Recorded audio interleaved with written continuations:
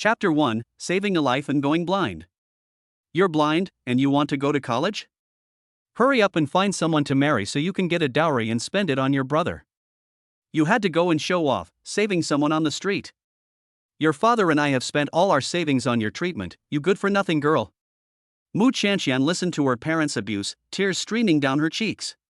She went to register at university, and on the way there saved an old lady who had almost been in a car accident. In order to save her, she suffered serious eye injuries and temporarily went blind.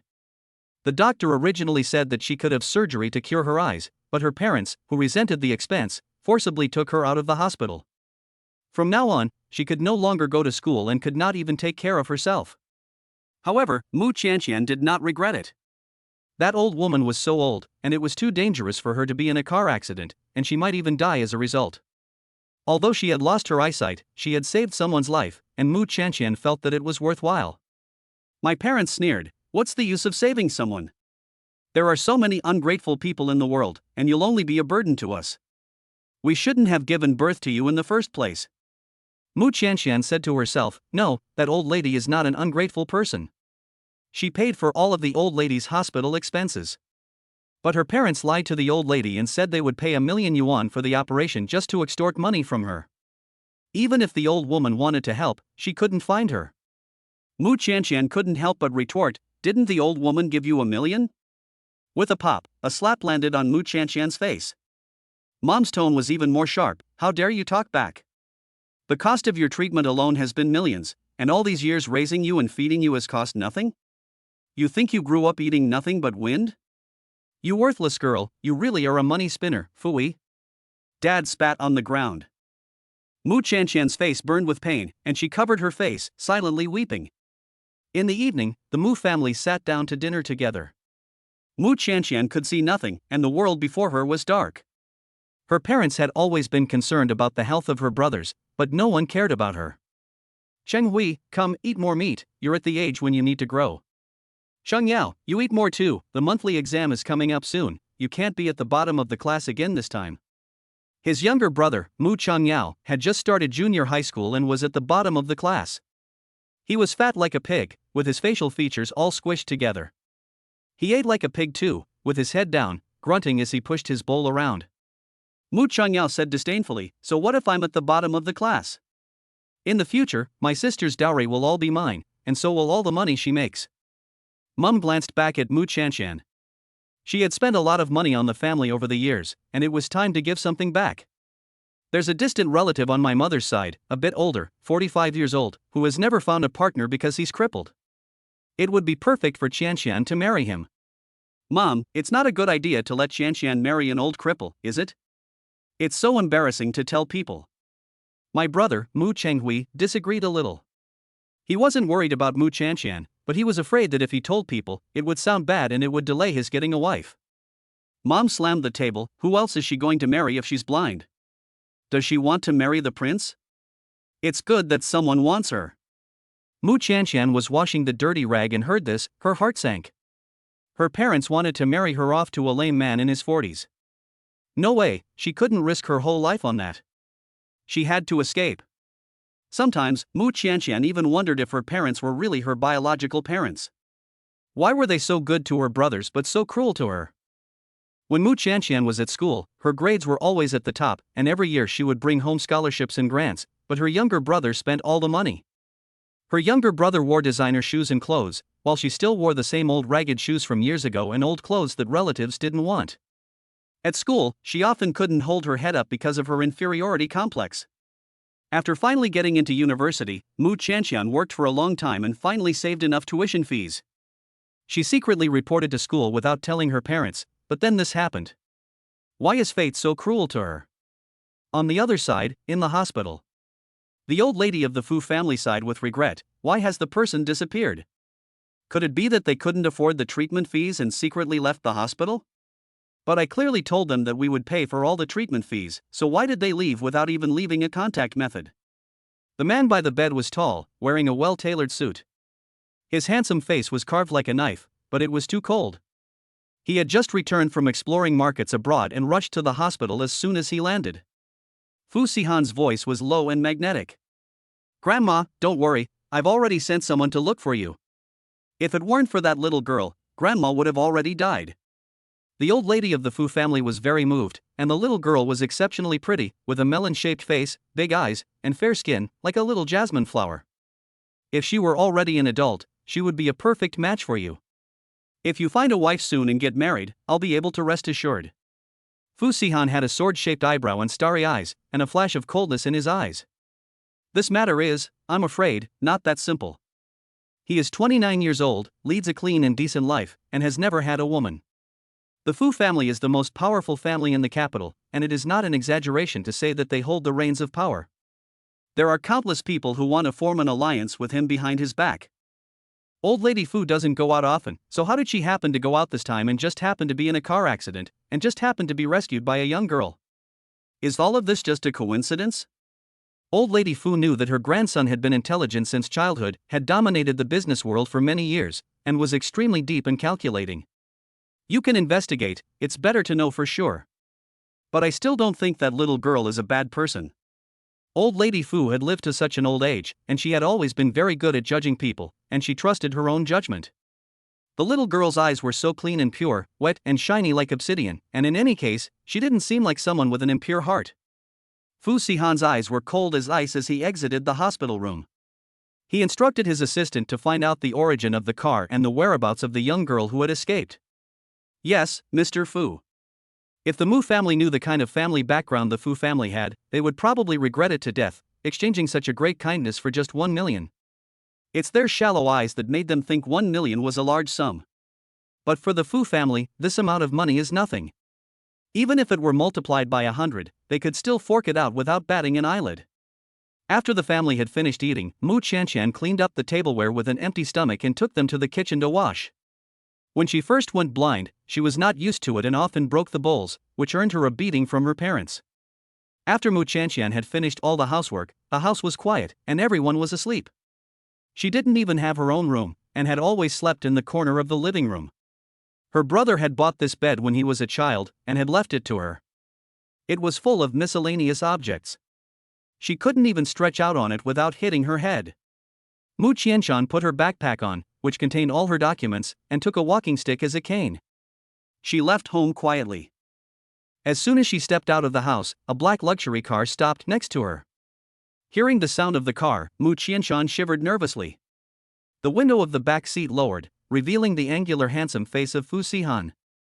Fu Sihan gave the driver a sign, indicating to follow Qianqian. Chapter 2, Taken back to the hospital for treatment by an older gentleman. Qianqian took a few steps forward, and the car beside her drove off. Her face turned pale, and she finally couldn't hold back any longer and asked, "Excuse me, are you following me?" The young girl's voice was soft and delicate, like that of a poor little kitten. She was thin, carrying a big yellow duck school bag, and her skin was so white that it looked as if you could pinch water out of it. Although her eyes were closed, it was obvious that she was a true beauty. Just as her grandmother had said, she was like a pure white jasmine flower. She didn't look like a bad person, but rather like an immature child. The assistant opened the car door, and Fu Sihan got out of the car and walked step by step towards Qianqian. He was almost 1.9 meters tall, and standing in front of her, he looked like a mountain. Fu Sihan asked in a deep voice, "I heard that your eyes have not recovered yet. Why were you discharged from the hospital?" Qianqian was a little shy when she heard the deep, magnetic male voice close at hand. It was the most beautiful voice she had ever heard. With her eyes closed, she turned her face in his direction and asked, "Who are you?" According to Fu Sihan's usual temperament, he definitely would not have been patient enough to talk to a little girl for so long. But looking at her thin, small face, it seemed like she hadn't eaten a full meal in a long time. For some reason, Fu Sihan felt a little pity in his heart. "I am my grandmother's grandson. Thank you for saving my grandmother." After Fu Sihan finished speaking, he didn't know which sentence struck Qianqian's funny bone. The young girl in front of him raised her lips and smiled lightly. She was already delicate and pretty, and with this smile, dimples appeared at the corners of her mouth, dazzling people's eyes even more. The assistant and driver, standing to the side, whispered, "No wonder the old lady likes him, he has a kind heart and is also so handsome. It's a pity that such a pretty girl is blind." Qianqian shook her head and said, "You're welcome. It's so late, where are you going out alone?" Qianqian lowered her head in disappointment, "I don't have anywhere to go." She wanted to go back to her hometown, but her beloved grandparents had passed away long ago. Even if she went back, there was only a dilapidated old house with leaks. Fu Sihan pondered for a moment. Your eyes have not been cured yet, I'll take you back to the hospital. No, that's not necessary. Qianqian hastily refused, saying, I've already cost you too much money, and there's no hope of curing my eyes. Who told you there's no hope? Fu Sihan's voice was so cold it could drop ice. Qianqian was so scared that her face turned white and she didn't dare to speak. Fu Sihan realized that he had been too harsh just now. He had been in the business world for many years, and his aura of authority was naturally not something a young girl could withstand. Don't worry, I'll get the best doctor to treat your eyes. Qianqian was moved. She had nowhere to go now, so she might as well follow this man and maybe have a chance to regain her sight. Thank you, uncle, I'll go with you. Hearing this, Fu Sihan couldn't help but pull the corners of his mouth. Uncle? Did he look that old? No, this little girl can't see right now, so she doesn't know what he looks like. Why did she call me uncle? Qianqian held the strap of her school bag and whispered an explanation, because you're so tall. Just now, as soon as he stood in front of her, he blocked the wind. Fu Sihan's mouth unconsciously lifted. This little girl is interesting. Get in the car, I'll take you back. Fu Sihan took the initiative to hold her hand and led the skinny little girl into the car. He was mainly worried that if she couldn't see, and if she accidentally bumped into something, he wouldn't be able to explain to her grandmother. This scene stunned the assistant and the driver. When did President Fu become so approachable? Not only did he ask this little girl to get in the car, he even held her hand. If the celebrities in Beijing saw this, they would be jealous to the point of madness, wouldn't they?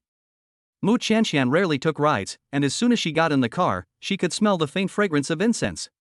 The leather seats were soft as clouds and so comfortable to sit on. The little girl sat primly on the side, motionless like a statue. Fu Sihan couldn't help but ask, What are you thinking? Qianqian said timidly, Uncle, is this car very expensive? I'm afraid I can't afford to pay for any damage. A quick look of surprise crossed Fu Sihan's eyes. It's not expensive, don't worry, you won't have to pay for any damage. Qianqian was relieved.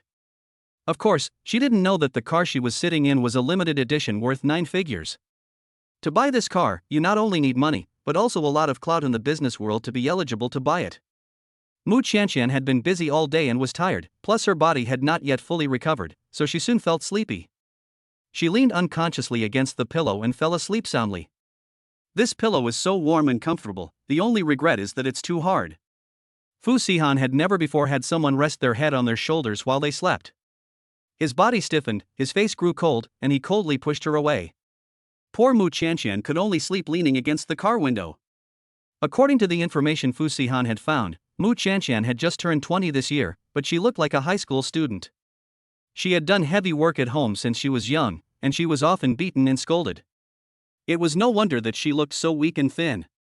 I just don't know if she was bribed to save her grandmother or if it was just a coincidence. Would anyone really be so stupid as to go blind trying to save a stranger, and do so without regret? Qianqian returned to her room in the private hospital. Fu Sihan called his best friend, Qianlin, and said, Send someone to keep an eye on her for me. If she gets away again, you can forget about the project you're working on. This private hospital is part of the Cheng family's business empire. The medical standards are leading the country, but the treatment costs are so high that only the rich can afford it. Don't worry, Fu, even if I lose myself, I won't lose your precious. Qianlin said nonchalantly, with a cigarette hanging from his lips. Watch your mouth. Fu Sihan's voice was cold. Don't worry, I'll keep your secret. Qianlin promised for a long time, but as soon as he hung up, he announced in the group chat with his childhood friends, President Fu has finally found love. What kind of dream is that, Qianlin? Sihan hasn't had a woman in his life for so many years, why would he be interested in women? I doubt he has a physical problem. He's 29 and still not interested in women. President Fu doesn't like men, does he? Do you think I have a chance? I'm serious. President Fu's girlfriend is sick and is staying in the hospital where I work. The group not only includes Fu Sihan's childhood friend, but also several celebrities who admire Fu Sihan. Since there is no way to get close to Fu Sihan, they deliberately get close to his brothers, hoping that they might get the chance to speak with Fu Sihan one day. Mu Qianqian has just finished her examination and is resting in bed. Outside the door, the sound of high heels clicking on the floor can be heard. The nurse anxiously stops her. Miss Gu, you can't go in. Get out of my way. I want to see who dares to seduce brother Sihan. The woman had painted her lips with bright lipstick, her hair in big waves, and was wearing a sexy fishtail skirt. She walked menacingly over and pushed open the ward door. Chapter 3. The old lady told them to get married. As soon as she entered the room, Gu Qingyu froze for a moment. The young girl lying on the bed was not wearing any makeup, her cheeks were pale, so tender that they could be pinched to extract water. She was quietly lying with her eyes closed, the sunlight streaming in through the window, as if an angel had descended to earth. At the foot of the bed was an old, small yellow duck backpack, which looked worthless at first glance. A flash of jealousy quickly crossed Gu Qingyu's eyes, and she rushed to the bedside, ripped off her foretube, and said, "Bitch. General Fu is also someone you can wish for?" Mu Qianqian let out a hiss of pain. She turned her head to face the direction of Gu Qingyu, but didn't open her eyes. This looked to Gu Qingyu like a complete disregard for her. Gu Qingyu was furious. Where did this bumpkin come from, smelling sour and stinking? How dare she look down on me? Do you know the Gu family's status in the Beijing circle? One phone call from me and your whole family will be finished. I didn't seduce anyone. Mu Qianqian clutched the quilt tightly and retorted in a flustered manner.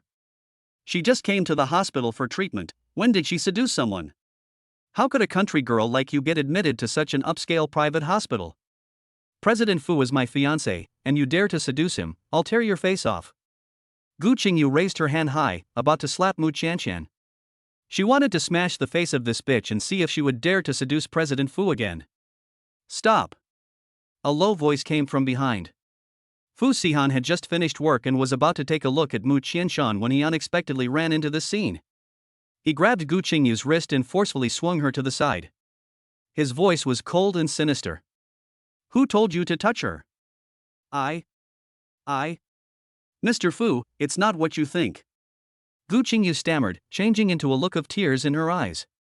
This girl just now spoke rudely to me, calling me a vixen, so I couldn't help but want to teach her a lesson. Mu Qianqian covered the wound on her wrist, her brows furrowed with pain. Fu Sihan saw it in his eyes, and the atmosphere around him became even more cold. He wiped his handkerchief over her hand, which had touched her, and threw the handkerchief on the ground, his lips coldly curling. Get out! Seeing the scene, a trace of hurt appeared on Gu Qingyu's face. She hurriedly begged for mercy. Mr. Fu, I really didn't mean it. I told you to get out. Fu Sihan's eyes were cold and devoid of emotion. Gu Qingyu knew that if she stayed any longer, she would only make things worse. If she angered Mr. Fu, it might even affect the family business, and there would be no time to regret it. She grabbed her bag and walked out of the ward in a daze. When she reached the door, Gu Qingyu said viciously, "You just wait. She's just a bitchy girl who looks pretty, but President Fu will get tired of her after a couple of days. When that happens, she'll hire a few more men to entertain her properly. Doesn't she like to seduce men? Let her seduce as many as she likes." Inside the room. Qianqian? Fu Sihan called out to her. Mu Qianqian let go of her hand. The redness on her left wrist was extremely eye-catching. It was left when Gu Qingyu had torn the foretube just now. Fu Sihan frowned imperceptibly, called the nurse in, and told her to treat Mu Qianqian's wound and re-infuse the medicine. Mu Qianqian timidly shouted, "Uncle, am I causing you trouble?" Fu Sihan coldly said, "No trouble. You can rest assured and receive treatment here. I will handle the rest." Although Fu Sihan was still not sure whether Mu Qianqian was a scheming woman who wanted to rise in the world. But for now, she is still the benefactor of her grandmother, and naturally, she cannot let others bully her. Even if Mu Qianqian's true face is revealed, punishing her is also their Fu family's business, and no one else can interfere. After leaving the hospital room, Fu Sihan immediately made a phone call. Chang Lin rushed to the outside of his villa overnight to beg for mercy. "I was wrong, Mr. Fu, I shouldn't have been so loud-mouthed. Please let my father let me go. If he is really sent to Africa, he won't be back for many years. It's so poor and miserable over there, how can it compare to the freedom here? Here, there are beautiful women to keep you company, countless birds singing, this is a man's paradise. Only an old virgin like Fu Sihan, who has never tasted the taste of a woman, would guard his body like jade and abstain from sex. Once he has tasted it, he will know the taste and be sure never to go back to being a monk. If you can't control yourself, go outside and be tempered. Fu Sihan stood outside the open-air balcony on the second floor, his tone cold. I was wrong, I really was wrong. You can hit me and scold me, but please don't let my father-in-law discipline me. Fu Sihan said coldly, make up for your crime. After that, he turned around and went back inside. Soon, the butler came out and told Cheng Lin to get out. The eldest son of the Cheng family is also a well-known figure outside, but in the Fu family, even a butler can casually show him disrespect, and Cheng Lin dares not utter a sound. After all, the person his family patriarch admires most is Fu Sihan. With just a word from Fu Sihan, he can be thrown anywhere in the world to suffer in temper at any time. Gu Qingyu contacted Cheng Lin in private to find out more about Mu Qianqian. Cheng Lin had just suffered a loss, so how dare he head towards the gun? You can calm down a bit, you almost got me killed. Starting today, you are not allowed to set foot in any of the hospitals under our family's umbrella. Gu Qingyu angrily slammed her phone down, shattering it into pieces. Bitch. I wonder what kind of mind-altering soup she has poured into these men, so that they all protect her. It's just that she's pretty. With her background, she's only fit to be a plaything. But after calming down, Gu Qingyu suddenly felt like she had seen Mu Qianqian's face somewhere before. She looked a lot like a wealthy lady. Who was she? Fu Sihan was talking to his grandmother. Grandma Fu said kindly, I heard from your assistant that someone came looking for trouble for Qianqian as soon as you took her to the hospital yesterday? Yes, I already got rid of them. Qianqian saved my life and even lost her eye for it. What a good little girl. You mustn't let anyone bully her. Fu Sihan responded, yes. At this time, the nurse hurriedly came over and reported, President Fu, Miss Mu tried to sneak out of the hospital today, but we stopped her. Upon hearing this, Madame Fu anxiously patted the table. What did I say? The little girl is kind-hearted, and we are not related to her, so she is afraid of causing us trouble. In my opinion, since you're already an adult and don't even have a wife, you should marry Qianqian quickly. Fu Sihan frowned and said, what did you say? There are so many wealthy and noble girls, and they're all very calculating. I can't stand any of them. I like Qianqian, she's good-looking and so understanding. Didn't you say that her family treats her badly and is forcing her to marry an old cripple? It's perfect, you marrying her is like doing her a favor. Earlier, when she heard about Mu Qianqian's family, Madame Fu's heart ached, and tears welled up in her eyes. Such a good child, if she could marry into the Fu family, it would be their good fortune. She had some talent for judging people. If you don't marry her, don't come see me again. Chapter 4, Marriage License. Fu Sihan was kicked out by Madame Fu. Fu, who was the undisputed leader in the Beijing business world and had the last word, was just a grandson who wouldn't get married and cause his family trouble in front of his grandmother. His assistant asked, Fu, are you really going to marry Miss Mu? Fu Sihan rubbed his brows tiredly. His grandmother was not in good health, so if getting married would make her feel at ease, there was no harm in getting a certificate. Getting a certificate did not mean that he approved of that little girl becoming his wife. If she dared to be unruly, he had 100 ways to make her leave with nothing. Mu Qianqian lay on the hospital bed, listening to the doctor's diagnosis of her condition. Miss Mu's eyes can be restored through surgery, but the surgery can only be performed by a senior expert from overseas, and the cost is extremely expensive, at least 8 digits. After hearing this, Mu Qianqian's heart sank continuously. She obediently pouted a smile and thanked the doctor, I understand. How many years would it take for her to earn 8 digits? Even if she sold herself, she still couldn't pay it back. That's why Mu Qianqian decided to sneak out of the hospital. She didn't want to cause trouble for the old woman. Not long after the doctor left, Fu Sihan came to see her and coldly asked, who told you to leave the hospital? Mu Qianqian lowered her head and said, I'm sorry, I don't want to be treated anymore. Why? The doctor said it would cost 8 figures to perform this surgery, and I don't have the money. Fu Sihan spoke imperiously, didn't I tell you that I would pay for all of your treatment? It's only 8 digits, which is nothing to the Fu family. Mu Qianqian nervously tugged at the quilt, but with so much money, even if I sold myself, I still couldn't pay it back. That depends on who you sell it to. Mu Qianqian looked up doubtfully, I don't understand what you mean. Sell it to me. Fu Sihan's mouth curled up in a sneer, as long as you become my wife, it is only natural for me to pay for my wife's surgery. Mu Qianqian's heart wavered a little. She was not someone who preferred wealth to poverty, and marrying into a wealthy family was not something she looked forward to. But if there was a chance to regain her sight, who would willingly give it up? She wanted so much to cure her eyes and return to the university campus. Thinking about this, Qianqian nodded with determination. Okay, I'll marry you. I'm free this afternoon, let's go to the Civil Affairs Bureau to get the certificate. Ah, so soon? Qianqian nervously bit her lower lip. While others would kill to marry into the Fu family, she, on the contrary, was not at all happy to hear the news, but was very worried instead. Her momentary panic made Fu Sihan think of a frightened fawn in the jungle, cute to death. He slightly curled his lips, and suddenly felt that getting married was not a bad idea. At the very least, in the future, he would have a silly girl like her by his side, a girl who puts all her thoughts on her face. Fu Sihan was used to people with ulterior motives, stabbing their friends in the back, but this was the first time he had seen such a pure little fool as Qianqian. He hoped she wasn't pretending. As soon as she entered the hospital, Fu Sihan assigned a nanny to Qianqian to take care of her meals and daily life. The nanny helped Qianqian change into a white outfit, which made her look even more delicate and flawless, like a blooming white jasmine. Fu Sihan looked at her and was momentarily distracted.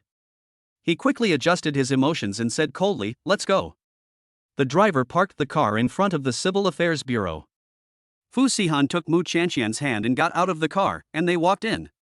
When taking the wedding photos, the staff couldn't help but exclaim, "You two are truly a match made in heaven." From a distance, I thought you were immortals come down to earth. The bride was asked to open her eyes. Qianqian hesitated for 2 seconds before opening her eyes. The process was soon over, and Qianqian and Fu Sihan had an extra copy of their marriage certificate in their hands. Opening the red booklet, Fu Sihan was captivated by Qianqian's photo. This was the first time he had seen her with her eyes open. Such a pair of beautiful, bright eyes, but they were as lifeless as dusty gems, looking gray and gloomy. If her eyes could be cured, he wondered how beautiful they would be, and he was sure they would attract the envy of countless people. Qianqian never thought she would get married so soon. Although she didn't know what her husband looked like, nor his family background or family situation. However, that grandmother is so nice, her grandson must not be bad. At the very least, they are willing to help her treat her eyes. If it were someone else, I guess they would have abandoned her and run away as soon as they heard the cost of the surgery. Qianqian took a deep breath and quickly accepted the fact that she had married so quickly. I still have some work to do at the company, so let the assistant take you back to the hospital. Okay. Fu Sihan was quite satisfied with her performance. He was worried that she would get in the way and affect his work. So far, she seems to be quite sensible. Fu Sihan only cares about economic trends and company reports, and he always hates clingy women. The assistant sent Qianqian back to the hospital, and seeing how quiet and well-behaved she was, he couldn't help but strike up a conversation with her. Did you just start university this year? Yes. Qianqian nodded. I started late, so I'm a freshman this year. She has good grades, but her parents didn't want her to continue studying, so they made her drop out twice. Qianqian has a good temper, but she's not stupid. Growing up in such a family, she knows that without studying she won't have a future. That's why she worked so hard to go back to school. Although she was delayed for 2 years, the result was good, and she finally got into the school of her dreams. Once she has her eyesight back, she can go back to university. I want you to tell Uncle Fu that once I have my eyesight back, I will divorce him of my own accord and won't haunt him. Huh? Why do you call him Uncle Fu? Qianqian said innocently, isn't Mr. Fu's name Fu Zong? She heard the woman call him Fu Zong and thought that was his name. The assistant couldn't help but laugh. Miss Mu, you are really naive and simple. The assistant couldn't believe it, such an innocent young girl would never be the scheming woman who set up the old lady. It must just be a misunderstanding. Before getting off the bus, Qianqian's phone suddenly rang, the ringtone loud and alarming. Qianqian took out her phone from her bag, awkwardly covering the receiver. Sorry, I can't adjust the volume on my phone. She's using an old model that her younger brother has already phased out. The screen is broken in half and the volume cannot be adjusted. Every time there is an incoming call reminder, it is as loud as a house being demolished.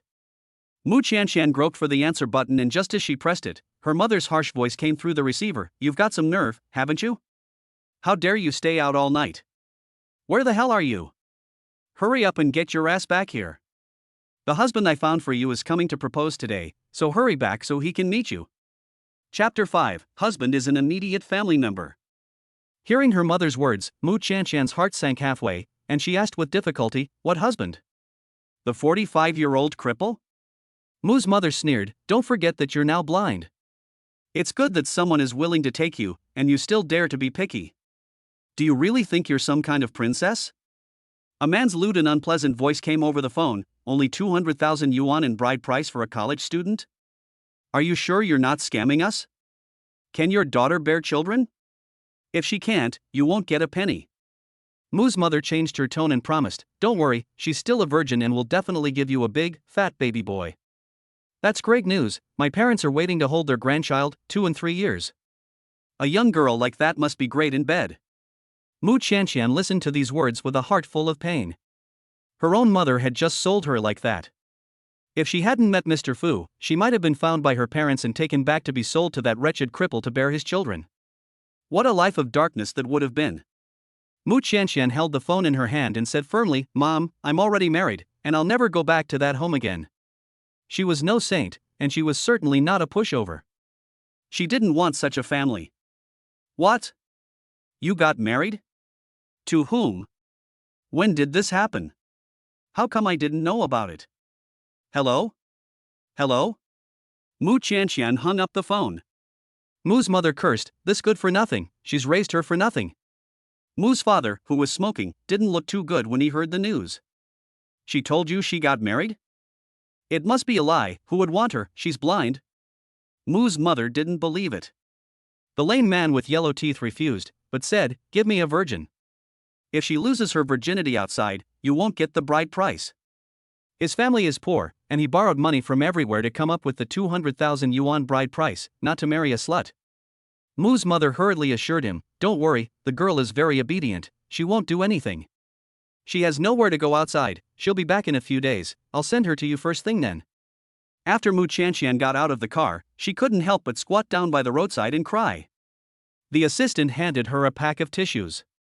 "Miss Mu, don't cry. It's not worth it for a family like that." Mu Qianqian handed her her phone and asked, "Could you please help me block my parents' contact information? I don't want to receive any more calls from them. A family like that will only say things that cut to the heart." She had finally escaped, and didn't want to have any contact with them again. "Okay." The assistant did as she asked and blacklisted her parents' and brother's phone numbers.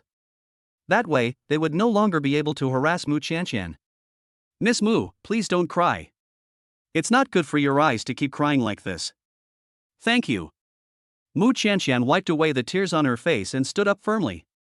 She still had to have surgery, and the doctor had told her not to cry too often, otherwise it would be bad for her eyes.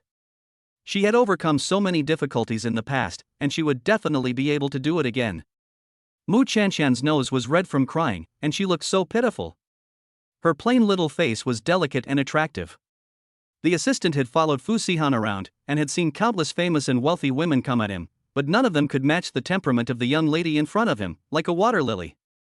Such a clean, pure young lady was worthy of their boss Fu. On the road, a luxury car drove past the hospital entrance. Lu Yunbai, who was sitting in the back seat, glanced out the window and just happened to catch a glimpse of Mu Qianqian's crying profile. His eyes widened, and he almost thought he had mistaken it for someone else. That girl just now looked exactly like his mother when she was young in a photo. Over the years, because of the loss of their younger sister, their parents had been depressed. The Lu family had mobilized all their connections, and they had even asked the Fu family for help, but in the end they were unable to find their younger sister. "Every day, my mother blames herself, and her health is getting worse and worse. If she can't find my sister, I'm afraid her heart will break." "Stop the car," Lu Yunbai instructed the driver. He hurriedly got out of the car, but the girl was no longer in front of the hospital. Lu Yunbai's heart sank instantly. Am I the only one who has misread the situation in this sea of people? Mu Qianqian didn't know that someone was looking for her. She had just lain back on the bed to undergo an examination when she received a call from her best friend Li Siyu. She and Li Siyu had been close friends for many years, having attended the same school and been in the same class from junior high to high school. They had both been accepted into the same university, but she had temporarily suspended her studies due to her injury. "Qianqian, I have explained your situation to the university on your behalf, but they require a visit from a close family member before they can help you retain your student status. Otherwise, your student status will be cancelled. Upon hearing this, Qianqian was beside herself with worry. Cancel my enrollment? No way.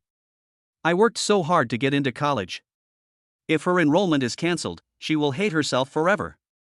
Can you talk to your family and ask them to come here to take care of the paperwork for you? Qianqian was full of disappointment, her voice sad. No way.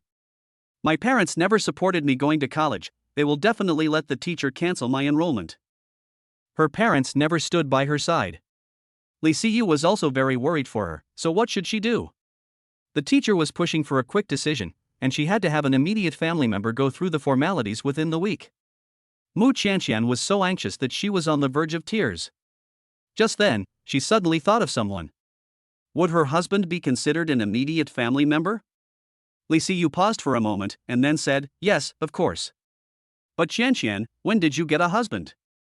This morning. Qianqian still felt like she was dreaming when she mentioned it. She never thought she would get married to a man she had never even met. She didn't even know his name or his identity.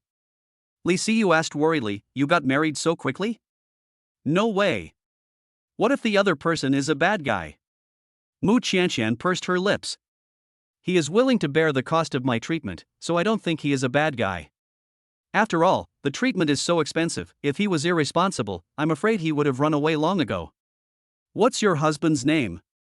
Qianqian thought for a moment. His surname is Fu, so it should be Fu, the one who pays. I think his name is President Fu. There are no surnames in the wealthy circles of Beijing. Maybe he is just a man with a little money. Sihan comes from a very wealthy family and has a place in the circles. She had previously mentioned helping Qianqian with her treatment, but Qianqian had refused. Qianqian knew her family better than anyone else, and they were insatiably greedy. They would only end up dragging Sihan down. She didn't want to hurt her best friend. Qianqian smiled and said, well, I never wanted to marry someone who was particularly wealthy either. I'm not good enough for them. What's most important is that the husband and wife work together to make a good life. She had just finished speaking when Sihan walked into the ward. Chapter 6, Uncle's Comfort. Qianqian couldn't see anyone, but she heard the sound of the door being pushed open and footsteps. I'll hang up first, I'll talk to you later. Okay. After the phone call, Sihan did remember a Fu family. But this Fu was not the Fu that Qianqian had mentioned. The Fu family was a top-level family worth hundreds of billions of dollars, and many people would kill to even have the opportunity to meet the person in power. Qianqian was just an ordinary girl, and there was no way she would have the opportunity to come into contact with them. She must have been thinking too much. In the hospital room. After hanging up the phone, Qianqian's mouth lifted into a gentle smile. Uncle Fu, you're here. This did surprise Sihan a little. How did you know it was me? I could hear your footsteps. Qianqian explained obediently. Sihan curled his lips. She looks dumb and silly, but her ears are sensitive.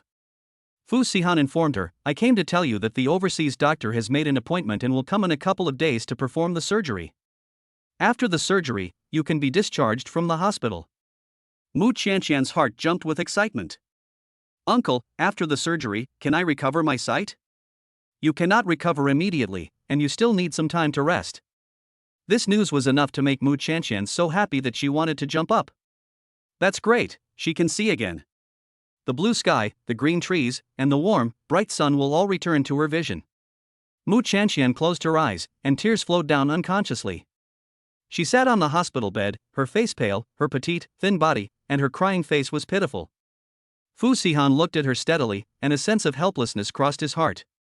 Why is she such a crybaby? He doesn't like women who are too weak and vulnerable. Qianqian thought of something and stammered, Uncle, after I'm discharged from the hospital, I won't have a place to live. We're already married, so of course you can live with me. Sihan had already bought a house in the neighborhood near her school, so she could move in when the time came. If she behaved herself, she could keep the title of Mrs. Fu. But if she is dishonest, then don't blame him for being merciless. Thank you. Qianqian thanked him, and a question suddenly occurred to her, Uncle, are we going to live together? Sihan gave a half smile and said, What do you think? Mrs. Fu. Qianqian suddenly realized that she had asked a stupid question. They are married, so if they don't live together, are they going to get a separation? Never mind, if they live together, it's better than going back to her old home. The thought of living with a strange man, living under the same roof, made Qianqian's face heat up involuntarily. She gripped the quilt in front of her, nervous and a little excited, her heart pounding. What are you thinking? Sihan interrupted her thoughts. Qianqian quickly said, nothing. If he knew what she was thinking, he would definitely laugh at her. Up to now, she still didn't know what her husband looked like, and she hoped that he wouldn't be too ugly. Qianqian was a person who cared more about appearance.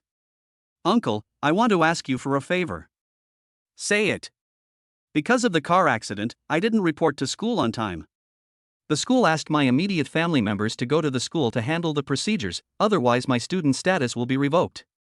Sihan was quick-witted and responded quickly. You want me to go for you? Yes. My family doesn't support me going to university. If they find out, they'll definitely tell the school leaders to revoke my student status. Her family just wants to get her married quickly and use her dowry to buy a car and a house for her younger brother. Sihan gave a faint nod and said, leave this to me. After he left the ward, he called his assistant and asked him to handle the matter. Sihan didn't even need to go to the university in person to handle the paperwork, he could just notify his assistant to do it. After all, the Fu Group donates to various universities every year, and the finance university where Qianqian is enrolled has several buildings under the Fu Group's name. The president will not refuse to give him face. When talking to his assistant on the phone, the assistant hesitated for a moment before telling him what happened in the car. Sihan's face fell, and he said, I know. He knew that Qianqian was not doing well, but he never imagined that she was living such a miserable life at home. For the sake of the bride price, they married a young girl who had just started university to a 45-year-old cripple. What were the family thinking? Are there such parents? No wonder the young girl is so delicate and a crybaby, it turns out she has been living like this before. President Fu, your wife. Sihan frowned and coldly interrupted him. She is not yet a Fu family member. In the future, don't let me hear that title again. This marriage was forced upon them by the elders, and Sihan himself was not willing. He didn't want to hear the name Fu's wife from anyone else's mouth. Yes. Shall I address her as Miss Mu in the future? Sihan acquiesced. The Fu family invited the most advanced medical team from overseas and took them to Bay City by private jet. Before Qianqian was wheeled into the operating room, she nervously grabbed Sihan's hem of his shirt, her voice trembling like a frightened little animal. Uncle Fu, I'm scared. Everyone watching this scene was shocked by her boldness. President Fu was a germaphobe and doesn't like women to get too close. In the past, countless supermodels and celebrities have tried to seduce him into bed, and even if they stood in front of him naked, he would mercilessly throw them out. Those dishonest women all ended up being silenced. Who is this little girl? How dare she pull Fu Zon's clothes with such audacity? I'm afraid Fu Zon will also mercilessly shake her off, everyone thought silently. But to everyone's surprise, Sihan neither shook her hand off nor coldly rebuked her. This heir to a wealthy family, who was usually decisive and didn't waste words, unexpectedly and unprecedentedly comforted her. Don't be afraid, I'm here. The sun had literally come up in the west. Fu Zong actually comforted someone, and it was a woman. Everyone had the same thought, is this person still their Fu Zong? The doctor pushed Qianqian into the operating room, and a nurse came out. Fu Zong, we need Miss Mu's family member to sign the consent form. I'll do it. Sihan said decisively. However, you are not her immediate family member, and legally you cannot sign for her. Sihan gave a cold, frosty stare, which scared the young nurse so much that she didn't dare to say anything else. She returned to the operating room and learned from the leader that Mr. Fu was indeed Miss Mu's immediate family member. They don't have the same surname, so what kind of relatives are they? The leader kept it a secret, so you don't need to know, just concentrate on preparing for the surgery. The surgery lasted 4 hours. When Qianqian was wheeled out of the operating room, there was a circle of white cloth wrapped around the front of her eyes.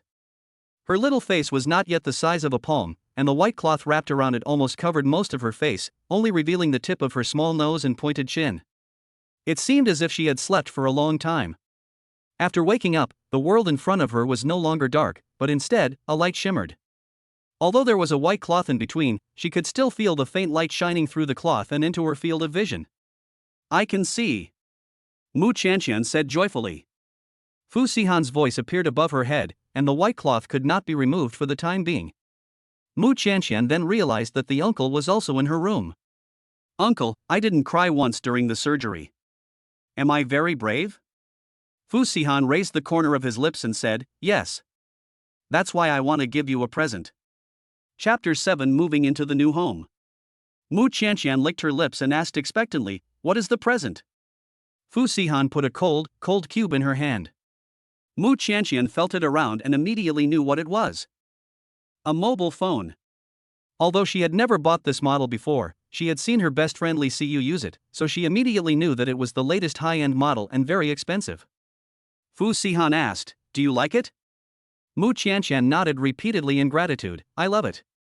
She had long wanted a new mobile phone, as the old one was so slow and the volume could not be adjusted. She would be woken up in the middle of the night by a sudden spam advertisement. Mu Qianqian lovingly hugged her new phone and sincerely said, Uncle Fu, you're so nice. She never thought that she would see the light of day again. Uncle Fu not only cured her eyes, but also bought her a new phone, helped her keep her student status, and even let her live in his house in the future. She could never repay him for his kindness in her lifetime. Fu Sihan's eyes quickly flashed with surprise when he heard her praise. He had heard many people say that he was cold-blooded and ruthless, but this was the first time he had heard someone praise him. When she learned his identity in the future, she might regret saying such a thing. After all, he had never been a kind and soft-hearted person. I still have some things to take care of, so if you need anything, you can talk to the nanny or assistant. Fu Sihan walked to the door of the ward, grasped the doorknob, and said, my phone number has been saved in your phone as your emergency contact. You can call me if something important happens, but try to avoid it as much as possible. He didn't want to do this. After all, Mu Qianqian was only his nominal wife, and they had not consummated their marriage. But Grandma kept nagging him, saying that Qianqian was a poor child and asking him to be nice to her. Fu Sihan was so annoyed that he had no choice but to do this. Well, I won't disturb you, Mu Qianqian said obediently. The new phone also had a voice assistant, so she could just give commands to do whatever she wanted. The nanny helped her remove the SIM card from the old phone and put it in the new one, and she migrated all her friends' and girlfriends' contact information over. Mu Qianqian told the phone assistant to call Li Siyu. The phone dialed Li Siyu's number. Qianqian, why did you call me? You can see? Mu Qianqian smiled happily.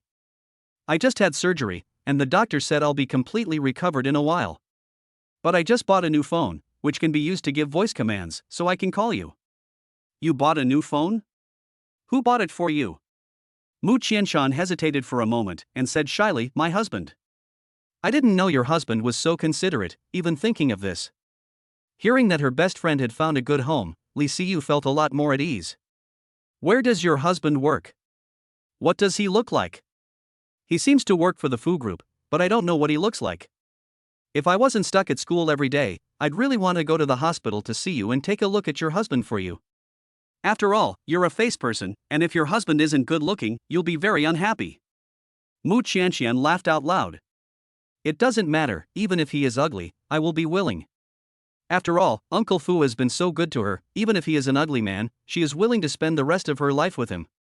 One should repay kindness, Mu Qianqian is not a heartless person. The school has assigned you a dormitory, I have reported your contact information, and someone may add you to the dormitory group. Okay. You get some rest, the instructor is whistling again, telling us to gather. Ugh, after so long in military training, everyone is exhausted. Li Siyu envies Mu Qianqian for not having to do military training and suffering so much. Mu Qianqian bids her farewell, saying, you'd better hurry, or you'll be punished by the instructor if you're late. After hanging up, her phone rings with the voice assistant's prompt, Fang Yanran has requested to add you as a friend. Mu Qianqian shouted outside her hospital room, Auntie Lu, could you come in please? Can you help me operate my phone? Help me get in touch with my roommate. The nanny tapped the phone twice to help her accept the friend request from the other person. Thanks. Mu Qianqian was pulled into a small group of 4 people, and she didn't know who it was that had accidentally pulled her into the class group. She hadn't added anyone as a friend, so no one knew who she was. The group was abuzz with discussion, have you heard? Someone in our class didn't show up for registration and is skipping military training, but the school hasn't expelled her. I heard she's sick and can't do military training. Ha, she wasn't sick for the college entrance exams, but she is now. Do you believe these excuses? I guess it's a family friend. I didn't realize universities have backdoor connections too. We'll know if she's a backdoor bag of nothing when she goes back to school. Qianqian had turned off her phone early, so she didn't know that she was being discussed in the group. After the operation, she was able to be discharged from the hospital early. Her assistant drove her to Mingyuan Community near the University of Finance and Economics. The nanny took Qianqian's hand and led her upstairs and into the house. Miss Mu, this house is in Building 5, Unit 2, Room 1314. Yes, I remember. Qianqian nodded as she sat on the soft sofa. Auntie Lu said to her, I live in the room next door. If you need anything, just let me know. Auntie Lu, how many rooms are there? There are 4 in total. In addition to the master bedroom and the secondary bedroom, there is also a study and a children's room. Qianqian thought for a moment. I'll stay in the secondary bedroom for now. You're not living with Mr. Fu? Qianqian's cheeks instantly turned red. She had never lived with a man before, let alone slept with him, let alone kiss or cuddle. Suddenly, she was to share a room with her nominal husband, and Qianqian felt a little uncomfortable. Then I will lead you to the second bedroom. Auntie Lu took her arm and led her to the second bedroom. Knowing that Qianqian had poor eyesight, Mrs. Fu had someone remove all the extra furniture from the house in advance. The sharp corners of the tables and chairs were also covered with protective covers, so that even if Qianqian fell accidentally, she would not hit her head on a corner. Auntie Lu prepared her lunch. After she finished eating, Auntie Lu brought her a cup of goat's milk, which Mr. Fu had specifically asked for, to supplement her nutrition. Goat's milk has a higher nutritional value than cow's milk. Qianqian had never been well fed or warmly clothed as a child, and she lacked nutrition and needed to supplement her diet with more protein. Thank him for me. Qianqian took the warm glass and drank it while pinching her nose. This was a token of Mr. Fu's good intentions, and she could not let him down. There was a noise at the door. Mr. Fu was back. Qianqian's heart tightened. Chapter 8, Uncle takes her shopping. As soon as Sihan returned, the nanny sensibly left the house and stayed in the next room. There were only the 2 of them left at home. Qianqian tugged at the hem of her dress, a little nervous. Uncle Fu. She was wearing a white floral dress, looking like a white jasmine flower swaying in the wind. The little girl had just finished drinking her milk, and there was still a little white milk stain on the edge of her rosy lips, making her look cute and adorable. Have you finished shopping? Qianqian answered primly, not yet. Sihan said imperiously, let's go, I'll take you shopping. Qianqian was a little flattered, but she said no, she'd rather let Uncle Wang take her. Uncle Wang was Sihan's assistant. Sihan felt inexplicably upset when he heard her call him uncle. What did you call him? Sihan's tone was cold, and a chilling aura surrounded him. Qianqian was a little scared and didn't dare to say anything. Call him Assistant Wang in the future. Qianqian answered carefully, I know. Follow me. Sihan took the glass in her hand and put it on the table, then took her wrist and walked out of the room. He was very clean-minded and never liked the company of frivolous women. But he didn't feel any disgust holding the hand of this silly girl. Perhaps it was because she didn't smell of perfume, but only of a light floral and milky fragrance. Uncle, why are you taking me shopping yourself? Qianqian asked curiously. Sihan's face fell. Don't ask so many questions. He was originally busy with a meeting, but he couldn't stand the old lady's constant phone calls, so he had to put down his work and come take care of this little blind girl. She's your wife, if you don't take care of her, who will? That's what old lady Fu said. After being inexplicably scolded by Sihan, Qianqian lowered her head, looking a little lost. Sihan was a little annoyed. But he wasn't good at coaxing people, let alone a delicate young girl. Women are trouble. Seeing that there was a vendor selling candied hawthorn by the roadside, he casually asked, do you want to eat candied hawthorn? The little girl he was holding finally looked up and said, yes, with a stammer. Not only was she a face-obsessed person, she was also a foodie. Sihan asked his assistant to buy a skewer of candied hawthorn, and Qianqian licked the outer sugar shell with great satisfaction. Seeing her unworldly appearance, Sihan snorted, a string of candied fruit makes you so happy? Qianqian spoke softly, I've never eaten it before, my mother only bought it for my younger brother. Once Qianqian was really hungry, she picked up the skewer of candied fruit her younger brother had finished eating and secretly took a bite. She still remembers the sweet taste to this day. Fu Sihan's face stiffened, and he felt a little uncomfortable. As soon as they got in the car, Qianqian noticed that they had changed cars. This was not the car she had been in before. The seats in the previous car were very soft, while these were slightly harder. Of course, she had no idea that this was an ordinary car that Fu Sihan had deliberately bought for just 200,000 to 300,000 yuan. Qianqian was about to regain her sight, and he didn't want to reveal too much of his wealth in front of her. Whether she was really simple or deeply calculating, Fu Sihan couldn't decide for the time being. When they arrived at the supermarket, Fu Sihan helped Qianqian out of the car. As they walked past the dazzling array of shelves, Qianqian could only see the vague outlines in front of her through a white cloth, so she couldn't choose anything herself. "What colored toothbrush and cup do you want?" Qianqian's voice was sweet and soft, and she wanted pink. Fu Sihan put the pink toiletries in the shopping cart. "Towels? It should be pink too." When he reached the bath towel shelf, Fu Sihan's breathing paused slightly, and his eyes darkened a little. With a cold face, he threw the pink bath towel into the shopping cart. While shopping, Qianqian noticed that the people around them seemed to be looking over at them. She thought it was because she had a white cloth over her eyes that was so strange that it attracted other people's attention. Qianqian felt a sense of loss well up in her heart, and she couldn't help but slow down her pace. However, Fu Sihan was tall and had long legs, and she slowed down, quickly pulling away from him. The supermarket was full of people, and Qianqian stood there at a loss. She called out twice, "Uncle, uncle?" But no one answered. She felt like a kitten that had been abandoned on the roadside, and everything around her was strange and dangerous. Qianqian's heart sank. She didn't dare to run around, for fear of bumping into someone, so she crouched down with her knees in her hands. "I don't know if it's my imagination, but I vaguely feel a little pain in my swollen belly." In the past 2 minutes, Fu Sihan hurriedly came and found her in the corner. "Why are you crouching here?" Hearing the familiar voice, Qianqian's heart was swept away. She stood up and threw herself into his arms, her voice trembling as she shouted, "Uncle, I finally found you." The young girl's face didn't look good, her hands were cold, and she must have really been scared. Seeing this, Fu Sihan couldn't bear to scold her anymore. "Forget it, just treat her like an immature child." "How long are you going to hug her for?" Fu Sihan said coldly. Qianqian blushed and quickly stepped out of his arms. She was really scared just now, and she actually took the initiative to throw herself into his arms. However, the uncle has a refreshing and mature scent, which is really nice. Fu Sihan continued to hold Qianqian's hand as they shopped. This time, he kept a close eye on her, for fear that the little blind girl would get lost again. On the way back, Qianqian kept covering her stomach.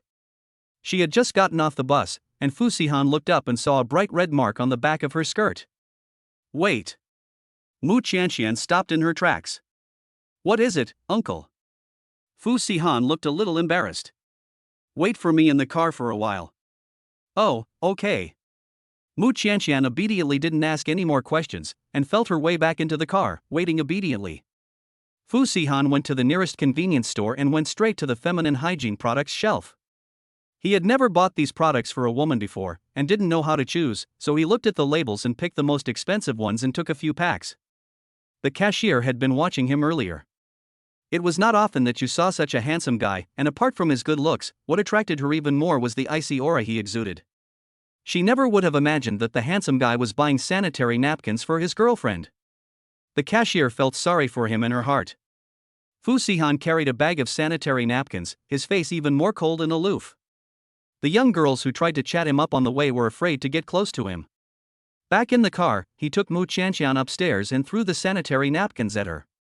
His tone was hard and cold. "You know how to change them, right?" Qianqian felt the stickiness of her clothes and finally realized with hindsight what had happened. She had suddenly got her period, soiled her skirt, and made her husband, whom she had never met, buy her sanitary napkins. Oh my god, she was so embarrassed. Uncle Fu would definitely despise her.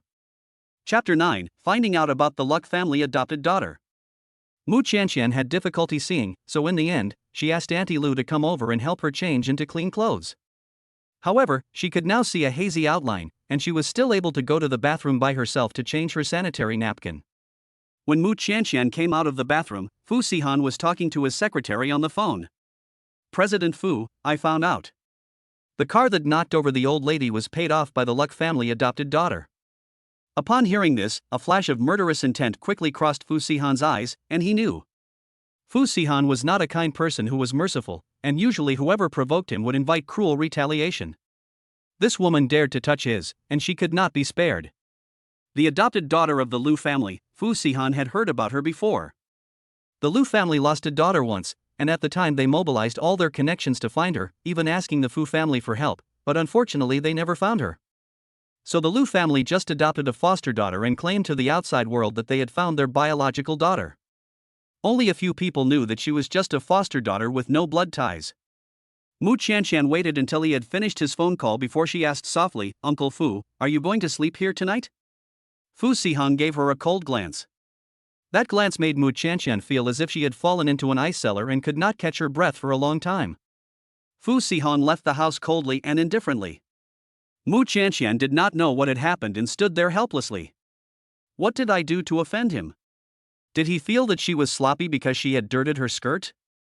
But she was usually very clean. Auntie Lu comforted her, "Miss Mu, don't think too much about it. I think your husband had an urgent work matter and that's why he left suddenly." "Well, I won't blame him. Are you going to sleep? I'll draw you a bath." Qianqian lay on the unfamiliar bed, tossing and turning, and couldn't quite fall asleep. Recalling everything that had happened over the past period of time, it seemed like a dream. She had moved from the small, cluttered bed at home to this big, soft bed that was like a cloud, where she could stretch out as much as she liked without worrying about falling off. Every day, she didn't have to eat leftovers, but plenty of meat, and she was full of energy. In the past, every time she got her period, Qianqian's stomach would hurt, and she had to endure the pain and wash the family's clothes and dishes in cold water. Perhaps it was because her nutrition had improved during this period that her physical fitness had improved a lot. This time, she actually did not experience dysmenorrhea, thank goodness.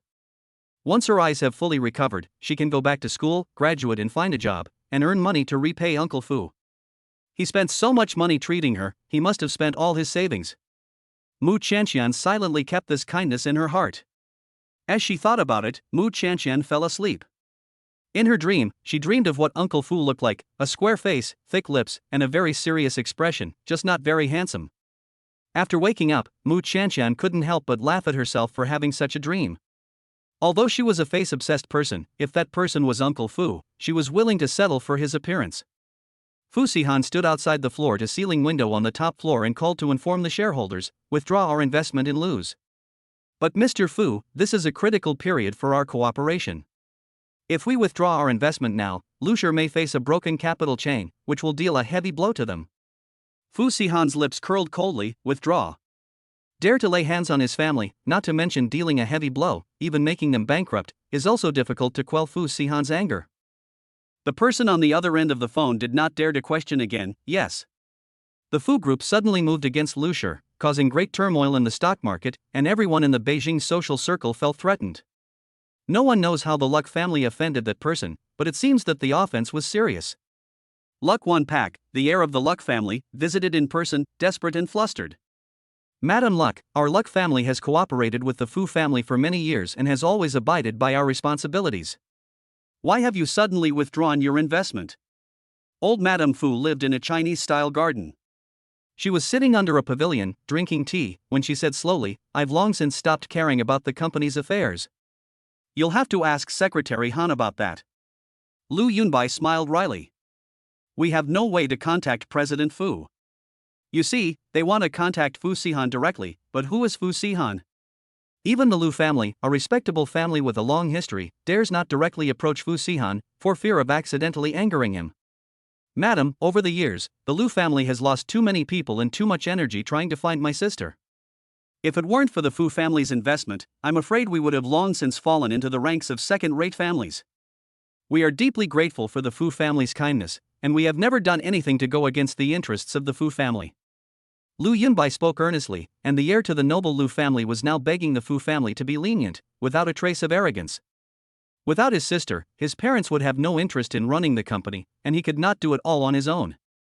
Grandmother Fu sighed, and on account of their family's emphasis on loyalty and righteousness, she finally gave a piece of advice: "While you are busy looking for your sister, don't forget to look after your younger sister at home." "Your younger sister at home?" Lu Yunbai was taken aback, but immediately reacted, thinking of their adopted sister, Lu Yunxiang. Yunxiang had always been calculating, and Lu Yunbai had strongly opposed adopting her as a foster daughter. But this woman, relying on her resemblance to her sister, deliberately imitated her sister's preferences, won the pity of her parents, and brought her home. Lu Yunbai had expected that Lu Yunxiang was not an easy person, but he had never expected that she would actually cause such a big problem for the Lu family. What a jinx! Lu Yunbai suppressed his emotions, thanked the old lady for her advice, and said that he would look into the matter when he got back. The Lu family left behind expensive gifts and walked out of the Chinese-style garden. Just as the old lady Fu had taken a sip of tea, she suddenly remembered that Qianqian looked a bit like this Lu Yunbai. Thinking of Lu Yunbai, Madame Fu thought of Mrs. Lu. Qianqian's appearance is almost like a mold carved from Mrs. Lu when she was young. It's just that over the years, Mrs. Lu has become more and more emaciated and doesn't appear in public, so she didn't think of her at first. Madame Fu was afraid that she had remembered incorrectly, so she instructed the maid to help me find a previous photo of Mrs. Lu. Yes. Madame Fu said with a smile, I wonder how Qianqian and Sihan get along. I hope that little girl isn't scared by that cold-hearted monster. Chapter 10, Uncle takes care of a sick Qianqian. After returning from the Fu family, Lu Yunbai immediately had someone investigate Lu Yunxiang's recent actions. Sure enough, they found some clues. Bitch! Who gave you the nerve to dare to drive and run over Madame Fu? Do you want to get the Lu family killed? Lu Yunbai stormed to Lu Yunxiang's room and kicked open the door. The door hit the wall with a thud and bounced back. Lu Yunxiang had harbored a glimmer of hope that she would not be discovered, but she had underestimated the power of the Lu family. With a smile on her face, she said fawningly, Brother, it's not what you think. I made a mistake, but I didn't do it on purpose. She was wearing a white dress, and the room was decorated in pastel colors. I'm not your brother. Lu Yunbai's voice was cold. Looking at the person in front of him, who looked 3/4 similar to his sister, making this kind of flattering expression, he just felt sick. Not on purpose? Oomph, you think I'll believe that? If you didn't mean to do it, why were you there? Lu Yunbai threw out a few surveillance photos and dropped them on the coffee table. The surveillance camera captured everything clearly. Lu Yunxiang was hiding in the shadows, ready to rush out at any moment to save someone. How can you call that not intentional? It was clearly intentional to harm someone, and she even tried to act cleverly to put on a show and deceive Madame Fu, so as to gain the Fu family's favor. Lu Yunxiang saw the surveillance photo and immediately picked it up and flipped through it. Her first reaction was to feel relieved. That day, Lu Yunxiang had wanted to rush out to save Madame Fu, but she saw a face that looked exactly like her adoptive mother's. That was why she froze in place and forgot to move. By the time she reacted, Madame Fu had already been rescued by that woman. Lu Yunxiang made a seductive and flirtatious gesture, cooing, Brother, I'm doing this for the good of the Lu family. The Lu family is on the decline, and if I can hook up with President Fu, won't our family be able to rise to the next level? Lu Yunbai's eyes flickered with a hint of scorn. Stupid girl. Fu Sihan is out of your league? You should really show your parents, they really have adopted someone so stupid. So many famous ladies from wealthy families want to climb into Fu Sihan's bed, but in the end? They all end up in an even uglier situation than the last one. Just a fake princess like her, and she thinks she can get into Fu Sihan's good graces? That's just a pipe dream. Lu Yunxiang's face turned red and then white, and tears welled up in her eyes. Brother, I know I was wrong, so please forgive me this one time. After all, the Fu family doesn't know it was me who did it, and I took care of it very cleanly. The worst that can happen is that I'll be more careful next time. A slap landed on her face. Lu Yunxiang covered her face in disbelief and looked at Lu Yunbai, who had always been gentle and kind, and this was the first time she had seen him lose his temper like this. Big brother actually hit her? It's not enough to hurt someone once, you want to do it again next time? If it weren't for the Fu family giving the Lu family face, you would have been in jail a long time ago.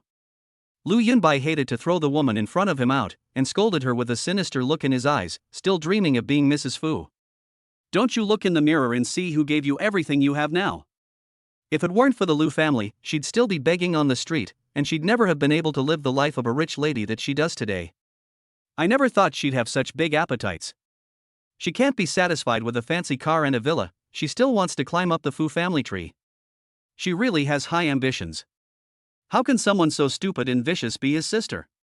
Lu Yunbai instructed his assistant to cancel all her cards.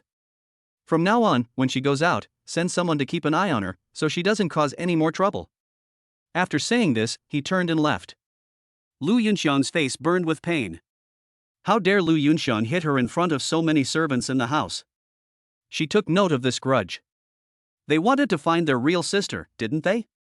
Then she would find a way to make sure that his real sister never returned. A sinister light appeared in Lu Yunxian's eyes. Mu Qianqian had been living in Mingyuan community for several days, but she hadn't seen Uncle Fu's figure. She asked the nanny, but the nanny didn't know what was going on either, and just comforted her, "Miss Mu, just relax and rest up. Mr. Fu must just be really busy at work and doesn't have time to come home."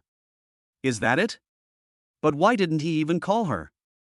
A faint sense of loss rose in Mu Qianqian's heart. She sat in the living room watching TV, and before she knew it, she fell asleep on the sofa. When Fu Sihan returned, he found her sleeping on the sofa wearing only a thin skirt and nothing else. His face immediately fell. Did this woman forget that she was still menstruating?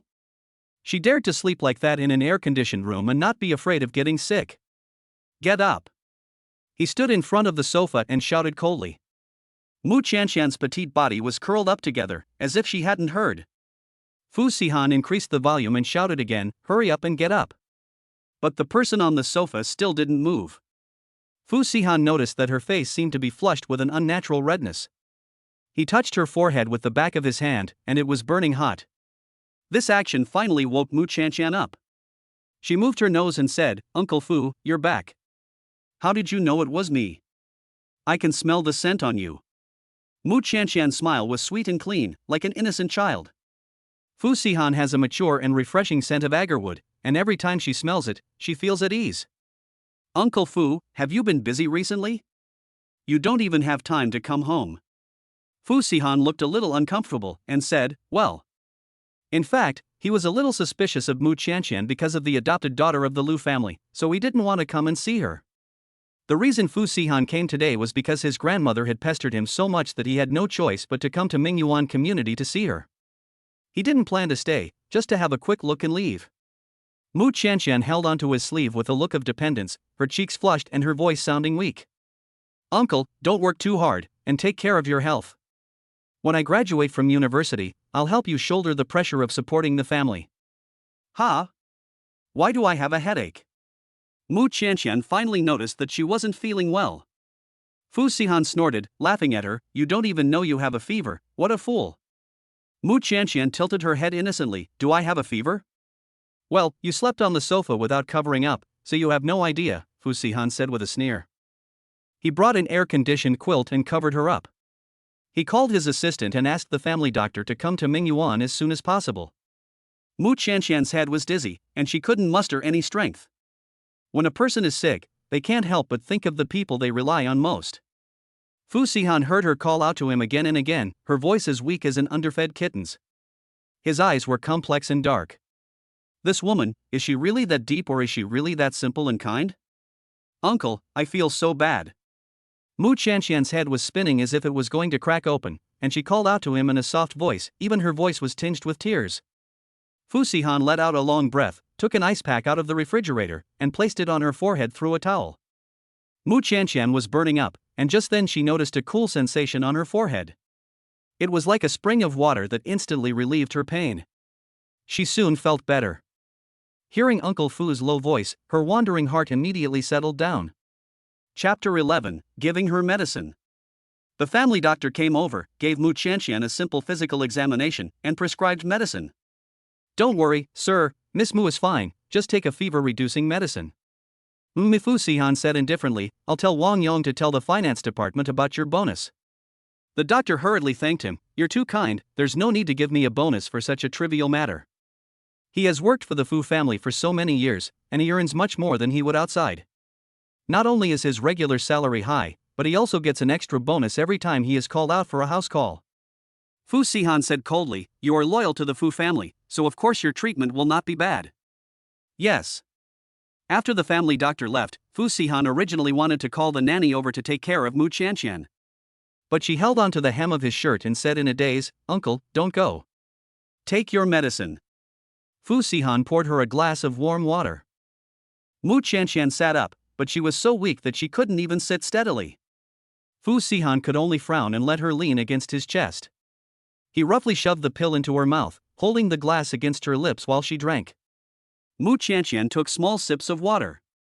When she finished, she pouted, "I can't swallow it." "Open your mouth and let me see," Fu Sihan ordered. The warmth of his breath on her face as he spoke made her heart skip a beat.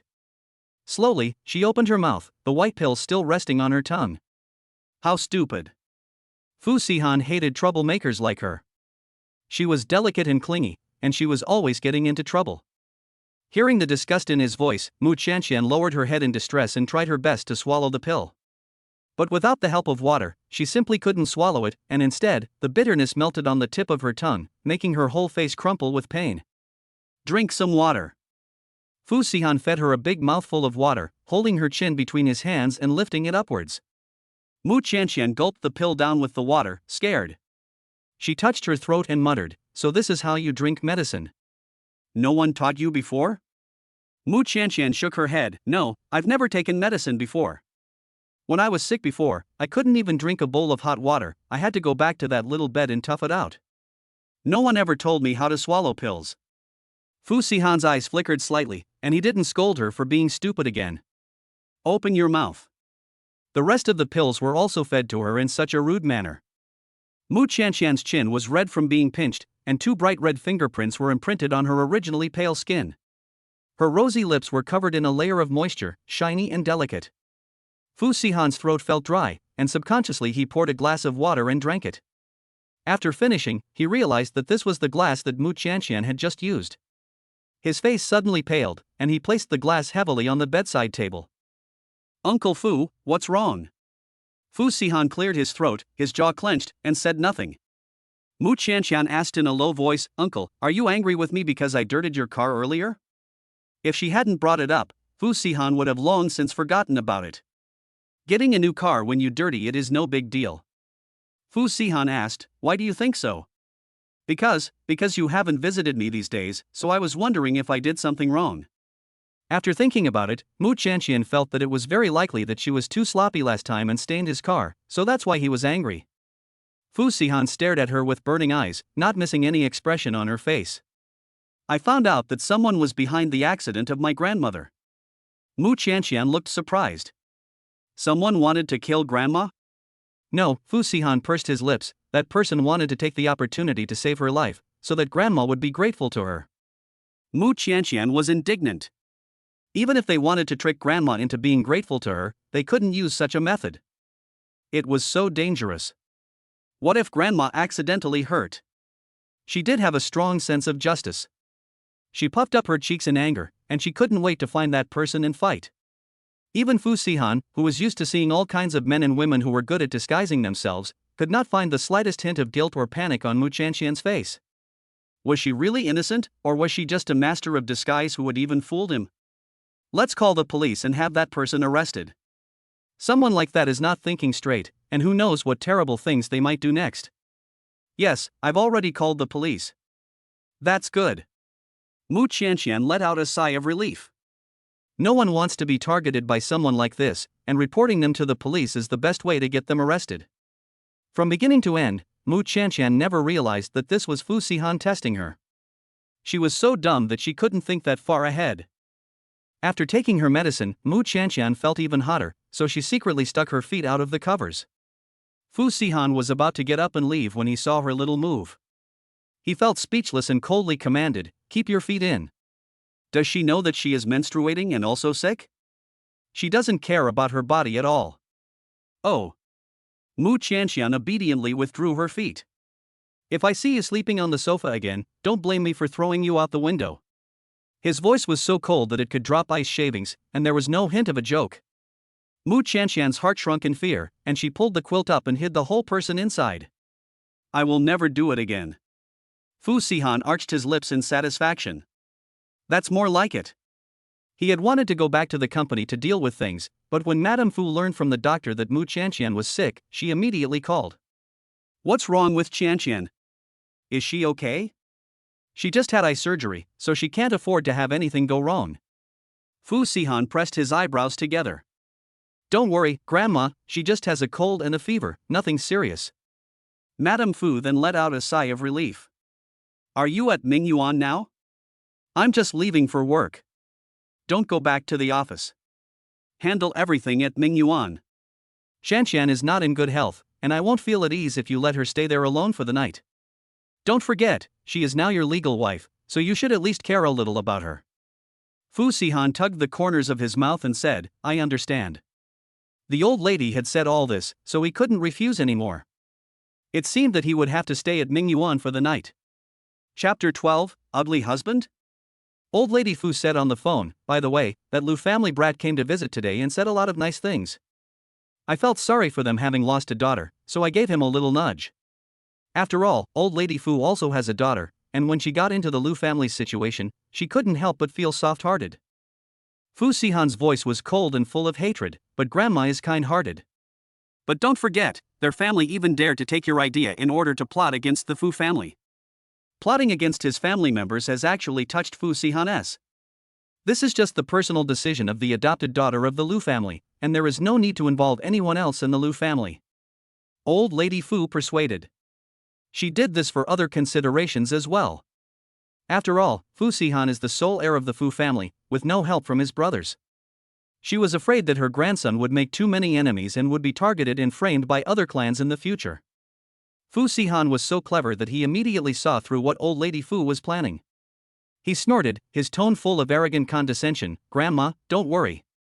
These rabble don't even deserve to be in my eyes. The Fu family has long been an unshakable giant in Bay City. Whoever dares to touch the Fu family is only beating their head against a stone and seeking their own demise. Old Lady Fu sighed, it's not the gentlemen you have to fear, it's the villains. Now that you've got a family, you have to take their safety into consideration in what you do. Old Lady Fu wasn't worried about the tactics in the marketplace. She knew her grandson's abilities better than anyone else. It's just that I'm afraid some people have evil intentions and will use underhanded tactics. I understand. I'll be more careful in the future. I heard that the Lu family has already punished the adopted daughter. For this incident, you can let the Lu family off the hook for now. If someone else is dishonest next time, it's not too late to punish them. You seem to have a good impression of the Lu family? Fu Sihan keenly sensed the old lady's unusual behavior. The old lady gave a mysterious smile and said that she couldn't reveal the secret.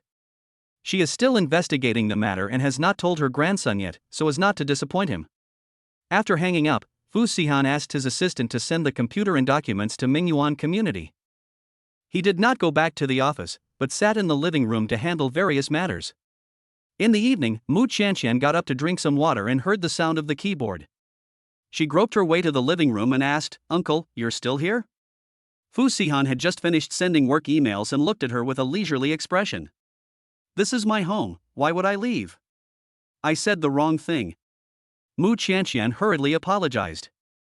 She walked over to the dining table, poured herself a glass of water, and just as she took a sip, she heard Fu Sihan's deep voice, I heard from Assistant Wang that you're worried that I'm ugly? Qianqian was taken aback and coughed. Cough cough, I didn't mean that. What she meant was that even if the uncle was ugly, she was willing to spend the rest of her life with him. How did Wang the assistant hear that? Wang the assistant really is something, telling the uncle everything. He is my assistant, so naturally he has to tell me everything. Qianqian realized that she had unconsciously blurted out her innermost thoughts. Come over here. Fu Sihan sat on the sofa in a commanding manner. Qianqian could only see a vague outline, and she carefully moved towards him. Fu Sihan's voice carried a faint smile. Take a closer look, is your husband ugly? Qianqian nervously tugged at the hem of her shirt, leaned closer to him, and stared at him for a while. Through the veil of white gauze, she could see that the man was tall and slender, and even sitting on the sofa, he could not hide his condescending and dignified air. Although she could not see what he looked like, judging from his figure, he was definitely top-notch. Qianqian blushed a little and her heart pounded. Can you see clearly? Qianqian nodded, then quickly shook her head, saying that she could not see clearly.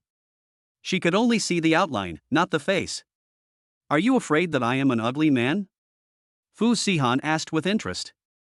Qianqian's cheeks turned even redder, and she stammered, No. Even if you are incredibly ugly, I would still be willing to be your wife. This girl is really clumsy and doesn't know what to say. Fu Sihan was amused, incredibly ugly? Me?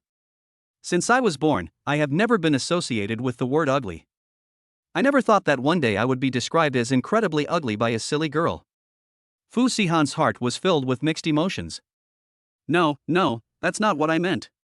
Mu Qianqian hurriedly waved her hands, saying, what I meant was that you are a good person, with a good character and a sense of responsibility.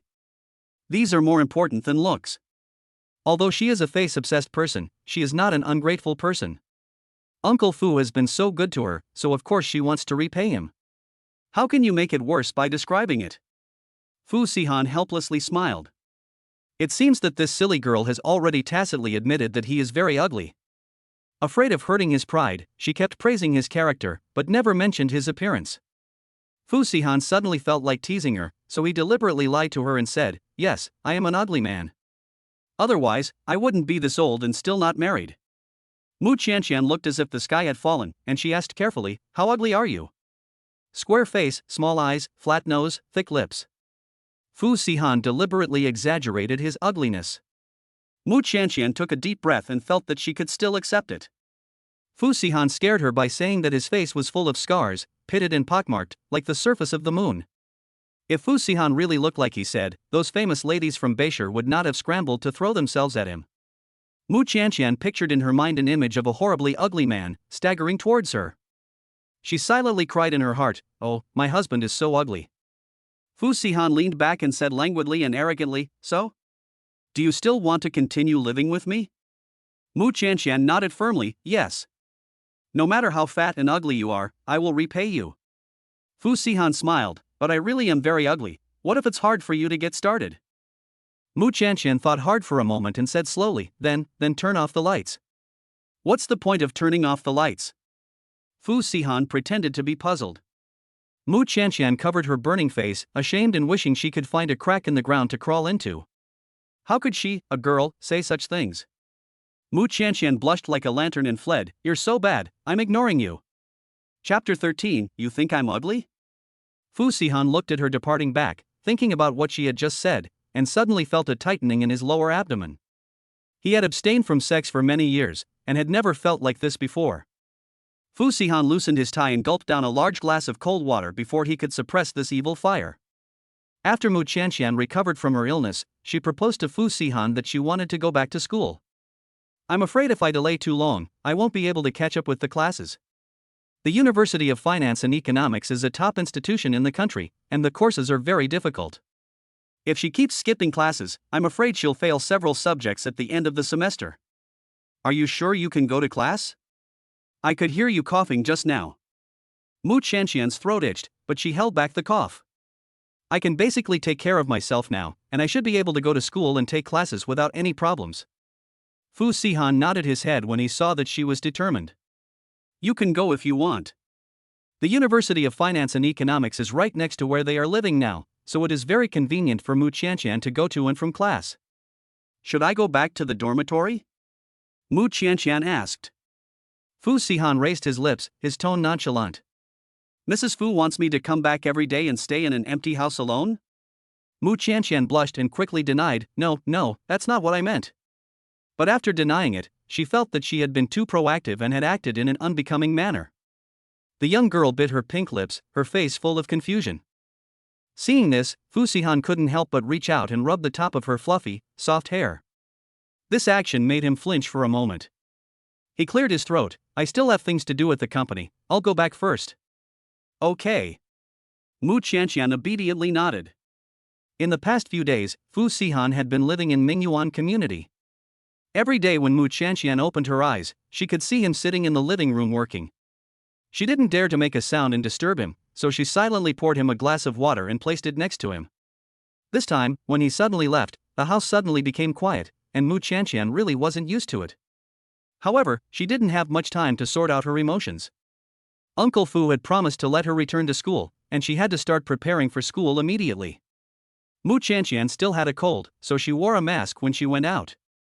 Her eyes could not tolerate bright light, so Fu Sihan had someone prepare a pair of sunglasses for her, which almost covered most of her face. Mu Qianqian's appearance in class in this attire naturally attracted a lot of discussion. Who is this person? I've never seen her before. Is she in our class? It's so hot, and she's wearing sunglasses and a mask. Does she think she's a big star?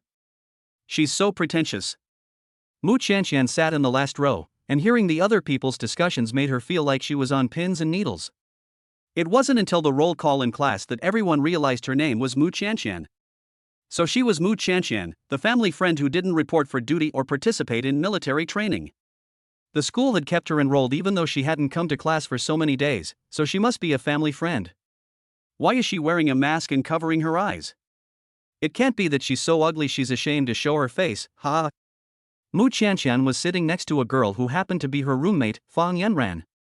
Fang Yanran was a carefree person, and when she saw a gentle and obedient girl like Qianqian, she felt protective. Qianqian, don't listen to what they're saying. I know you're not a family member, you just got into a car accident and were injured, that's why you haven't been to class. She thought that Qianqian was wearing a mask because she had been injured in the accident and was embarrassed to show her face. In fact, Qianqian just didn't want to pass on her cold to others. Qianqian sincerely thanked her. Ahem, thank you. Fang Yanran said warmly to her, you're welcome. If there's anything you don't understand from the previous class that you didn't attend, you can ask me at any time. After class, Qianqian stood in the shade, waiting for someone with her walking stick. Who are you waiting for? Fang Yanran asked. I'm waiting for a relative. Qianqian didn't tell her that she was waiting for her husband. After all, she was still a university student, and not many people got married right after entering university, so she didn't want to stand out. Fang Yanran was uneasy, so she said, I'll keep you company. I'll leave when someone comes to pick you up. Sihan had originally said that he would have assistant Wine come pick her up, but unexpectedly, he had come himself. Qianqian. Sihan stood in front of her and spoke in a deep, cold voice. Uncle, you're here. Qianqian curved her lips, her voice unconsciously tinged with a smile. As soon as Sihan appeared, Fang Yanran, who was by his side, seemed to be frozen in place, staring at him motionlessly. Qianqian thought that she had been embarrassed by Uncle Fu, and quickly whispered to her, although he is a bit ugly, he has a good character, so you don't need to be afraid. Sihan heard her words and his mouth twitched helplessly. Forget it, he won't argue with the little blind girl. Fang Yanran's mouth was wide open enough to fit an egg. She blinked her eyes, wondering if she had heard wrong. Ugly? Qianqian actually said that the man in front of her was ugly? Does she have any sense of beauty at all? This man in front of her is better than any big star she has seen on screen, isn't he? He is so handsome and has such a noble temperament, and yet he can be called ugly. It seems that Qianqian's sense of beauty is indeed a bit different from the norm. Fang Yanran laughed dryly twice, hee, since the person who came to pick you up has arrived, I'll go first. Qianqian waved sweetly at her, and said, well, Yanran, see you later. Fang Yanran had already left, and Qianqian was still looking in the direction she had gone. For some reason, Sihan felt a vague sense of displeasure rising in his heart, and he pinched her chin and forced her face to turn to face him. His face was cold, and his tone was cool as he said, people have already left, what are you still looking at?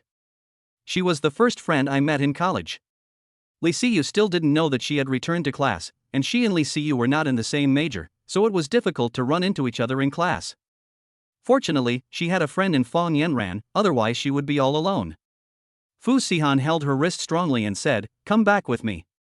Qianqian was afraid of being seen, so she tried to struggle lightly, but she couldn't break free from the man's strong grip. Sihan teased her on purpose. What? You think I'm ugly and don't deserve you? Qianqian quickly retorted, no, I don't dislike you. Uncle, I just feel that I'm still a student and it's not good to be seen. What's so bad about it? You're an adult, it's not puppy love. Hearing Sihan say this, Qianqian thought to herself, oh, that's right, she's an adult, who says that adults can't get in touch with men? So she stopped struggling and let Sihan lead her home. Chapter 14, The Embrace of an Older Man. That night, Qianqian developed a fever in the middle of the night. Sihan was still dealing with work matters. The Fu group was so large that he carried it all on his shoulders, and there was so much to worry about. He heard moaning coming from the second bedroom, so he walked to the door and knocked. Qianqian? Qianqian was caught in a deep nightmare. Her cheeks were pale and bloodless, and beads of sweat were breaking out on her forehead.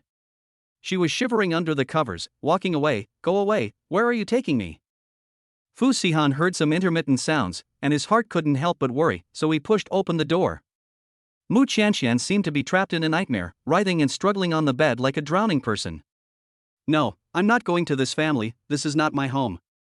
Qianqian, Fu Sihan held her shoulders and shook her a few times. She still didn't wake up. Fu Sihan's hand was pressed against her forehead, and her temperature was roaring. Why did she have a fever again? The little blind girl's body was really delicate, and an ordinary cold had actually not gone away for so long. It was so late, and Fu Sihan didn't call the family doctor to come again. He himself had a double doctorate in finance and law, and after so many years of education, he still had some basic medical knowledge. Fu Sihan wrapped an ice cube in a towel, just like he did last time, to help Qianqian lower her temperature. Her temperature had remained stubbornly high, so he could only help her cool down by wiping her body with a warm towel. However, Fu Sihan had never done any work involving serving people before, so his wiping motion was a bit rough, and it made her fair skin turn red. He noticed with sharp eyes that near the shoulder blades on Qianqian's back, there was a red butterfly-shaped birthmark. The little girl was already thin, and her thin shoulder blades looked like a butterfly about to spread its wings and fly, complementing the beautiful birthmark. Don't come any closer. Please let me go. I want to go home. I miss my mom and dad. Qianqian shed tears unconsciously, her voice full of a strong crying tone, so pitiful it made people feel sad. Fu Sihan took care of her for most of the night, and finally managed to lower her body temperature. The next day, Qianqian woke up and found Uncle Fu slumped over by the bed. Uncle Fu, why are you asleep here? Fu Sihan woke up wearily. He had been busy for most of the night and had only rested in the early hours of the morning, so he was so sleepy that he fell asleep right next to her bed. Fu Sihan rubbed his aching temples, his voice hoarse from sleep. Sexy and pleasant, did you have a nightmare last night? Qianqian clutched the quilt tightly and said, well, I dreamed about something terrible. What was it? I dreamed that someone wanted to take me away, take me to a village, and make me a child bride. The dream was so real, it felt like it actually happened. Qianqian was trapped in her small body, unable to escape, and instead, she was beaten again and again. She quickly shook her head to get rid of these horrible scenes from her mind. Fu Sihan's eyebrows tightened upon hearing this. Why would she have such a dream? Qianqian felt much more relaxed now. Uncle, did you take care of me last night? Although she was trapped in a nightmare, she was vaguely aware of it. She remembered that someone had taken the trouble to wash her body over and over again and used ice cubes to lower her temperature again and again. No one had ever been so good to her. Qianqian's heart seemed to melt a little, and a warm feeling flowed through it. She silently thanked him in her heart, thank you, uncle. In the morning, Auntie Lu came over to cook breakfast. As soon as she put on her apron, she saw the red marks on Qianqian's neck and collarbone. Combined with the fact that Fu Sihan had walked out of the second bedroom in the morning, Auntie Lu suddenly understood and gave an ambiguous smile. Qianqian sat down at the table and, after a moment of puzzlement, asked, Auntie Lu, why did you cook so much today? You even made chicken soup. This is too much. Auntie Lu smiled and said, I was afraid you were tired last night, so I made this to help you recover. Qianqian tilted her head. I didn't feel tired yesterday, but Uncle was exhausted. She wanted to help him ladle some chicken soup, but Fu Sihan snatched the spoon from her hand. Don't move if you can't see, or you'll get burned. Fu Sihan's voice was cold, with a metallic quality that sounded a little menacing. But Qianqian knew that he was concerned about her, so she obediently sat down. Auntie Lu covered her mouth and beamed. Fu Sihan guessed that she must have misunderstood, so he told her to go next door first and come back later to clean up. I won't disturb you too. Auntie Lu tactfully withdrew. Qianqian was simple-minded and unworldly, and didn't understand what was going on. Why would Auntie Lu disturb us? Eat your food. Fu Sihan put a bowl of ginseng chicken soup in front of her with a cold face. Qianqian, however, pushed the bowl over to him and said earnestly, Uncle, you were exhausted last night, so drink more. Fu Sihan's face turned black. This silly girl still doesn't know how easily this sentence can be misunderstood. Besides, he exercises regularly and is in very good physical condition, so he is not in a situation where he needs to drink tonic soup. On the contrary, Fu Sihan glanced at her thin arms and legs and was afraid that she couldn't withstand much hardship. Fu Sihan ordered coldly, eat more. Is that enough? Seeing how little she ate, Fu Sihan couldn't help but frown. No wonder she hasn't gained any weight after being raised for so long. A cat would eat more than that. Mu Qianqian touched her round stomach and said, I can't eat anymore. Just a couple more bites. Fu Sihan picked up a shrimp and fed it to her. His tone was full of the authority of a superior, and it was impossible to argue with him. Mu Qianqian opened her mouth pitifully and ate 2 more shrimps. She really couldn't eat anymore. Fu Sihan finally didn't force her to eat anymore. Go to class, and take the red dates and milk that Auntie Lu warmed up for you. I remember. Mu Qianqian took her cane and walked out of the house. Fu Sihan left the house with her, and when they reached the elevator, he instinctively helped her into the elevator. A large group of people poured into the elevator, and Fu Sihan's brows furrowed, and the air pressure around him became even lower. President Fu usually travels by private jet and car, and the company also has an elevator for the president to use alone. When did he ever need to share an elevator with someone? Besides, he is a germaphobe and doesn't like crowded places. In the chaos, someone stepped on Mu Qianqian's foot, and she let out a cry of surprise. Watching the little girl huddled in the corner, holding her walking stick in a daze, she looked like a small animal in the jungle with nowhere to go. Fu Sihan rarely relented, and with a long arm, scooped the person up into his arms to protect her.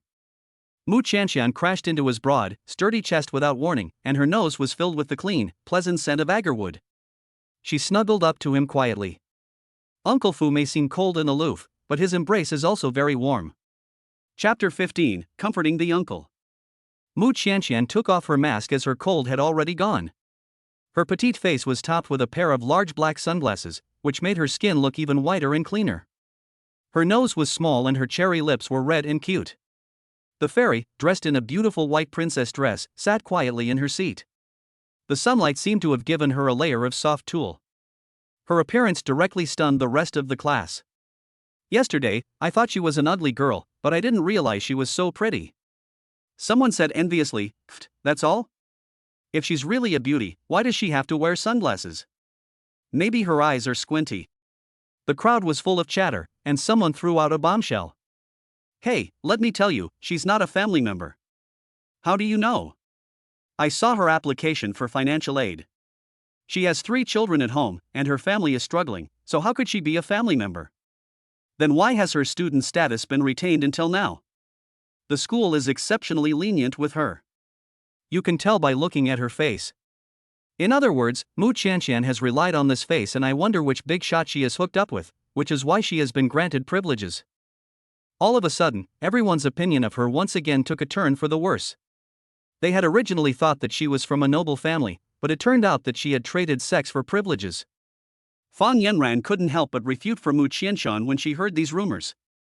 You guys, don't go too far. These people have no evidence, how can they slander Qianqian like this? They are college students from a famous university, but they are even less qualified than the trolls on the internet. Hey, why are you defending her? Could it be that you also want to spread your legs and get ahead like this? Ha ha ha ha. The boy in charge said a lot of lewd and obscene things, which caused a burst of laughter. You guys. Fan Yanran clenched her fists, her eyes turning red with anger.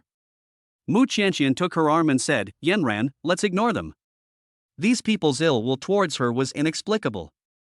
No matter how much she explained, they wouldn't listen. It was better to just ignore what they said. I never thought there would be people like this in college. Fan Yanran wiped away a tear and sat back down next to Mu Qianqian. Mu Qianqian comforted her, saying, those who are innocent are innocent. I don't care what they say. The boy who mocked Mu Qianqian was named Shapu.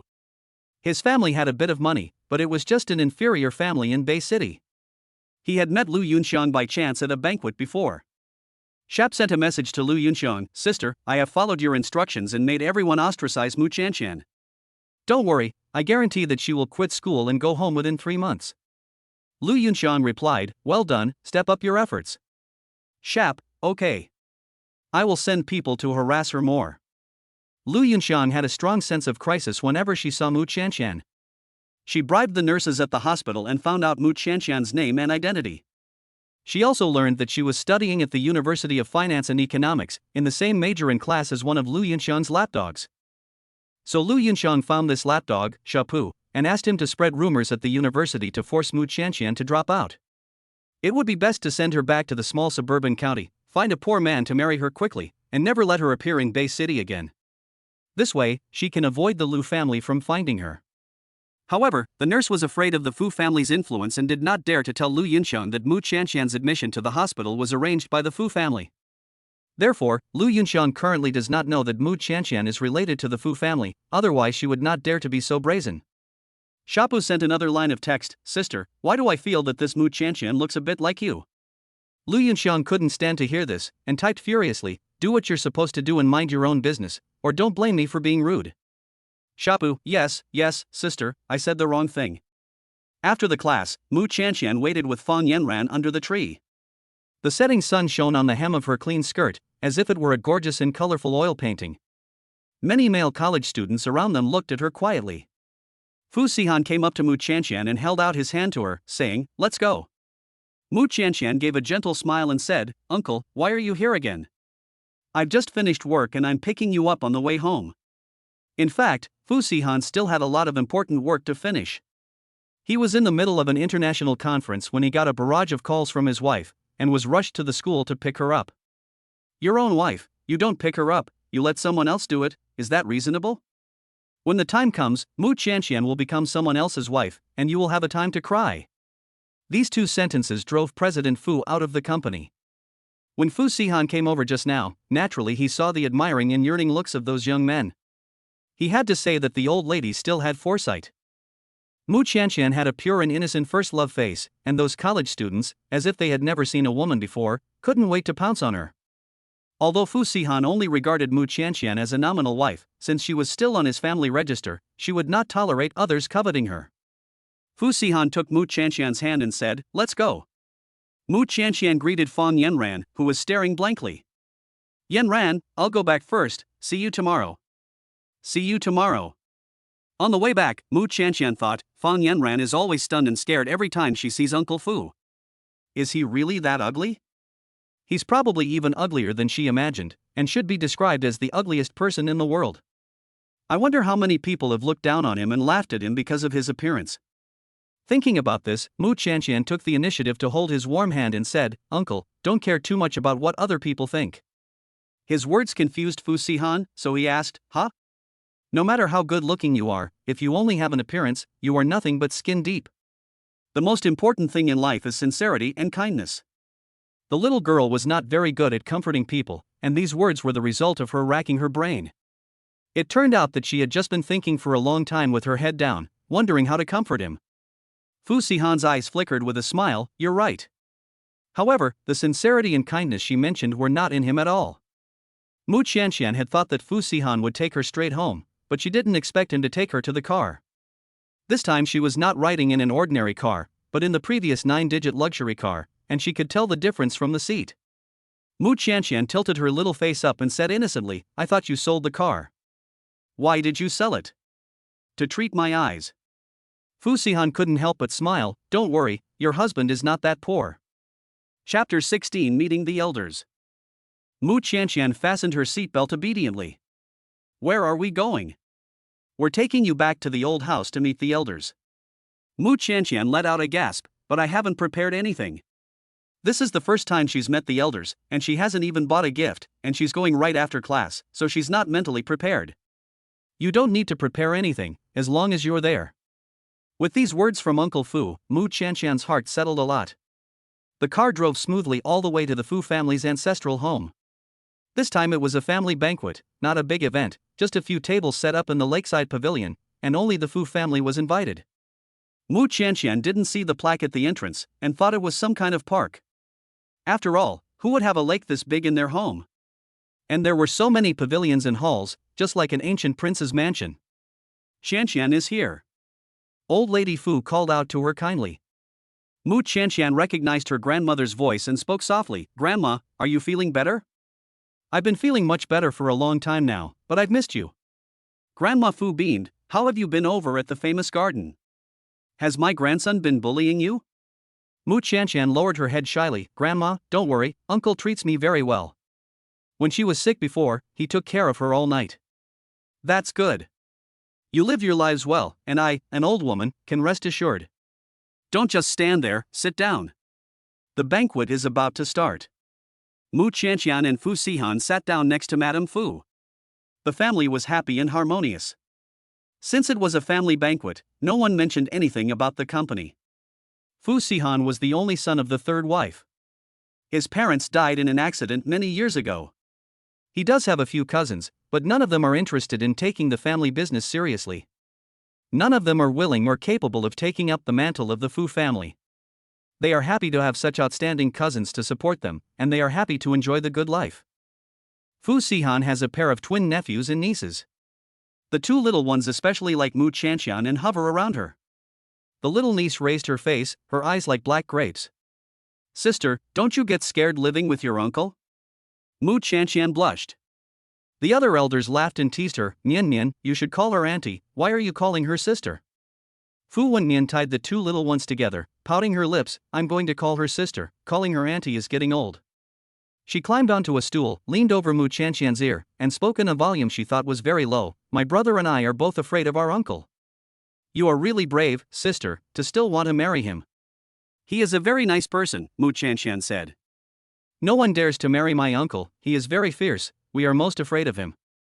After she finished speaking, Fu Wennian suddenly shivered. She shivered and looked back, and Fu Sihan, who she had just spoken ill of, was standing behind her, looking at her with a half-smile. "Ah! Here comes my uncle." Fu Wennian jumped off the chair and ran away with short little legs. She quickly hid behind her brother, the twin boys. "Brother, you have to protect me." The elders were amused and laughed heartily. Mu Qianqian was infected by the atmosphere and couldn't help but smile. She had never felt such a warm atmosphere in her previous family. Her memories were full of harsh scolding and insults, and there had never been the slightest trace of laughter. Fu Sihan's long, slender hands rested on the top of her shaggy hair and he rubbed it gently twice. "Qianqian, don't believe her nonsense. This girl, Nian, is very clever, and she can easily fool even adults." Being smeared by her niece like this has deepened Mu Qianqian's misunderstanding of him. In her heart, "I'm afraid he is already a fierce and cold, peerless, ugly man." Mu Qianqian said playfully, "I think Nian is right, you must be very fierce, even children are afraid of you." Fu Sihan was helpless and laughed silently. After dinner, he took Mu Qianqian and left. After they left, Madame Fu whispered to her daughter, "You can see how Qianqian gets along with Sihan, can't you? Ever since Sihan's parents passed away, the boy has rarely smiled. He just works all day long, and it makes people feel sad just watching him." In the past, Fu Sihan was indeed taciturn and never smiled. That's why the younger generation was afraid of him and didn't dare to approach him. "Yes, I can see that Sihan has become more cheerful than before, but I'm afraid he hasn't even noticed." "Mom, you helped Sihan choose the right wife." Mrs. Fu smiled contentedly. "You don't have to look at how old a woman is, she still has some discernment. I hope that Qianqian and Sihan can stay together forever, otherwise, when I go to the underworld one day, I won't be able to face Sihan's parents." Tears welled up in her aunt's eyes. "Mom, don't say that. Your brother and sister-in-law will definitely be very happy for Sihan when they see that he has a wife now." On the way back, Mu Qianqian's head drooped with sleep, and she couldn't help but lean against the car window and fall asleep. Last time, she leaned on Fu Sihan's shoulder to sleep, but he pushed her away ruthlessly. But this time, she leaned against the car window to sleep on her own initiative. Seeing that she was not sleeping peacefully, Fu Sihan took the initiative to rest his palm under her head. He wasn't being considerate of this woman, but was just being slightly nicer to her because she had behaved well today. After all, he married her only to please his elders, and now that she has made them happy, he feels that he has not married her in vain. With this soft cushion, Mu Qianqian slept exceptionally soundly. When she woke up, she found Fu Sihan's hand propped up next to her face, and she blushed with embarrassment. "Big uncle, have you been propping up my head?" Fu Sihan did not have time to withdraw his hand, and did not expect her to discover it. His expression froze for a moment, but he quickly recovered his usual aloof manner and said in a cold tone, "Don't flatter yourself, I was afraid you would break the window." After saying this, Fu Sihan ignored Mu Qianqian and got out of the car on his own. Mu Qianqian puffed out her cheeks in annoyance and got out of the car behind Uncle Fu. She walked very slowly, and Fu Sihan was almost in the elevator when he turned around and saw her still dawdling by the car. "Why aren't you coming over here?" "Oh, here she comes." Mu Qianqian hurriedly quickened her pace. When she was about to reach the bottom floor, she tripped and fell forward. Fu Sihan frowned, his body reacting faster than his brain. He took 2 steps forward and caught her firmly. How could she be so clumsy? She fell even on flat ground? Qianqian rubbed her nose, which had bumped and hurt, and said pitifully, "Uncle, I have poor eyesight. I really don't know what your body is made of. How come your chest is so hard?" You almost made her cry. Fu Sihan said disdainfully, "If you can't see, hold my hand." Oh. Qianqian carefully held his 2 fingers. She didn't dare touch him more, so she gently held his ring finger and little finger, and let him lead her like a child. Nian was right, Uncle Fu could be really fierce sometimes. Chapter 17, Spousal Duties? Fu Sihan received a call from his secretary. He walked over to the French windows and answered the call with his phone to his ear. "President Fu, we have already found out all of Ms. Mu's movements in recent years, and we have not found any involvement with the adopted daughter of the Liu family. Ms. Mu went to school to report that day, and it was probably just a coincidence, not something that was arranged in advance." Fu Sihan is a very cautious person. Although Qianqian is only his official wife, he still wants to find out if she has any ulterior motives. If she is up to no good, he will naturally show no mercy. Upon hearing the secretary's report, Fu Sihan gave a soft grunt, saying, "Well done. Your bonus will be doubled this month." "Thank you, Mr. Fu." The secretary sincerely thanked him, and then couldn't help but say, "Mr. Fu, I have something I want to say personally. We found out that Ms. Mu is having a hard time at home, but she has a kind heart, and her neighbors and classmates all speak highly of her. She treats people sincerely, unlike those women who climb high branches." The secretary had followed Fu Sihan for many years and had naturally seen many women who vainly tried to fly up the social ladder and become phoenixes, each one more sinister and cruel than the next. In the midst of a pack of hungry wolves and poisonous snakes, a pure and innocent little white rabbit suddenly jumps in. Shouldn't it be protected well? Fu Sihan coldly interrupted him, "Why are you telling me this? President Fu, Miss Mu is a very nice person. With her by your side to take care of you, those of us who work for you can rest assured. I know what I'm doing. I have my own sense of proportion." Fu Sihan hung up the phone directly. The sound of water in the bathroom stopped, and Qianqian came out wearing a silk nightdress. She rummaged around in the living room for a long time, seemingly looking for something. Fu Sihan opened the balcony door and returned to the living room. "What are you looking for?" "Uncle, I can't find the hairdryer." Fu Sihan frowned. How could she keep losing things? Qianqian stuck out her tongue and said in a good-natured manner, "I forgot this time." She continued to look for it, and when she bent down, her collar opened, and her snow-white skin came into view. Fu Sihan felt as if he had been burned, and quickly looked away. He took the hairdryer out of the cabinet, handed it to her with a cold expression, and told her not to look for it anymore. Even he remembered where she had put things, but she didn't. The little blind man not only had poor eyesight, but also a stupid brain. "Thank you, Uncle." Qianqian took the hairdryer and went over to blow-dry her hair. When she was done, she tidied the hairdryer cord and put it away in the cupboard. Fu Sihan's eyes fell on her. Qianqian had just finished showering. Her cheeks were rosy and white, so tender they looked like they could burst with water. She was on the petite side, but after all this time of recuperation, she was gradually beginning to look slender, her figure clearly outlined by the silk nightdress. Back when those hot-bodied supermodels and celebrities were scrambling to throw themselves at Fu Sihan, his eyes didn't even flicker. But now, looking at Qianqian's thin and delicate body, which obviously hasn't yet grown into a seductive appearance, he inexplicably felt aroused. It was really strange. Fu Sihan rubbed his brow, thinking that it might be because he had been working too hard recently. Qianqian hesitated for a moment, walked over to him, and said, "Uncle, thank you." As she walked, she brought with her the fragrance of shower gel, a light floral scent. "Thank you for what?" Fu Sihan put his hands in his pockets and looked out the window. "Thank you for introducing me to your family." Qianqian was a little bashful and a little shy, which made me feel a little bit of the warmth of family. Her words seemed like a stone thrown into Fu Sihan's heart, sending ripples outwards. He turned his head back, his gaze restrained on her face, not drifting down even a little. Fu Sihan's Adam's apple rolled up and down, Qianqian. "Ha! As long as you behave yourself, this family will not fall apart." In that moment, Fu Sihan suddenly understood why everyone, including his grandmother and assistant, praised Qianqian so highly. Even his secretary couldn't help but speak to Qianqian. Because Mu Qianqian is full of so much love, she is like a little sun, and no matter how many setbacks and trials she endures, she can still light up the people around her. Who can resist the warmth and brightness of the sun? So Fu Sihan couldn't help but say this. After saying it, he himself was stunned. But there was no need to take it back. He always needed a wife to reassure his family, and at the moment, Mu Qianqian seemed like a very suitable candidate. As long as she could stay so well behaved, he could let her settle into the role of Mrs. Fu and let her live a life of affluence and luxury. Mu Qianqian froze for a moment, then sweetly raised her lips and took his hand. Uncle, don't worry, I will work hard to run our little family and I won't let it fall apart. She didn't have Fu Sihan's heavy heart and guile, she just thought, whoever is good to her, she will be good to them. Uncle is so good to her, and she will also be wholeheartedly devoted to him. Even if Uncle is an ugly man. Fu Sihan hooked his lips in satisfaction and asked, how was your day at school? Mu Qianqian hesitated for a moment, and only told him the good things, not the bad things. I'm doing pretty well at school, and I've made new friends.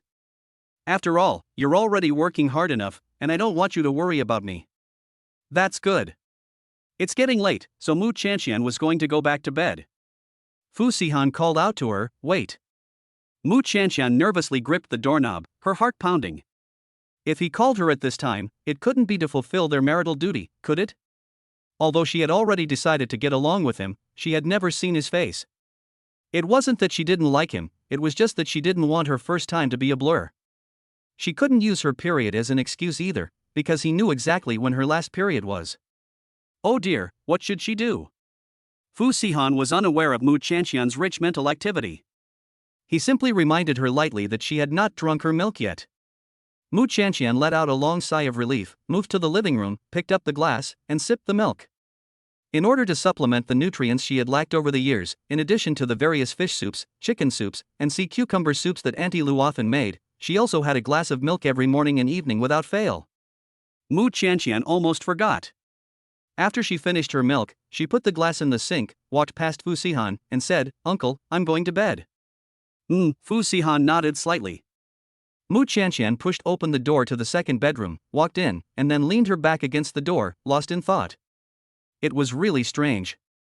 She should have been relieved, but why did she feel a little disappointed? Chapter 18, Boss Fu is overbearing. The next day, when Mu Qianqian went to class again, the rumors became more and more outrageous. Look at the school's internal forum. Mu Qianqian was photographed getting into a luxury car yesterday, and she must have left with an old and ugly man. She's openly dating a rich guy on the side while at school, and using the back door. Is there any justice in the world? This is a place for studying, not for some dirty women to hook up with men. I have reason to suspect that Mu Qianqian was admitted to our school by improper means. I implore the school to investigate thoroughly and expel Mu Qianqian.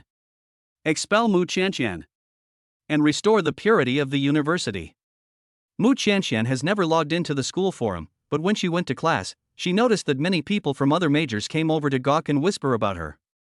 She is Mu Qianqian, and she really isn't bad looking. If she was ugly, would the big guy have fallen for her? TSK, what a pity. I wonder if she feels sick to her stomach when she sleeps with that smelly old man. Someone kept a rational mind and questioned, what if that was her family's car? It's better not to say anything without evidence. She was a poor student when she first enrolled, but in the blink of an eye she's in a luxury car. Who would believe she's not riding on the coattails of a rich man?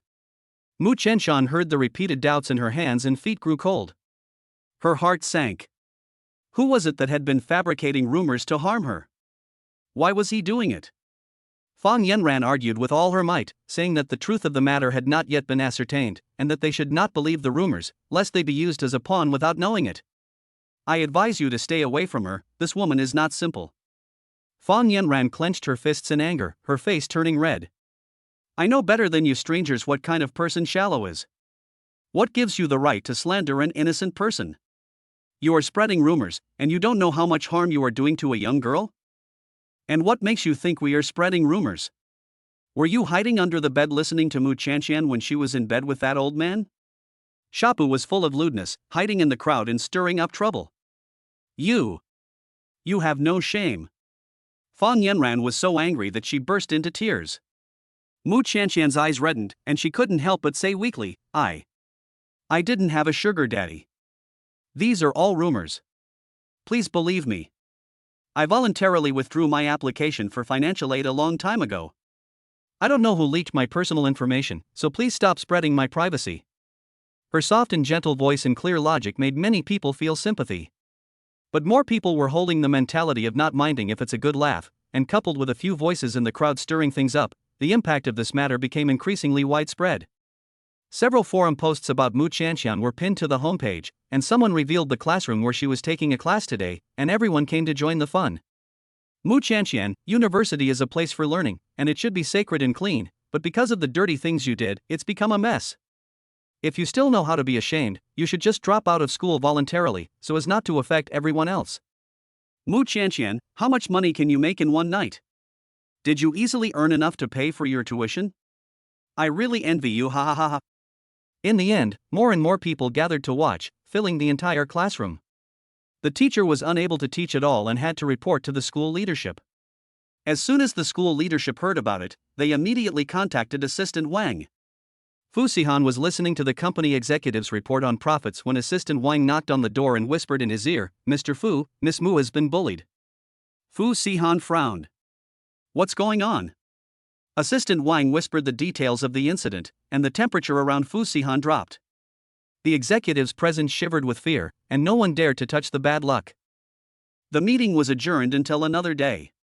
Sihan got up and left the meeting room, and Assistant Wang hurriedly followed him, holding his suit jacket. After he left, there was a lot of discussion in the meeting room. Why did President Fu suddenly leave? Did something happen? I don't know. President Fu always puts the company first. Lately, he's been leaving in the middle of meetings. I wonder if it's because of something at home. Anyway, we can rule out the woman thing. President Fu has never been attracted to women, and he would never let a woman affect his work. Are you not talking nonsense? If a woman appears by President Fu's side one day, it will be even more explosive than a celebrity's secret marriage. The president's office on the top floor. The assistant enters the forum of the University of Finance and Economics on the computer and opens the homepage to read a few posts. President Fu, take a look. The poster has posted a few photos, some of which show Qianqian introducing her family and applying for a scholarship. There are also photos of her secretly taking a ride in a luxury car, but it's dark and you can't see the specific model or license plate. All you can see is a slender, powerful hand pulling Qianqian into this expensive luxury car. There were many people who followed the thread, many of whom did not know the truth, but recklessly pounded on the keyboard, sending out dark speculations. Stupid people love to follow the crowd, and as soon as there is excitement, they are like mad dogs that smell bones, pouncing on it regardless. Relying on the anonymity of the forum, no one can identify them, setting off a carnage of people eating people. Fu's own, many people have now found the classroom where Miss Mu is teaching. The assistant flipped through a few pages, all of which were photos of Qianqian taken by students. There were also various knowledgeable people coming forward to keep throwing mud at her. Sihan closed his eyes, and the pitiful sight of Qianqian being surrounded and scolded by a group of people came to mind. He inexplicably felt his heart tighten, as if it had been pinched. When he opened his eyes again, anger was floating in his eyes. Sihan tapped twice on the table with his long fingers and spoke slowly, "Uncover the real names of everyone involved in the post, find out who is behind it, and have him get the hell out of the University of Finance and Economics." Yes. And the administrative teacher who leaked the students' privacy should also be punished. Yes, I'll get right on it. Assistant Wang went in person to the University of Finance and Economics. 10 minutes later, the owner of the post dropped out, showing the class and name of the person who spoke. Everyone can now see that the poster is Qianqian's classmate, Shapu. What's wrong with the forum? Why has it suddenly become a real name forum? Damn, the post is locked, there's no way to delete the comments, and I can't delete my account either. It's over, it's all over. They said so many vicious things, confident that no one would know their identities. Sihan's idea of getting people to reveal their screen names was brilliant. It hit the nail on the head and stopped the rumors in their tracks. The dark mice that had been hiding in the corner were too afraid to jump around once they were thrown onto the table. Qianqian was comforting the crying Fang Yanran when she suddenly heard someone say that the forum had cancelled anonymity and that the people who had slandered her were all in a hurry to delete their own comments. Someone shouted, and the security team arrived, along with many other people. All the students who participated in slandering Mu Qianqian, come with me and register with the Student Affairs Office. Don't even think about escaping, the school is full of surveillance cameras. Anyone who escapes in private will be given a severe demerit, which will be written in your file and stay with you for the rest of your life. Everyone's face turned from green to white, they regretted it so much that their legs were weak. Teacher, we just came to join the fun, we didn't mean to slander our classmates. Take them all away. Chapter 19, The Uncle is Not a Rich Man. The students who were watching the fun in the classroom were all taken away. Under the supervision of the teacher, they wrote down their names, the name of their class, and the name of their counselor. They thought that there would be no consequences for participating in this matter, so they dared to be unrestrained. They never expected that they would be recorded in the file because of such a trivial matter. It's all that Shap's fault. He obviously doesn't know the truth, but he just makes up some groundless gossip, and it's got them into trouble. Fang Yanran wiped away the tears from her face. That's great, Qianqian, now you can finally clear your name. Mu Qianqian also let out a sigh of relief. Well, fortunately, the school leaders know right from wrong and weren't led by the nose by those people. Before long, a girl ran over and anxiously shouted, Qianqian, are you okay? See you? Why are you here? Mu Qianqian recognized the voice of her good friend Li Siyu. I didn't have any classes this morning, so I was sleeping in my dormitory. When my roommate told me what happened, I hurried over here. Li Siyu didn't even have time to put on her makeup as she rushed to the classroom where she was. Where are those gossips? They're all in college, but they used such vicious words to slander a girl. I'll smash their mouths. Li Siyu had studied Sanda and was very hot-tempered. She spoke of hitting people right away. Mu Qianqian was moved but helpless, and quickly held her back, saying, Don't fight for me. Don't worry, those people have already been taken away by the teacher. The few people who started trouble on the forum have all dropped their avatars, and there will definitely be punishment later. Does our school handle things so quickly and decisively? Li Siyu was a little surprised. Never mind, I just want to go to school quietly and not have anyone bother me again. Li Siyu sat down next to Mu Qianqian and said, Qianqian, I feel that you are even more beautiful than before. Mu Qianqian touched her own face and asked, Do I? No, I haven't changed at all. At most, she was just wearing sunglasses, so how could there be such a big change? You were pretty before, but you looked a little pale. Now you look much more lively and delicate, with a rosy complexion. Li Siyu hadn't seen Mu Qianqian for a while, so she immediately noticed her change. The original Mu Qianqian was also very beautiful, but due to a lack of nutrition, she looked a little sickly. Now she looks well, like a delicate flower from a wealthy family, exuding a bright vitality.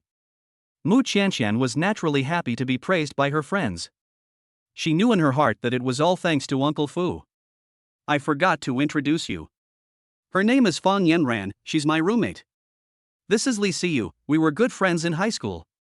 With Mu Qianqian's introduction, Li Siyu and Fang Yanran also exchanged contact information with each other. Li Siyu was swiping his phone. Hey, you two look, there's a post on the forum. Mu Qianqian looked over blankly and could only see a blurry light. I forgot, you can't look at your phone yet. Can you see my face, Qianqian? Li Siyu asked. Mu Qianqian shook her head. I still can't see clearly, the doctor said I need to rest for a while. It's like looking through frosted glass, you can only see the general outline, but not the facial features clearly. Then I'll read it to you. The post was posted by the school leaders. Because some classmates questioned the reasonableness of Mu Qianqian's admission to the University of Finance and Economics, the school applied for her college entrance examination papers and announced them to everyone. Mu Qianqian's grades were reasonable and compliant, far exceeding the scoreline of the University of Finance and Economics, and there was nothing irregular about them. Regarding Mu Qianqian's application for poverty, she took the initiative to withdraw it during the declaration stage and did not take up anyone's place. Teacher Li from the administrative office, who leaked Mu Qianqian's privacy, has been dismissed from the school. Fang Yanran broke into a smile. That's great, now you've finally proven your innocence. Your classmate Shapu started the rumor and caused trouble, and the school has suspended him from class. I guess he won't be coming to class anymore. Li Siyu and Fang Yanran both felt a sense of satisfaction reading this. Serves him right. Who let him falsely accuse someone for no reason? Qianqian, there are still a lot of students at the bottom of the forum praising you. Mu Qianqian tilted her head to one side. Praising me for what? They praised your neat handwriting, clean exam paper, and good grades. Li Siyu was proud of herself, even prouder than she was. They didn't know that you are the top student in our school, and it is no surprise that you got into a finance university. Although a finance university is also a key university, not everyone has Mu Qianqian's strength, and she actually got almost full marks in several subjects. A humble and low-key university superstar like her is still very popular. Mu Qianqian smiled indifferently. That was all in the past. Now I find it hard to follow the lectures. Li Siyu reassured her. What are you afraid of? You just can't see the words for the time being, that's why it feels difficult. Once your eyesight recovers, you'll definitely be able to get first in your major, and you'll be showered with scholarships. You'll make those people who set you up jealous to death. Fang Yanran also cheered her on, saying, Yes, Qianqian, the best way to deal with these mean people is to show them that you're getting better and better. With the help of her two good friends, Mu Qianqian's low spirits picked up quite a bit. See you, Yanran, thank you. How lucky she is to have met such a kind person as Uncle Fu and two good friends who truly care about her. After class, Li Siyu had to leave suddenly. Fang Yanran accompanied Mu Qianqian to their usual place and was about to keep her company for a while when, unexpectedly, Fu Sihan arrived immediately. After finishing up some company business, Fu Sihan rushed to the school as quickly as he could. Qianqian. Hearing his deep voice, Mu Qianqian felt at ease. Uncle, you're here. My family is here to pick me up. Yanran, I'll go first. Goodbye. Goodbye. Mu Qianqian ran to Fu Sihan's side, grabbed his clothes and behaved like a good girl. Fu Sihan's taut heart slightly relaxed when he saw that she was safe and sound. How was your day at school? Mu Qianqian didn't want to tell him, but after thinking about it, they were husband and wife, and naturally shouldn't hide things from each other. So she told him what had happened today. Someone on the forum slandered me for being a sugar daddy, but fortunately the school leaders were discerning and clarified things for me, and they even punished those who bullied me. Mu Qianqian didn't know yet, but this incident was not at all about the school leaders being discerning. The leaders were all busy, and they didn't have time to care about the affairs of an ordinary college student. The resolution of this matter depended entirely on her husband. Fu Sihan's lips curled slightly. A sugar daddy? A sugar daddy of whom? Of course it's your sugar daddy. They seem to have mistaken your car for a particularly expensive luxury car. But uncle, I know you're a hard-working office worker, not a sugar daddy. Mu Qianqian knew nothing about cars, so she thought that someone had made a mistake or photoshopped the picture to frame her. From beginning to end, she never thought that her husband could really afford a luxury car. Why am I not a rich man? Fu Sihan asked with interest. Mu Qianqian smiled, her smile sweeter than honey. Uncle, who would live in a residential area if they were rich? Chapter 20 Supervising the Taking of Medicine. In Mu Qianqian's imagination, wealthy people from wealthy families should all live in large villa estates. How could anyone live in a high-rise residential area? Moreover, Uncle is so busy every day, and he is not at all like the wealthy people on TV. Fu Sihan walked with her on the sidewalk and heard this. The smile in his eyes deepened. Oh? Where is it different? On TV, wealthy people don't have to go to work. They fight over family property every day, looking for illegitimate children and beating up their mistresses. But none of that has happened to Uncle Fu. Mu Qianqian recalled the melodramatic TV series about the rich she had watched, and none of it matched what she had seen with Uncle Fu.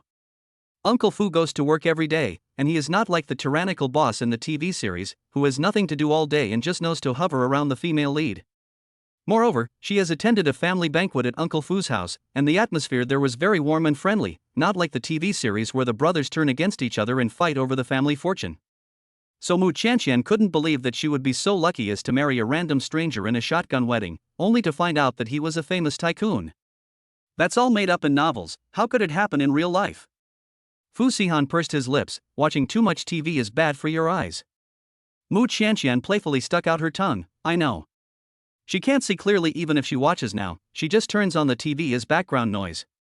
Fu Sihan had thought that Mu Qianqian would be sad and cry when she was being slandered. Unexpectedly, she was in a good mood today and even hummed a tune as she walked. Fu Sihan couldn't help but ask, someone slandered you, and you're not sad? I'm not sad. What they said is all lies, and lies will never become the truth. Mu Qianqian puffed up her chest and said firmly. But what if other people misunderstand you? Mu Qianqian was very carefree in her attitude. As long as the people I care about believe in me, as for those unimportant people, they can think what they want. Fu Sihan's surveying gaze lingered on her for 2 more seconds, and his smile deepened unintentionally. It seems that this little blind man is not that stupid, and he is more open-minded than many people. 2 days later, the news that Xiaopu had been advised to withdraw from school spread. Most people applauded this, saying, "Serves you right." Who let him slander people without finding out the truth, causing those of us who were just joining in the fun to be criticized by the counselors? What deep hatred does he have for Mu Qianqian? He's really despicable to spread such rumors. Who dares to be friends with someone like this? I wouldn't dare anyway. I'm afraid that one day he'll stab me in the back and spread rumors about me. Xiaopu had not yet dropped out of school. Seeing the messages in the group, he became so angry that his face turned purple. He blamed it all on Mu Qianqian. It was all the woman's fault.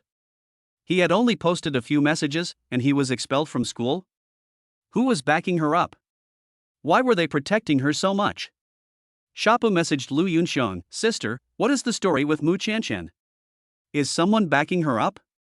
Lu Yunxiong, "How could that be? She's just a poor country girl, what could her background be?" Xiaopu, "But now I've been expelled from school, what should I do, sister? If my father finds out, he'll probably beat me to death." Lu Yunxiong anxiously replied to him, "As long as you get Mu Qianqian out of Base City, don't worry, I can solve your school problem." Xiaopu didn't know her real identity and thought she was the Lu family's biological daughter. If it was a Luck family member speaking up for him, his father probably wouldn't have moved against him. Xiap thought about it, and a sinister light shone in his eyes. "Don't worry, I will definitely get her kicked out of the University of Finance and Economics this time. This little bitch got me expelled from school. If I don't show her what's what, I'm not a man." Lu Yunxian felt a lot better when she saw this message. She hadn't been sleeping well lately, and Mu Qianqian's face kept appearing in her dreams. They look so similar. Mu Qianqian and her adoptive mother are really similar. It was because she looked 2 or 3 parts like her adoptive mother that Lu Yunxian was picked up from the orphanage by the Lu family and led the life of luxury she now enjoys. She dares not imagine what fate awaits her if the real Lu family heiress returns. Her adoptive parents' love will be divided, her brother, who never liked her, will hate her even more, and she may be driven out of the Lu family and become an orphan on the streets again. These imaginations almost drove Lu Yunxian crazy. She didn't want to live a poor life. She didn't want to be an ordinary person, she wanted to be the only young lady of the Lu family.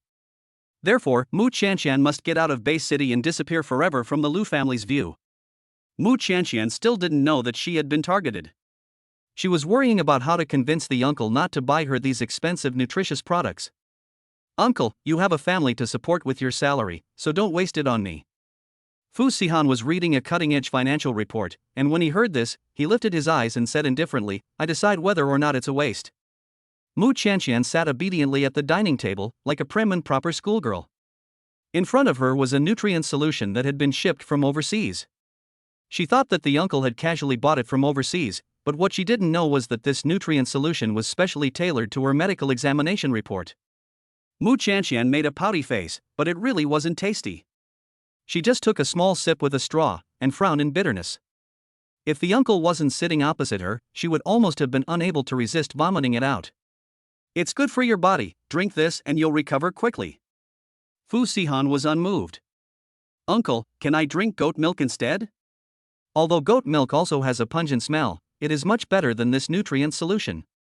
Fu Sihan put down the magazine, looked at her with interest, and coldly said the 3 words, "No, you can't." Seeing Mu Qianqian's expression of having nothing to live for, Fu Sihan's eyes filled with a smile, and he deliberately put on a stern face. "Who told you to only eat so little normally? She has lacked nutrition for more than 10 years, and her appetite is still so small.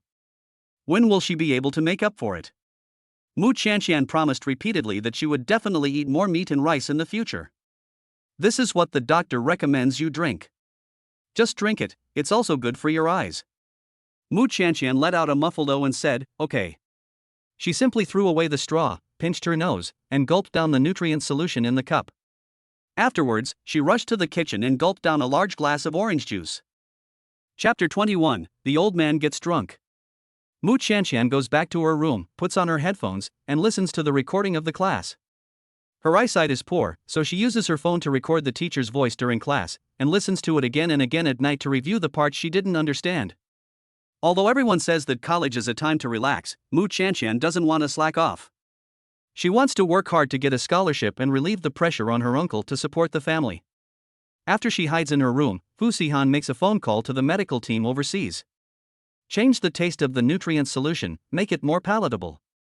But Mr. Fu, for all these years, our supplements have always had this taste, it's never changed. Sihan is rich and generous, and he increased the research and development bonus tenfold. The person there immediately changed his tone. Yes, Mr. Fu, what flavor do you want? We'll start research and development right away. That day, Qianqian was about to gulp down the nutrient solution as she had done before. But as soon as she took a sip, her eyes widened in surprise. It was so sweet, and it tasted like strawberries. Qianqian licked her lips with relish, wondering why the taste had suddenly changed. It couldn't be bad, could it? She called Uncle Fu to ask about the nutrient solution. Sihan was signing some documents, so he put his phone on the table and turned it on speakerphone. It's not bad, just drink it. The nutrient solution has turned into a strawberry flavor, it's delicious. Assistant Wang watched as her CEO lied, probably buying the wrong one. Uncle, can we buy this flavor in the future? I like it. Suit yourself. After hanging up the phone, Sihan handed the documents to Assistant Wang, who was standing in the same place, lost in thought. Sihan raised an eyebrow. Wang Yong? Oh, Fuzong, I'm sorry, I was just daydreaming. Wang Yong took the documents in his hands and went out to run errands. As he left the CEO's office, Wang Yong wondered in his heart why Fu had apparently given the overseas medical team 10 times the usual bonus in order to make the nutritional supplement taste better. He had personally supervised the payment process, so there was no mistake. But why, over the phone, had it become a casual remark about buying the wrong flavor? If it were that easy to buy the wrong one, there would be no need to spend 8-digit sums on research and development.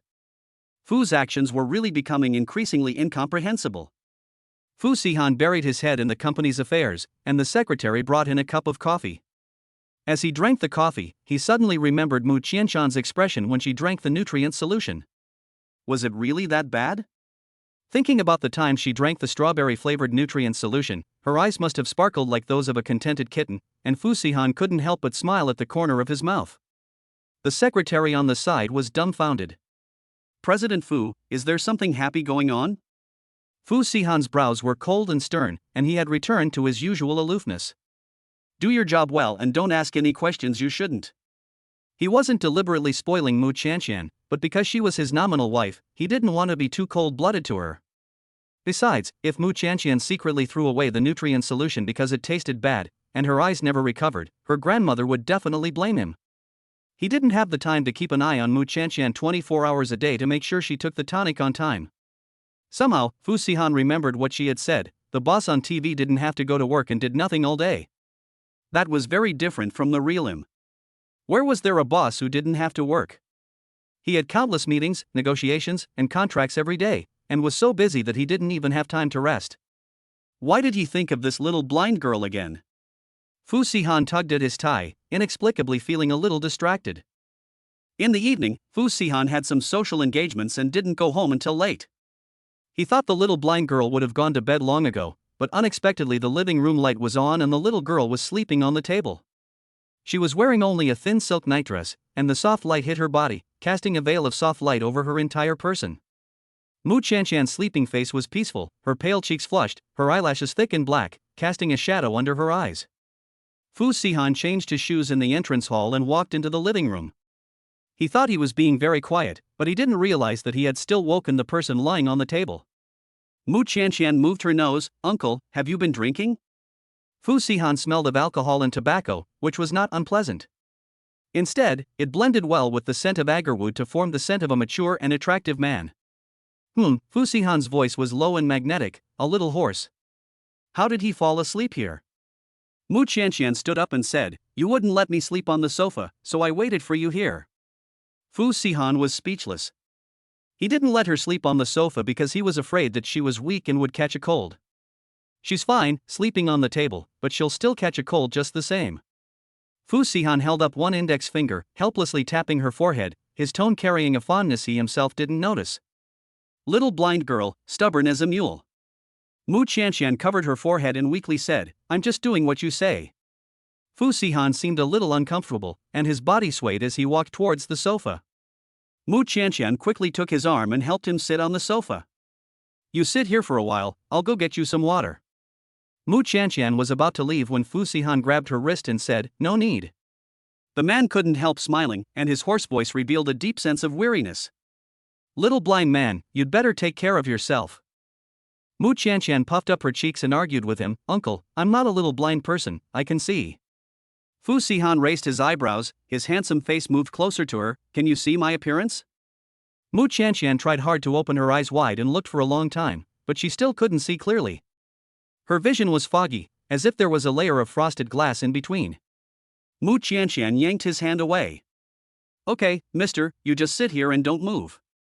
She went to the kitchen and poured a glass of warm water, which she put in front of him. You drink some water first, I'll go find you some medicine. Mu Qianqian opened the family medicine chest and looked at the boxes for a long time, because she couldn't read the words on them, she couldn't tell which medicine to take. Fu Sihan caught sight of her little action and said, Just get it, I'll find it myself. Mu Qianqian bit her lower lip in annoyance and had to bring the medicine chest to him. Fu Sihan used his long, slender fingers to pick up a pill box, took out a plate of pills, and drank 2 of them with the warm water she poured. I've already boiled the hot water, so you can just go and wash later. Fu Sihan nodded, spread his knees apart, rested his elbows on his knees, and rested his head slightly. After gathering his thoughts, he was about to go take a shower, but then he noticed that the little blind man was still standing in the same place, unable to let go of him. Fu Sihan smiled nonchalantly, I'm going to take a shower, and you want to follow me? Ha? Mu Qianqian didn't react. After 2 seconds, she finally realized what he was talking about, and her cheeks instantly turned red. No, I didn't. She just wanted to stay and help him because she was afraid that he would drink too much and not be able to take care of himself. Fu Sihan pretended to misunderstand her meaning, took off his tie, and threw it on the sofa. With long, slender fingers, he slowly undid the top 2 buttons of his shirt. It was a very simple action, but it was very pleasing to watch him do it. Anyway, you can't see it, so it's not like you can't follow. Chapter 22, Quarrel. Mu Qianqian couldn't remember how she ran back to the bedroom. She only remembered that her mind was blank and she was in a daze. Then, the blood in her body rushed to her head, and her face was incredibly hot. Mu Qianqian ran back to the second bedroom and slammed the door shut. Fu Sihan looked at the door to the second bedroom with an obscure expression. He had deliberately said those words to her, just to make her take the initiative to hide. So that he wouldn't do something irrational under the influence of alcohol. Fu Sihan had always been confident in his self-control, but that was in front of other women. In front of this little blind girl, his self-control seemed to have disappeared. Even Fu Sihan himself found it incredible. Mu Qianqian hid in the second bedroom, covering her burning cheeks, her heart pounding. She leaned against the door and heard the uncle enter the bathroom. Then the sound of water stopped and footsteps came out of the bathroom and returned to the master bedroom. Mu Qianqian didn't let her guard down until she heard the sound of the door closing in the master bedroom, then she took off her shoes and went to bed to rest. She pulled up the quilt and covered her head. It was quiet around her, except for the sound of her frantic heartbeat and rapid breathing. Was the uncle really an ugly man? But why did she feel that he was so good at flirting? Mu Qianqian had not been unconfessed to by boys, but she had never experienced the feeling of being moved, always feeling that something was missing. She clearly didn't even know what the uncle looked like, but she couldn't help her heart racing for him. Could it be because the uncle is so charming? Maybe, although the uncle is ugly, he is very good at flirting with girls? When she thought of this, Mu Qianqian's heart churned with sourness. You bad uncle, you're so good at flirting, I wonder how many little girls you've flirted with. The next day, during breakfast, Mu Qianqian deliberately avoided Fu Sihan's gaze. Trying to get under the table and eat? Fu Sihan narrowed his long eyes and stared at her suspiciously. Mu Qianqian sat up straight with a start, before she said no. She still didn't dare to look up, staring rigidly at the table. Is this bowl of porridge that good-looking?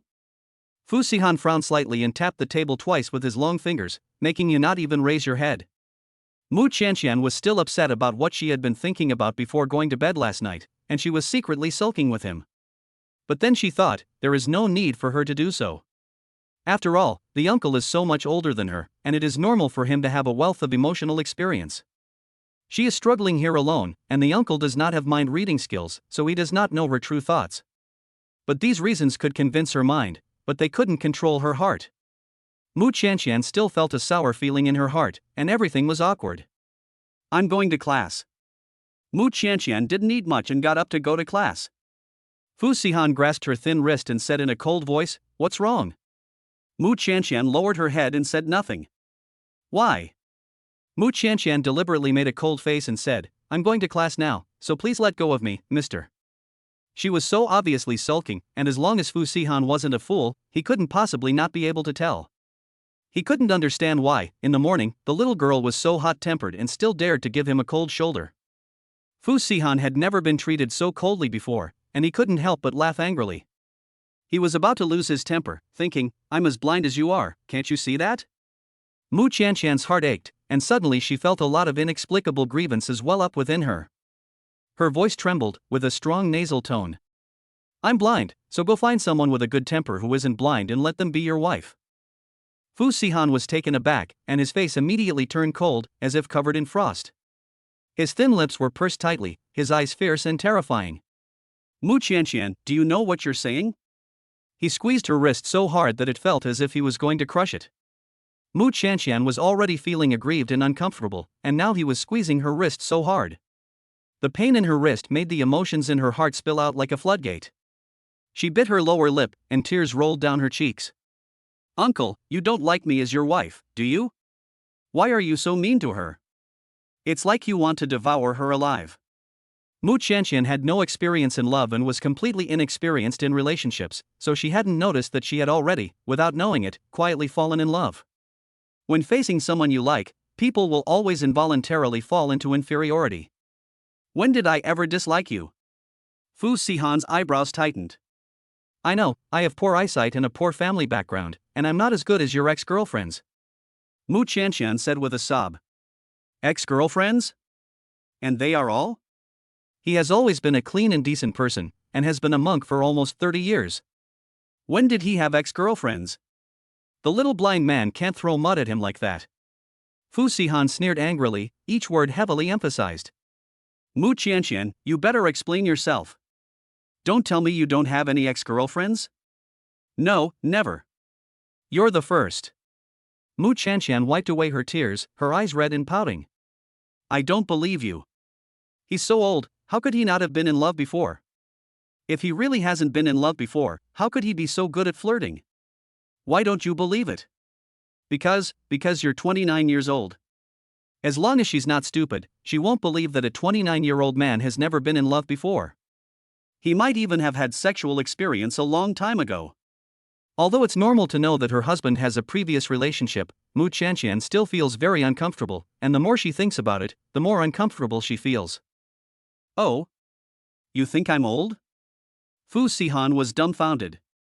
He realized at this point that the young girl was jealous. Qianqian's nose was red with crying, and she looked pitiful. "I'm not." "Mister, don't change the subject." Sihan took a deep breath, his voice low and cold. "Don't forget, your husband is an ugly man. Where can you find a partner?" "Only you, little blind girl, don't despise your ugly husband." "I've never been with any woman before, and I never will be." "Qianqian, don't ever say that again, that I should find someone else. Do you understand?" He emphasized the last sentence, which obviously hurt Sihan's pride. Sihan wasn't falling for Qianqian, but since the two of them had already gotten married, they had to try their best to get along. They couldn't avoid problems, but had to actively solve them. He is older and more experienced, while the young girl is sensitive and tends to overthink things. When things happen, he should let his wife go first, so as not to lose face.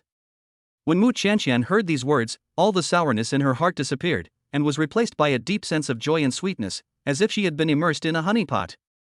She gave a gentle smile and took the initiative to apologize. "Uncle, I know I was wrong, and I will never say such things again." Chapter 23, The Sports Department Boy. Husbands and wives don't hold grudges overnight, and whatever they have to say will be fine. Qianqian realized her mistake.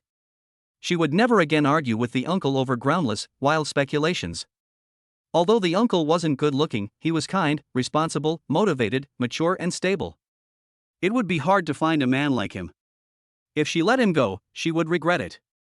Fu Sihan curled his lips in satisfaction and went to class. Well, goodbye, uncle. Mu Qianqian took her walking stick and skipped out of the door. In the morning, she had slumped her head in disappointment, but now she looked like a primary school student going on a spring outing, and she couldn't have been happier. Fu Sihan looked at her back and couldn't help but smile. She's still a child. Mu Qianqian had just walked through the school gate when she heard a lot of people excitedly rushing in one direction. Oh my god, it's Miss Gu. She just participated in the financial cup competition and won the first prize in the country. Several buildings at our school, including the library, were donated by her family. Did the Gu family donate it? I heard it was donated by the richest man in Bay City. Oh, you're so out of the loop. Sister Gu is the fiancée of the richest man in Bay City. Who doesn't know that? Sister Gu? Who's Sister Gu? Mu Qianqian didn't know this person, but everyone around her was going to the crowd to join the fun. She was pushed around in the crowd, and since she was blind, she almost fell over several times. Oops. Someone in the crowd pushed her, and Mu Qianqian lurched forward, about to fall to the ground. Just then, a strong arm reached out and caught her. Classmate, are you okay? Mu Qianqian was still in shock, and she adjusted her sunglasses. I'm fine, thank you. You're welcome. I see you're holding a cane, so you can't see? Let me help you out of the crowd.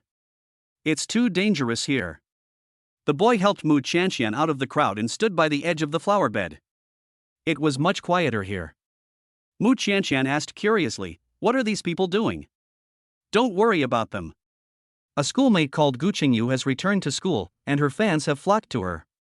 Mu Qianqian was surprised. Ah? There are still fans at school? The boy snorted, just a bunch of followers. It sounded like he was rather disdainful of this woman and her followers. What's your name? Which major? My name is Mu Qianqian. Mu Qianqian was on her guard, so she didn't tell the stranger her major or class.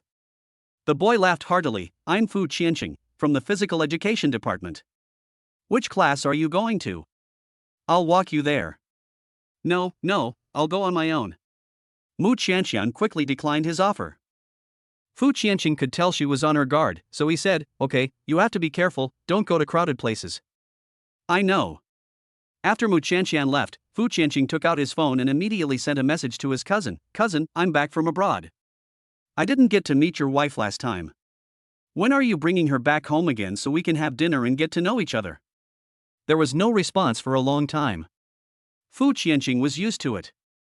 After all, his cousin was the one running the Fu family's 100 billion group, and he was so busy that he naturally didn't have time to reply to his messages. I just saw a girl at school that I really like. Grandma always tells me to find a girlfriend, right? I think I'm about to succeed. Oh yeah, that Gu Qingyu who kept pestering you is back at school, and she's even using the title of your fiancé. What I didn't expect was that Fu Sihan called directly. Fu Qianqing connected the call in a flustered manner. Big brother, why are you calling me? Keep your mouth shut. Don't reveal a single word that you shouldn't. I know, I'm not a nosy person. Fu Qianqing patted his chest to reassure him, but the rumors were rampant.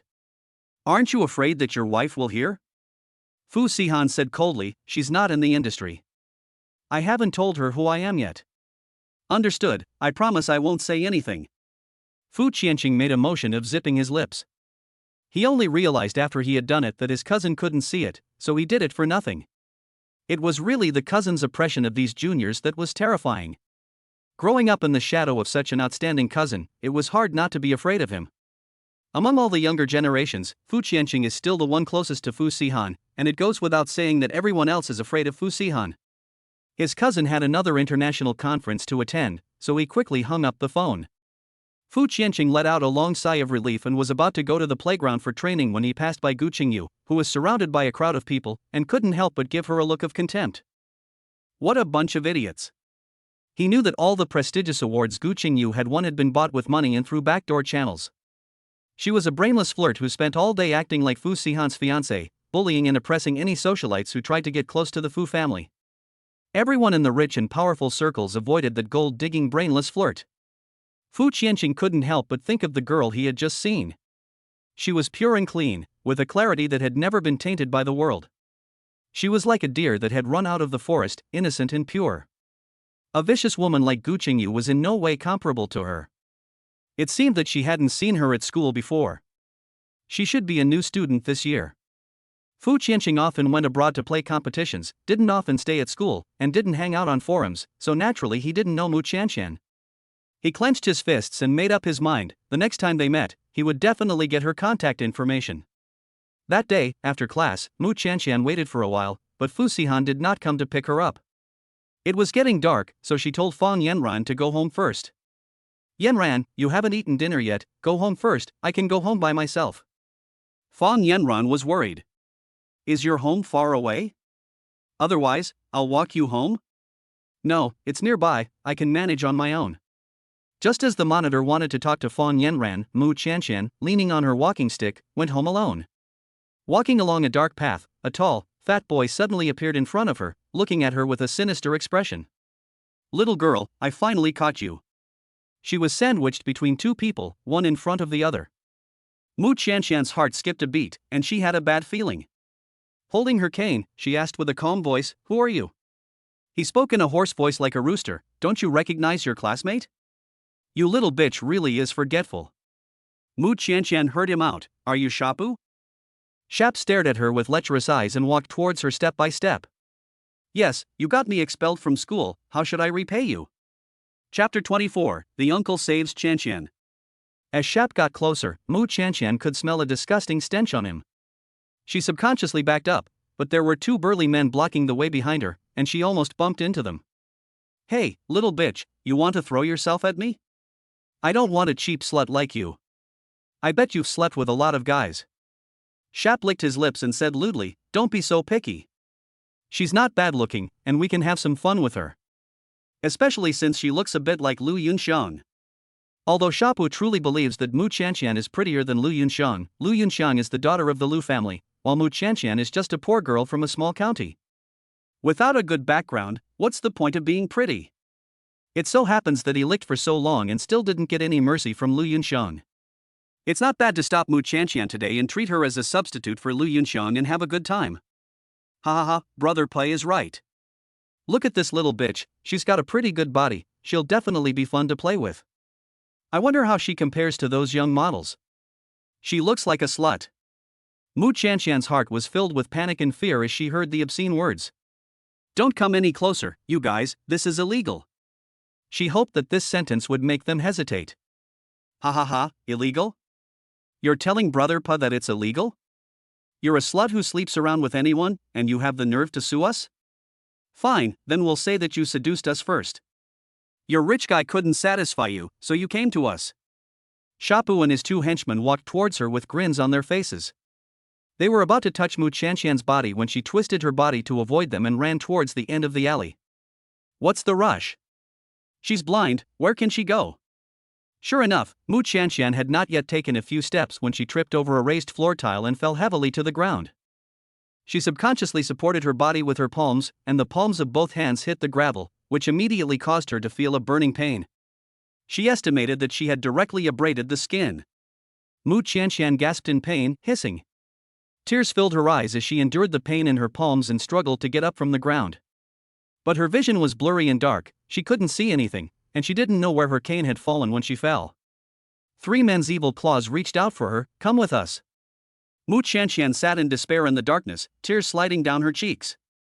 Just when she thought she would not escape the clutches of the devil today, a low male voice suddenly pierced the darkness, bringing her light. Qianqian.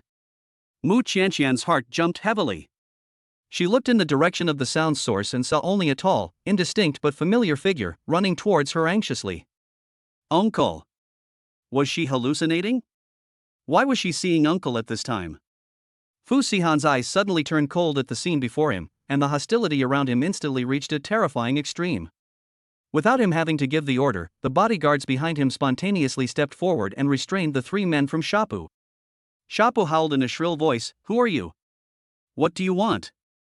This is our little bitch." Before he could finish speaking the unpleasant words, the bodyguard had already broken his arm. A piercing scream echoed through the darkness. These men had been by Fu Sihan's side for many years and had followed his nature, so naturally they were not kind and soft-hearted. This person dared to disrespect Mrs. Fu, and breaking an arm was the least he deserved. With the dim moonlight, Shap finally saw Fu Sihan's cold profile and the murderous aura around him that kept people away. This person, Shap has only seen once from afar at a wealthy family banquet. Even his father, the head of the Shap family, is not worthy to hold this person's shoes. How is this cold Hades here? You are Fu.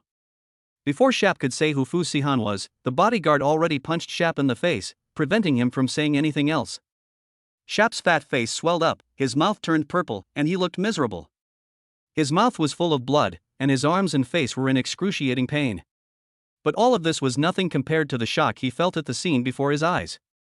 The heir to the Beishar family's unreachable 100 billion fortune was actually standing in front of the little blind girl, bending down and condescendingly extending his hand to her. Qianqian, I'm here. After Fu Sihan said these words, Qianqian's heart, which had been hanging in the balance, finally settled. She let out a whoosh sound and burst into tears, throwing herself into his arms. The familiar scent of cool, woodsy fragrance enveloped her, and a warm feeling spread through her skin and into her heart. Fu Sihan's body stiffened, and in the end, he did not push her away. His warm palm rested on her back, and like a child, he patted her gently, saying, "Don't be afraid, I'm here." It was just that the aloof President Fu had never comforted anyone before, and his movements revealed some awkwardness and inexperience. But at this moment, even if he did nothing, in Qianqian's heart, he was like the most noble god. Qianqian was still a little scared and said anxiously, "Uncle, I just thought that she didn't dare to say the rest." Just imagining that nightmare-like scene made her shiver with fear. "No, I'm here, no one will dare to touch you." Fu Sihan embraced the trembling girl in his arms. His broad, strong chest enveloped the petite girl in a protective shell. Qianqian was so frightened that she cried in his arms for a while, and then fell asleep. It wasn't that she was careless, but her body had activated a protective mechanism under the immense shock, causing her to fall asleep to regain her energy. After Qianqian fell asleep, Fu Sihan embraced her and turned to look at the three men from Shapu. He gave them a fierce and cold stare, and the three of them trembled in fear. "Fu, President Fu, we didn't know that she was related to you. If we had known that this woman was related to President Fu, even if we gave him 100 guts, we wouldn't dare do anything to her." He offended the Fu family, and not to mention Lu Yunxiang, even the entire Lu family combined could not protect him. At this point, Shapu could not help but blame Lu Yunxiang, blaming the woman for provoking him and getting him into this mess. Fu Sihan's eyes were cold as he looked at the three dead things, his voice devoid of emotion. "Find out their identities, bankrupt those who deserve it, and those who shouldn't stay in Pei City." The rest, Fu Sihan did not need to say, his men already understood. Fu's family was his bottom line. If Shapu dared to touch his family, he could say that he had lived too long. With the Fu family's strong financial resources and capital, it would be a matter of a finger snap to bankrupt the Xia family. According to Fu Sihan, not only did he want to completely bankrupt the Xia family, he also wanted to expel them from Pei City, leaving them with no face left in the circles of the wealthy. It seems that this time, President Fu was really serious. Shapu begged for mercy in a panic, so much so that he was about to kneel down. "President Fu, we know we were wrong, please let me go. We didn't know she was your woman. If I had known she was yours, I wouldn't dare go against the Fu family even if I had the guts of a bear and the heart of a leopard." Chapter 25, Uncle hugged Qianqian. Fu Sihan picked up Qianqian in his arms and walked past them in cold blood, not even giving them a glance. "Mr. Fu, please let us live. Mr. Fu, we will never bully your people again. We were just confused for a moment. President Fu, we were just trying to play a joke on her, we didn't mean to hurt her. Please, we beg you, have mercy." Shapu sat on the floor in despair, his face ashen. "It's over, it's all over." He should never have targeted Qianqian from the start, otherwise he wouldn't have ended up getting expelled from school and getting involved with the most formidable person he shouldn't have. When he got back, how was he going to explain to his father? The Xia family was ruined by the Fu family, and his father had to break his legs? I'm afraid he will be punished directly by the family law. In the future, when their family has no money and is driven out of Bay City, he will never be able to live the life of a young master again. It's all the fault of that bitch Lu Yunxiang. If it weren't for her provocation, would he have fallen to this state today? Shapu didn't dare to hate Fu Sihan, so he put all the responsibility and anger on Lu Yunxiang. Qianqian woke up after sleeping for a while. Her palm itched, and she subconsciously wanted to scratch it. Next to her came a voice, "Don't move." Qianqian blinked innocently and turned her head to look over. She could recognize who it was just by the vague figure. It was Uncle. Qianqian called out to him in a soft voice, with a strong nasal tone. "Don't move, I'm disinfecting you, it'll hurt a bit." Sihan held her fingers, used an iodine swab to disinfect the wound on the palm of her hand, then applied medicine and carefully bandaged it. He was not a talkative person and remained silent at the moment, focusing on helping her treat the wound. Qianqian did not make a sound to disturb either, blinked her thick eyelashes, and lay quietly on the sofa. The living room fell into silence for a while. Qianqian looked at him without blinking, a little lost in thought, and couldn't help but lift her other hand and try to touch his face with her fingers. Just as her fingertips were about to touch him, he turned his head to the side to avoid it. Sihan raised an eyebrow and asked, "What are you doing?" "Nothing." Qianqian lowered her head and whispered. Just now, for some reason, she really wanted to know what the uncle looked like, so she couldn't help but reach out her hand. But he avoided it. Qianqian felt a sense of loss. Sihan helped her treat both her hand wounds, looked up at her and asked in a low voice, "Does it hurt?" Qianqian came back from her daze, shook her head and said, "No, it doesn't hurt. The wounds shouldn't get wet, so you should wear plastic wrap when you bathe tonight, or ask Auntie Lu to come over and help you." Qianqian refused, saying, "No, I can bathe by myself." She wasn't used to having another person around when she bathed, as it was such a private matter. Sihan gave a faint nod and then said, "Tomorrow I'll take you to the hospital for a checkup." "Huh? Why? It's not time for a follow-up yet.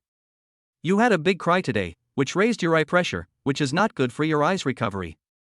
Qianqian was a little resistant, biting her lower lip and arguing in a low voice, "I didn't cry that hard, so it shouldn't have an effect." Sihan arched his lips and said, "You didn't cry that hard? My jacket is still wet." The little girl leaned against his chest, crying so hard that she had wet a large part of his shirt, and yet she claimed that she hadn't cried that hard. Qianqian's cheeks flushed slightly, and she felt a little embarrassed, stammering, "Then, I'll wash your clothes for you." "No need. You just rest up." Sihan had wanted to blurt out the nickname for the little blind girl, but when he thought about how much it meant to Qianqian, he swallowed the words back. Qianqian sat up from the sofa and folded the summer quilt she was wearing and put it in the corner of the sofa. She was about to take a shower when she suddenly thought of a question. How did she get upstairs after she fainted from crying? Before she lost consciousness, she was leaning on the uncle's shoulder, so.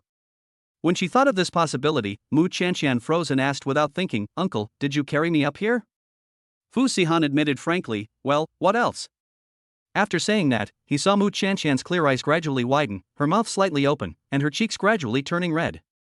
The little girl blinked anxiously, so embarrassed that she wished she could find a crack in the ground and disappear into it. Her reaction was so big that Sihan had to remind her out loud, "Qianqian, I'm your husband." A wife who has already been legally married to her husband can't even be hugged a little? Qianqian's voice was as soft as a whisper, and her tone was also soft. "I know, I just can't get used to it for a moment." She didn't say he wasn't. It's just that she's never been in contact with a man before, so she's a little uncomfortable. Sihan looked at her with deep eyes and an unmistakable tone of voice. "In the future, you have to get used to it slowly." Qianqian puffed up her cheeks and quickly nodded her head. She shyly ran into the second bedroom and slammed the door. If Sihan hadn't had good hearing, he wouldn't have heard her grunt. The corner of his lips curled up in a pleasant smile. Why hadn't he noticed before that teasing her was so much fun? The little girl was so silly and dumb, soft and cute, like a clumsy little bunny, that he couldn't help but want to bully her. The next day, Qianqian asked Fang Yanran to help her take a leave of absence. "Yanran, I need to go to the hospital today for a follow-up eye examination. Could you please ask the teacher for a leave of absence for me? I'm afraid I'll be called upon to answer roll call." "Okay, is your eye okay? When will you be back?" "I'm fine. I can come back after the examination." "Thank you, Yanran." After the voice call, Qianqian heard the phone prompt, "An emergency contact has sent you a message. The content is as follows: I have a sudden matter and cannot make it to your school in time. I have asked my assistant to drive to the East Gate to pick you up." The only emergency contact in her phone is Uncle Fu, who set it up for her when he bought the phone. Qianqian had her phone on silent yesterday during class, so she didn't hear the message. It turned out to be a big mistake. If she had heard the message earlier, she would have just gone to the east gate and waited, and she would not have encountered the subsequent events. Fu Sihan had gone to the office for something, so it was Assistant Wang who drove Mu Qianqian to the hospital today. On the way, Assistant Wang explained to her, "Miss Mu, you can't park at the usual exit, so I had to go to the east gate to wait for you." Mu Qianqian nodded, "I see, next time I'll go to the east gate early." When they arrived at the hospital, Mu Qianqian underwent a series of detailed full-body examinations. Fu Sihan hurried to the hospital after finishing his business. Mu Qianqian was lying in the hospital bed receiving an infusion. "Uncle Fu, don't worry, the doctor said I'll be fine." "Really?" "Of course it's true, why would I lie to you?" Fu Sihan didn't even realize it himself, and he let out a sigh of relief. "The people who hurt you will never appear in front of you again." Mu Qianqian was taken aback. Her first reaction was not to think of Shapu, but to think that if the uncle didn't accompany her in the morning, he had gone to deal with this matter. Chapter 26, Little Crybaby. For a moment, Mu Qianqian's heart felt as if she were stepping on cotton, light and fluffy, and also indescribably sweet. Fu Sihan didn't go into detail, and Mu Qianqian thought he had gone to the police to deal with last night's incident. In fact, Fu Sihan used the mall's method to get the Xia family, a third-rate family, removed from the Beijing circle and overnight reduced to an object that all the wealthy families avoided. Today, the Xia family is facing a severe debt crisis, on the verge of bankruptcy, and will soon be completely uprooted and driven out of Bay City. As for his two followers, their fates were even more miserable. From then on, Shapo naturally never appeared in front of Mu Qianqian again. "Uncle, why were you there yesterday?" Fu Sihan raised his eyelids and glanced at her, explaining in a light voice, "I just happened to pass by." "Oh." Mu Qianqian was doubtful. On the one hand, she felt that things could not be so coincidental, but on the other hand, she was afraid that she was overthinking it. Her heart was jumping up and down, repeatedly and incessantly. Did Uncle Fu really come to pick her up? Seeing Mu Qianqian's confusion, a smile flashed in Fu Sihan's eyes. It was so late, and the only reason he was walking in the direction of the University of Finance and Economics was to pick her up. His assistant sent him a message when she didn't see him. Fu Sihan had just finished a meeting and, when he saw the message, he immediately led the people nearby to look for her. Sure enough, they found her near the alley. Mu Qianqian picked up the thermos and just wanted to take a sip, but she noticed that the cup was already empty. Fu Sihan asked, "Thirsty?" Fu Sihan asked his assistant to go out and get her some water. He washed an apple, cut it into small pieces with a knife, and fed it to her. Mu Qianqian had never been taken care of like this before, and her heart was filled with sweetness and warmth. She took Fu Sihan's hand and ate a crisp piece of apple, a little shy. Just then, an old woman walked into the ward. "Ha? What's going on? Why is there someone else in my room?" Her children quickly came over, took her arm and said, "Mom, you've gone to the wrong room. Your room is next door." "So I've gone to the wrong room, ha, I'm sorry." The old woman was a cheerful person, smiling all the time. "It's okay," Mu Qianqian said with a gentle smile. The children helped the old woman walk out of the ward, and she muttered, "Young people have good relationships. They support and care for each other even in the hospital. When I was hospitalized before, your father took care of me the same way. It's been so many years already." Mu Qianqian felt quite moved when she heard these words. If only her relationship with her boyfriend could be as stable as this elderly couple's, lasting decades without a problem.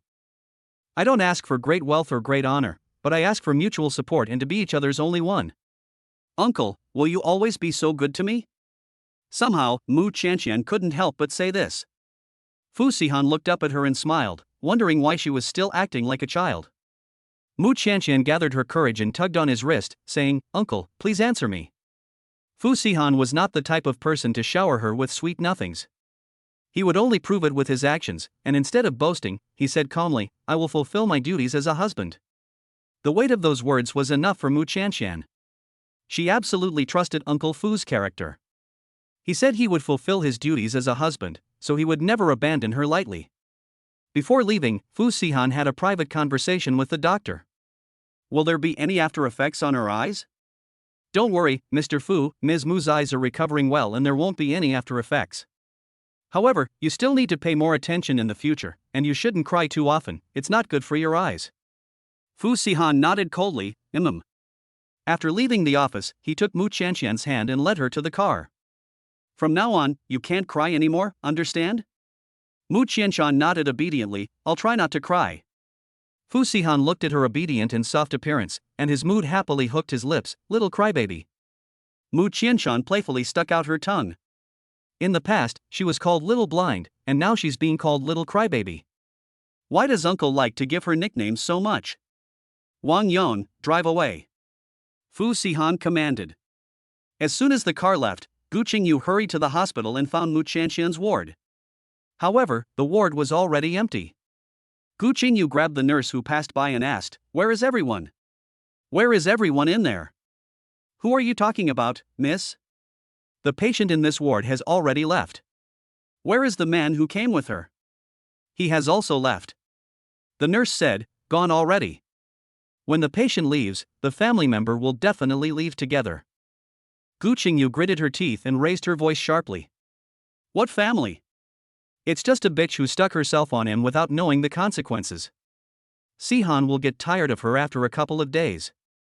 The nurse didn't dare to retort, as she could see that she wasn't in a good mood. The old lady in the next ward came out for a walk and heard what she said.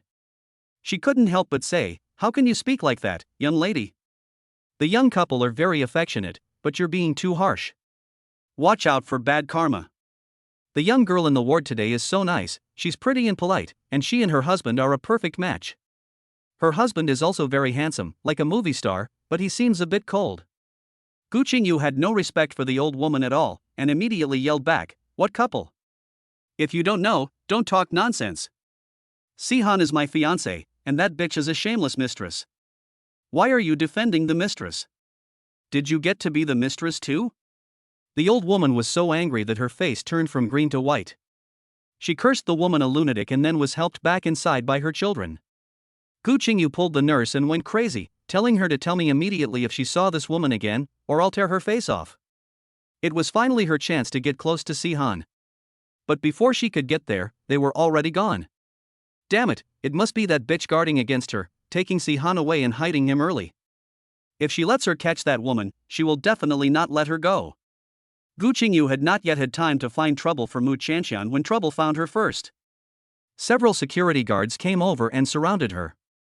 "Miss Gu, Mr. Chang has ordered that you cannot set foot in any hospital owned by the Chang family, so please leave quickly." "Why can't I go in? I'm sick, so I can't go into the hospital? What kind of reason is that?" The security guard smiled without any warmth in his voice. "Even if you are seriously mentally ill, you cannot go into the Chang family's private hospital." "How dare you call me mentally ill?" Gu Qingyu pointed at the security guard captain with her bright red fingernails, her tone domineering. "Do you know who I am? Take her away." Several security guards rushed up, grabbed Gu Qingyu's arm, and lifted her up. "Let go of me, let go of me." Gu Qingyu yelled regardless of her image, but in the end she was forced out by the security guards. She fell dismally into the flower bed, her exquisite hair scattered all over her face, her makeup ruined, and there was no trace of the lofty manner she had just displayed. Chapter 27, Infatuation. Mu Qianqian naturally had no idea what had happened at the hospital. When she got home, she wanted to put in some eye drops, but every time she was about to do so, she couldn't help but close her eyes. After a few times, the eye drops had all dripped out, which was a waste. Mu Qianqian really couldn't do it alone, so she had to ask Fu Sihan for help. "Uncle, can you help me put in some eye drops?" Fu Sihan put down what he was doing and walked over to her. "Give me the eye drops." Mu Qianqian obediently handed them over. Fu Sihan pinched her chin with one hand and held up the eye drops with the other, as if he were going to drop them in. But Mu Qianqian's eyes kept blinking. Her eyes were dark and glossy, like fine obsidian, only they seemed unfocused and covered in a film of water because she couldn't see them for the moment. Fu Sihan stroked her chin, pondered for a moment, and opened his mouth. "Ha?" Mu Qianqian was puzzled. She was supposed to drip her eyes, so why did the uncle tell her to open her mouth? "Open." His long, slender fingertips lightly tapped her mouth twice. The warm fingers touched her lips, and Mu Qianqian's entire body froze, and she stayed in place, forgetting to react.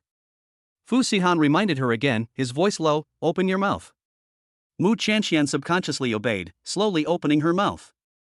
The cold eye drops dripped down, and before she could close her eyes, the drops had already filled her eyes. Her eyes felt cool, and her vision cleared for a moment, as if the black veil covering her eyes had thinned. But that moment was fleeting, so fast that Qianqian couldn't catch it, and her vision once again became blurry and dark. She was a little lost in thought, and muttered, "Uncle, actually, I think your profile is quite good-looking." Sihan's lips curled coldly, wondering what was going on in his head every day. Qianqian pouted her lips. Just now, in that fleeting glimpse, she saw the hard profile of a knife cut and axe cut, and she almost forgot that her husband was a peerless ugly man. Forget it, it's probably just the psychological effect of the eye drops on her. "Uncle, why did you tell me to open my mouth?" Qianqian asked in puzzlement. Sihan explained coldly that the nervous systems of the eyes and mouth are shared, so if you open your mouth, your eyes won't close randomly. Qianqian actually understood a little bit. "Oh, I see. But, Uncle knows so much, even medical knowledge, he knows it so clearly." "That's amazing. With such a good personality and all this knowledge, his appearance doesn't matter at all, does it?" Qianqian stood up from her seat and said to the uncle, "I'm going back to the house to listen to the class recording." "Okay." The two were each busy with their own things, and the atmosphere at home was warm and natural. Shapu, who had bullied Qianqian before, was currently in a panic. Who would dare help when the Fu family had intervened? The Sha family could not hold on for long and declared bankruptcy. Before Shapu was kicked out of Beishur, he went to see Lu Yunxiang. "Lu Yunxiang, I've fallen into this situation because of you, you must take responsibility." Lu Yunxiang never imagined that he couldn't even handle such a trivial matter. She was furious and said, "How dare you come to me? You let that country girl be expelled from school, and you, on the other hand, were expelled yourself. I never imagined that you were actually such a person. I thought you were a spoiled rich girl." Shap finally saw Lu Yunxiang's true face of being sinister and vicious. Lu Yunxiang didn't care what Shap thought, she only cared about her own interests. "You didn't rat me out, did you?" Shap said viciously, "Ha, if I tell on you, who will give me money in the future?" This was a clear threat to Lu Yunxiang. If he didn't pay a hush money, don't blame him for telling everyone everything. Although the Shas are no longer in power, Shapu still knows a few people in the circles, and if he spreads the rumors at that time, everyone will know about it, and Lu Yunxiang will have a hard time. Lu Yunxiang suppressed her resentment and put on a gentle and generous appearance. "What you said, how could I not take care of you? Just tell me how much you want. Give me 10 million. 10 million? Lu Yunxiang unconsciously raised her tone, her voice sharp. "Where am I going to get you that much money? My card was long ago suspended by my brother, and I only have a few 100,000 in my hands. Then give me 1 million first, and I'll owe the rest." Shapu knocked on the bamboo. Lu Yunxiang didn't dare to risk her reputation, so she could only swallow her pride and say, "Okay, I'll get you 1 million. Don't forget to write an IOU for the rest." Lu Yunxiang was almost mad, but she could not afford to lose face with him. "Fine, I'll write it." Shapu got the 1 million that Lu Yunxiang had sold her jewelry and clothes for, and with the promissory note for the remaining 9 million in his hand, he left the Lu family happily. Lu Yunxiang had caused him to be in such a situation, so Shapu could not let her off the hook. So Shapu deliberately did not tell Lu Yunxiang that the girl she wanted to offend was someone from General Fu's camp. From what he knew about Lu Yunxiang, she would definitely not let it go and would continue to stir up trouble. By then, she would end up just as miserable as herself. Thinking about this, Shapu felt great. Serves you right. In the evening, Qianqian was keeping accounts under the light. She felt around, writing down the date of the day, as well as the approximate costs of the examination and medicine. She also wrote down the supplements and nutritional drinks that Uncle usually bought for her, even though she didn't know how much they cost. For an ordinary family like Uncle's, the 8-digit surgery bill must have emptied his savings and even incurred some external debt. Although Uncle never mentioned these things, Qianqian could not forget them. She had written down all his kindness. After writing it, Qianqian put the account book on the bedside table and hid it. She was about to turn off the light when the silhouette she had vaguely seen when the uncle helped her take her medicine today appeared in front of her. The uncle stood next to her, so tall, with a faint smell of cedar on his body, which was particularly charming. Qianqian rested her chin in her hands, narrowed her eyes, and her whole body was emitting pink bubbles. Until a thought crossed her mind, "Qianqian, don't be infatuated. You have to get up early for class tomorrow." She finally woke up from her dream, rubbed her hot cheeks, quickly turned off the light, and climbed into bed to go to sleep. If Uncle knew her fantasy, he would definitely laugh at her. Maybe he would give her another nickname. Qianqian's mind flashed with many random thoughts, and she was overcome with sleepiness and fell asleep without realizing it. Chapter 28, Chasing Girls. Qianqian went to class and sat with Fan Yanran. Behind them sat a boy. At first, Qianqian didn't pay any attention to him until after class. The boy patted her on the shoulder. "Classmate Mu, do you remember me?" Qianqian smiled and winked at her. Qianqian couldn't see his face clearly, but the voice sounded familiar. "Who are you?" "I'm Qianqian. We met before." "Oh, I remember." That day, when Gu Shuai returned to school, so many of her fans jumped on her that Qianqian almost fell over. At that time, Qianqian helped her in time. Qianqian explained, "I saw your major in class from the forum, and I asked someone to find out the classroom for your major." Oh. Qianqian was uninterested. She was now only thinking about studying and making money, and didn't want to think about anything else. Qianqian gave a hearty laugh and asked Mu, "May I have your contact information?" Qianqian bit her lower lip, considering how to refuse him. I have poor eyesight and don't use my phone often." Qianqian said cheerfully, "That's fine, we can just save each other's phone numbers. I won't bother you often. If you ever need anything, you can call me too." Qianqian was not good at refusing people, but she didn't want to get involved with a boy she didn't know. After all, she was already married and had a certificate. Fan Yanran saw her dilemma and took the initiative to help. "Classmate, why don't you add my contact information? Qianqian and I usually hang out together. If you want to find her, I can pass on the message for you." Qianqian looked at Fan Yanran gratefully. Qianqian thought about it and said, "That's good." He took out his phone and added Fan Yanran as a friend. There were still a few minutes before class started, so Qianqian and Fan Yanran went to the bathroom together. On the way, Qianqian thanked her, "Thank you just now, Yanran. I didn't know how to refuse him." Fan Yanran didn't hide it, and there was no need to thank me. "Qianqian, actually, I also have my own selfish motives." "Ha?" Fan Yanran took her arm. "In fact, that guy is very handsome and sunny, my type. Plus his best friend, I'm quite happy." "Qianqian, you're not angry, are you?" "Of course not. If you like someone, you have to strike first."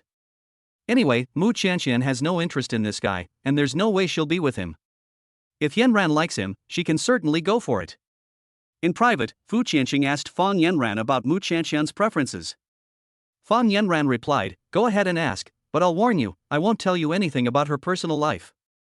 Qianqian, "Don't worry, I just want to find out her preferences, and I won't ask anything else." "You and Mu are roommates?" Fan Yanran typed a reply, "Yes, we're in the same dormitory." As for Qianqian's preferences, she likes to study, is very serious about her work, and is very friendly to people. Qianqian didn't get the answer he wanted, so he asked, "Do you know what type of guy she likes?" Fan Yanran thought about it for a moment. Qianqian's tastes are a bit unusual. She doesn't seem to like handsome guys. Doesn't like handsome guys? Yes, handsome guys are ugly in her eyes. Fan Yanran clearly remembered how stunning the man she saw when she first accompanied Qianqian and the others was. He was well dressed, had a cool demeanor, was strikingly handsome, and exuded an unattainable aura. Such a near-perfect man was actually considered ugly by Qianqian. It was enough to show that Qianqian's aesthetic sense was not quite the same as ordinary people. This really stumped Qianqian. "Thank you, I'll think about what to do." The next day, when Qianqian went to class, she ran into Qianqian again. This time, Qianqian was dressed in a rustic way, with messy hair. "Am I ugly enough like this?" Fan Yanran twitched her eyes, "Not too bad, not too ugly. After all, his foundation is there, and no matter how hard he tries to look ugly, he won't be able to go too far."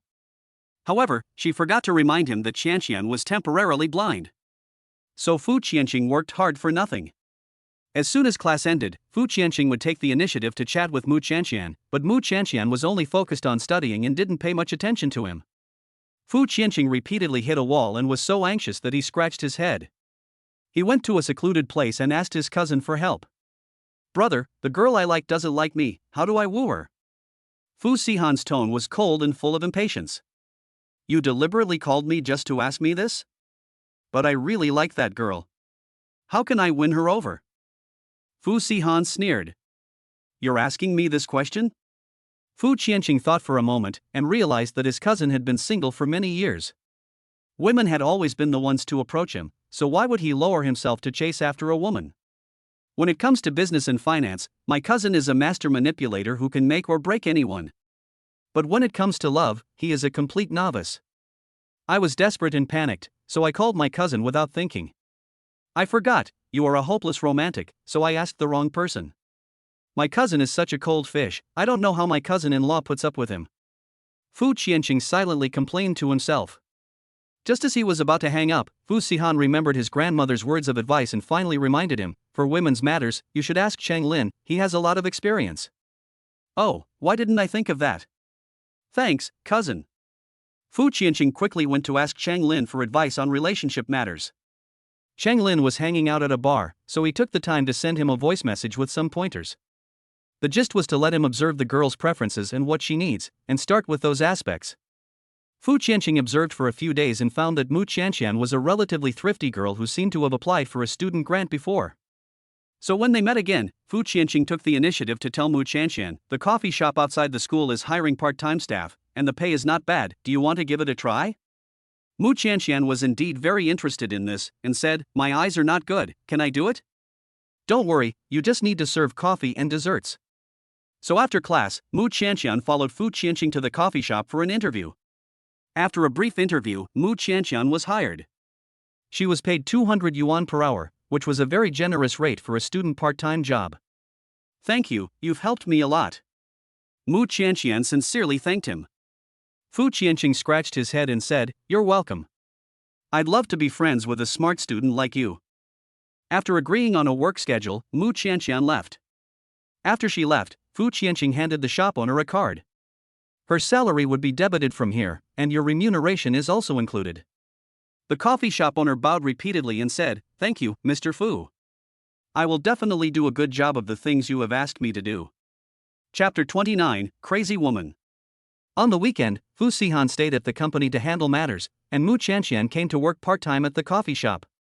Everything went smoothly the first day, and she didn't encounter any problems, but the next day, an unexpected guest came to the shop.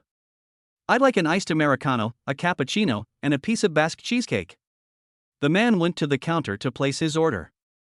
After the barista had made it, Mu Qianqian took the tray and walked over to the customer, placing the coffee and dessert on the table. A hostile voice suddenly came from in front of her, is that you? Gu Qingyu had come out to meet a male classmate, but she never expected to run into the little bitch who had seduced Fu Sihan here. The world really is small. Mu Qianqian didn't recognize her voice and didn't know she was talking about her, so she said, enjoy your meal. She was about to turn around when Gu Qingyu called out to her, wait. Mu Qianqian turned around to look at her and said, what do you want? Gu Qingyu stood up, crossed her arms, and looked at her up and down in a critical manner, as if weighing something. You're so poor that you have to work in a coffee shop? Mu Qianqian's hand holding the tray tightened slightly. I don't know you, so please speak respectfully. Respect?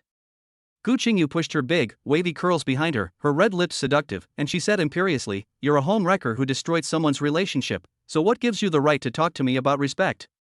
I said I don't know you. This is ridiculous.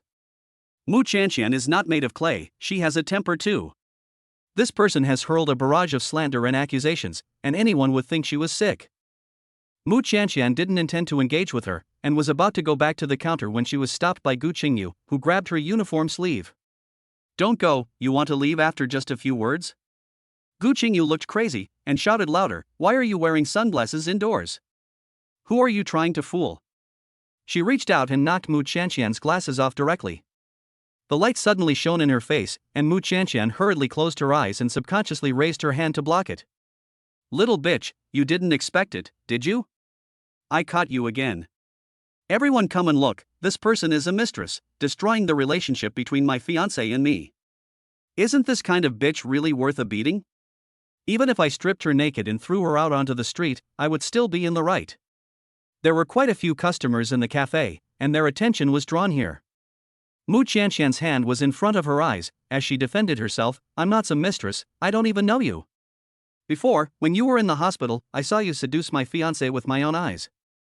Mu Qianqian felt that her voice was familiar, and when she heard her say that, she finally remembered who she was. When I was just hospitalized, didn't a crazy woman come looking for trouble? It turns out she went to the same school as me. What bad luck. I don't know your fiancé. Who the hell are you? Why are you looking for trouble with me again and again? Gu Qingyu didn't believe her excuses. Ha, you're still pretending? Who would believe you? I've seen plenty of women like you, trying so hard to get ahead, right? I'll take your clothes off today and let you be as slutty as you like. The male classmate who came with her couldn't help but hold her back, saying, Gu Shuejie, that's enough, don't push it too far. Get out of my way. Gu Qingyu shook off his arm and grabbed Mu Qianqian, refusing to let go. You cheap little mistress, don't think that just because you've been slept with for 2 days you can become the main wife. I'm telling you, you don't deserve that. You're only good enough to marry a poor man and give birth to a whole brood of poor brats.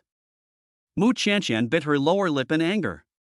You keep calling me a mistress, but tell me, what's my surname and name? What's the name of your fiancé? I told you I don't even know you. Gu Qingyu had no idea what Mu Qianqian's name was. You're the mistress, anyway, and you dare to talk back to me? I'll take you out into the street right now. She was very strong, and she dragged Mu Qianqian by the arm, trying to take her out into the street to strip. The onlookers were talking and speculating. Is this girl really a mistress? I'm confused. She seems pretty nice to me, not like a mistress. Besides, even if she is a mistress, she shouldn't be stripping in the street like that, it's so humiliating. Yeah, this woman can't even say what the other person's name is, and she's insisting on stripping them. Could she be a crazy woman? Gu Qingyu heard these comments and her face turned even uglier. You've all been fooled by this bitch. Don't let her innocent appearance fool you, she's up to no good. She had just pushed open the glass door when Mu Qianqian bit her wrist in anger. Bitch! How dare you bite me? Gu Qingyu let go in pain and Mu Qianqian took the opportunity to escape back behind the counter. Manager, call the police quickly, there's a lunatic here. Mu Qianqian panicked and asked the manager for help. The female boss protected Mu Qianqian behind her. Don't be afraid, I'm here, I won't let this person take you away. Gu Qingyu continued to yell at her through the counter, this time even scolding the manager. Hurry up and hand over this bitch, are you protecting her because you're also a mistress? Mu Qianqian panicked and lost her head. She hid under the counter and called an emergency contact. As soon as the call connected, there was a cold hello from Uncle Fu. Mu Qianqian lowered her voice and asked for help. Uncle, I work part-time at a coffee shop. Someone is causing trouble. Can you come and save me? Right now? Well, if it's inconvenient, that's fine. Fu Sihan was in the middle of a very important meeting, but he could faintly hear a few expletives through the phone. If it wasn't an emergency, Xiaoku Bao wouldn't have called him. Fu Sihan said in a low voice, wait for me, I'll be right there. Hearing this, Mu Qianqian felt as if she had taken a sedative, and her panicked heart settled down at once. She stood up from behind the counter, and as soon as Gu Qingyu saw her, she grabbed whatever she could find and threw it at her. The female shop manager firmly protected Mu Qianqian, and if you don't stop, we'll call the police. Gu Qingyu yelled hoarsely, go ahead, call the police.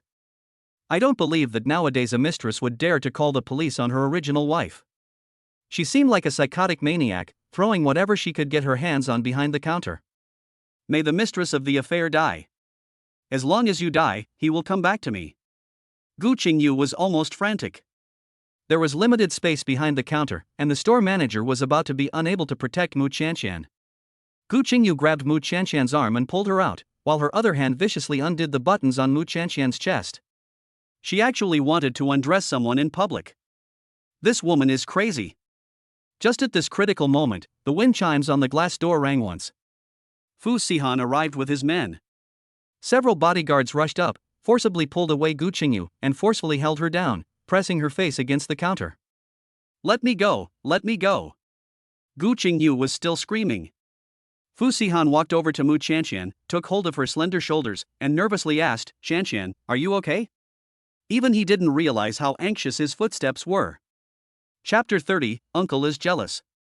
Mu Qianqian was still in a state of shock, her breathing rapid. I'm fine. She timidly looked up, Uncle, will I be interrupting your business if I suddenly call you? Just now, Mu Qianqian was so scared that the first person to come to mind was Uncle, and she called him without thinking. Now that she has calmed down, she realizes how impulsive she was. Fu Sihan's eyes flashed with a soft light. If you have any problems, just contact me. Don't think so much, otherwise what's the point of me buying you a phone? Qianqian let out a sigh of relief when she heard Fu Sihan say that. It's good that I didn't disturb you, uncle. The two of them looked at Qingyu, who was being held down on the counter. Uncle, this person has come to the hospital to cause trouble before. She kept calling me a mistress, but I don't even know her. Fu Sihan looked at Qingyu, his face showing no trace of tenderness, only a chilling coldness. He had never bothered to pay any attention to this crazy woman before, but he never imagined that she would be so vicious as to try to rip Qianqian's clothes off in the street. Hand her over to the police, Fu Sihan said coldly. Sihan. You can't do this to me, I'm your fiancé. Qingyu's heart sank halfway, and she yelled. If this incident were to get out in the circles, she would be laughed out of her teeth by others. No, it can't be like this, Sihan would never be so indifferent to her. Fu Sihan put his arm around Qianqian's shoulders, looking at her with disgust in his eyes. I have nothing to do with you. If you have delusions, go to the hospital and get treatment, don't act crazy here. Take her away. Yes. The bodyguard escorted Qingyu to the door and was about to take her to the police station. Everything that happened in the coffee shop just now was captured on surveillance footage. As long as the female shop owner submits the surveillance footage, Qingyu will face compensation and detention. Qingyu gripped the glass door of the coffee shop tightly. Bitch! What kind of mind control did you put Sihan under? Now he won't even look at me. Next time I'll make you pay. You little tramp who destroyed our relationship. The bodyguard picked her fingers one by one and pulled her away forcibly. The farce finally came to an end. Thank you, manager, for what just happened. Qianqian bowed, as if she were the female manager, to say thank you. The manager smiled and said, You're welcome. I should do this. You've had a shock today, so go home first. Come again when you have time next time. Okay, see you later, manager. Qianqian said goodbye to the manager and left the cafe with Fu Sihan. After they left, the customers in the shop discussed the incident. I told you, that woman didn't look well. It turns out she was delusional. That man was so handsome, and he had a very cold temperament. Why does he look familiar to me? Haven't I seen him on some financial interview? I guess that crazy woman was jealous of someone else's boyfriend because he was handsome, so she slandered him in public as a mistress. That young shop assistant is so pure and pretty, like a school beauty queen, no wonder she can win the favor of a handsome guy. Qianqian didn't hear these comments. If she did, she would have known that her husband was not an ugly man, but a handsome guy. Qianqian blinked her eyes. So, the old man's name is Sihan. I thought. Fu Sihan asked, Why do you think so? I thought your name was President Fu. Fu Sihan laughed.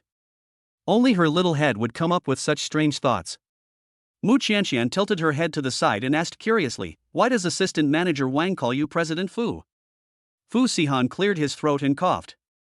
You can understand it as my nickname. So that's how it is. Qianqian is simple-minded and did not doubt his words at all. However, she soon had a new question. Uncle, didn't you say that you are very ugly and no woman can look at you? Then what was the crazy woman just now? She seemed to be infatuated with you. Fu Sihan didn't know how to answer this question either. He couldn't say that he wasn't actually ugly, that he was worth hundreds of billions of dollars, and that countless women were after him. Fu Sihan thought for a moment, and then he thought, maybe she's not right in the head. Qianqian nodded seriously, I agree. That woman is obviously mentally ill, crazy as hell. Qianqian said shyly, but uncle is so nice, it's normal for someone to like him. Apart from that crazy woman, there must be someone else secretly in love with uncle. Fu Sihan raised an eyebrow coldly. Like? But it's just his appearance and the Fu family's wealth that they like. If he weren't the Fu family heir and didn't have such a good appearance, would anyone still jump on him so fervently? After all, they are just a bunch of shallow gold diggers. Why did you go and work in a coffee shop? Fu Sihan asked. Qianqian had not told him that she had gone to work. I want to earn some money to help support your family. Fu Sihan arched his lips, don't worry, I can support you. Little crybaby, your eyes aren't good, so just rest at home, it's dangerous running around outside. But I can't always rely on you. Since someone introduced me to this opportunity, of course I have to seize it. Who introduced you? Oh no, I've slipped up. Qianqian felt a little guilty, her voice dropped. It was a boy from the sports department. Sihan's footsteps stopped, and his gaze, which was extremely oppressive, fell on her. His voice was so cold that you could hear the ice in it. A boy? Without him knowing, Qianqian already had a boyfriend at school. Qianqian bit her lower lip and hurriedly explained, I don't know him well, we haven't even spoken much. If you don't know him well, why did he help you find a job? Sihan's words came out almost like a grunt. As a man, Sihan naturally understood men's minds best. If they were just ordinary friends, who would go to such trouble to help her? It was obvious that he had other motives. Qianqian was intimidated by his aura and shrunk her neck, whispering, but he and I really don't know each other well. We haven't met a few times, and we haven't even exchanged contact information. He found the classroom where I took the class and said he wanted to help me find a part-time job. Sihan snorted. So it turns out he's got his eye on his little crybaby. Qianqian hasn't done anything wrong, and he's angry, but he can't take it out on her. Sihan took a deep breath, suppressed his displeasure, and said, next time, if you encounter a male student like this again, remember to let me know. Let me deal with these male college students with impure thoughts. Qianqian nodded quickly, yes, I know. Sihan took her hand again, wrapped her soft little hand in his palm, and asked, did you cry today? Qianqian shook her head firmly, no, I was very brave today, I wouldn't have been scared to cry. Although, she was really scared at the time, and almost cried. But fortunately, she held back in the end. Sihan gave a satisfied smile, not bad, keep it up. Chapter 31, The Skirt. Qianqian knew that her uncle was strictly controlling her for her own good. She also hoped that she would no longer be a weak crybaby and could grow up quickly to become an adult who could withstand the wind and rain. Let's start by reducing the number of times you cry. Sihan said in an unmistakable tone, you're not going to work at the coffee shop anymore. Huh? But I still want to make money, what should I do? I'll find you a new job, one that's far away from the school, so that you won't be targeted by Qianqian again. The man had a good point, so Qianqian agreed. Okay, thanks, uncle. Next time I pass by the coffee shop, I'll let the manager know that I won't be going anymore. That crazy woman already knows that she works there, and if she continues to go to the coffee shop, it might cause trouble for the manager. In that case, she might as well quit the job. Qianqian had thought that it would take a lot of effort for the uncle to find her a job. After all, she didn't have a university degree and she was blind. Unexpectedly, the uncle quickly found her a job, at the famous Platinum Super 5-star hotel, the Cloud Hotel. Qianqian was overjoyed. This hotel was very famous, even I had heard of it. Can I really work at this hotel? Sihan said coldly, yes. He didn't understand what was so exciting about it. After all, the Cloud Hotel was just one of the businesses owned by the Fu Group, and he had made a phone call and the matter had been easily settled. Although Sihan's attitude was cold, Qianqian's high spirits were in no way affected. She immediately called her best friend Li Siyu. See you, I'm going to work at the Cloud Hotel. Really? That's the most famous hotel in the city, and it has hosted many distinguished guests. Many of our seniors couldn't even get in after sending in their resumes, so how did you manage to get in? Well, I'll keep that a secret for now. You're being coy, aren't you? Tell me, is the pay really good here? Qianqian nodded. Yes, it is. I'm only working part-time, but I'm already getting paid 3,000 yuan a day. If I can become a full-time employee after graduation, I'm sure the pay will be even higher. Wow, that's a lot of money? You're going to be rich, Qianqian. Qianqian smiled. Yes, I've never earned so much before. It's all thanks to Uncle, otherwise she wouldn't have found such a good job. She only needs to work at the hotel on weekends, 8 days a month, and she can earn 24,000 yuan. In the past, she would never have dreamed of such a salary. You have to understand that her parents run a fast food restaurant, and they work hard from morning till night, but they still don't earn more than 10,000 yuan a month. After all, most of the income goes to pay the rent, and not much of the proceeds are left in her hands. After hanging up the phone, Qianqian said to Sihan with great interest, Uncle, can you help me pick out some clothes? Sihan took a moment out of his busy schedule to take a look. What to pick? It's my first time going to such an important place, so could you help me pick out something suitable? Mu Qianqian ran back to the second bedroom, closed the door and changed into a white skirt. She twirled around in front of Fu Sihan and said, "What do you think of this?" Fu Sihan looked at the short skirt and the exposed slender white thighs, and his Adam's apple involuntarily rolled. He took a sip of cold water, his voice low and slightly cold. "Change another one." Mu Qianqian changed into a burgundy halter dress, which was even more revealing than the previous one. Her snow-white shoulders were exposed to the view, stealing all the attention. Fu Sihan crossed his long legs, his gaze flickering. "Change it." His voice was hoarse. Mu Qianqian ran back into the house, rummaged through the closet and found a large pile of clothes, spread them out on the bed and tried them on one by one. Her uncle had bought her so many clothes that she could never wear them all, and the wardrobe was almost overflowing. The more Fu Sihan looked, the tighter his brows knitted. Why were they all skirts? Mu Qianqian blinked innocently, saying, "Uncle, you bought all these clothes." Fu Sihan choked and was speechless. When Mu Qianqian first moved here, she naturally didn't have any clothes to wear, so Fu Sihan instructed his secretary to buy her some clothes.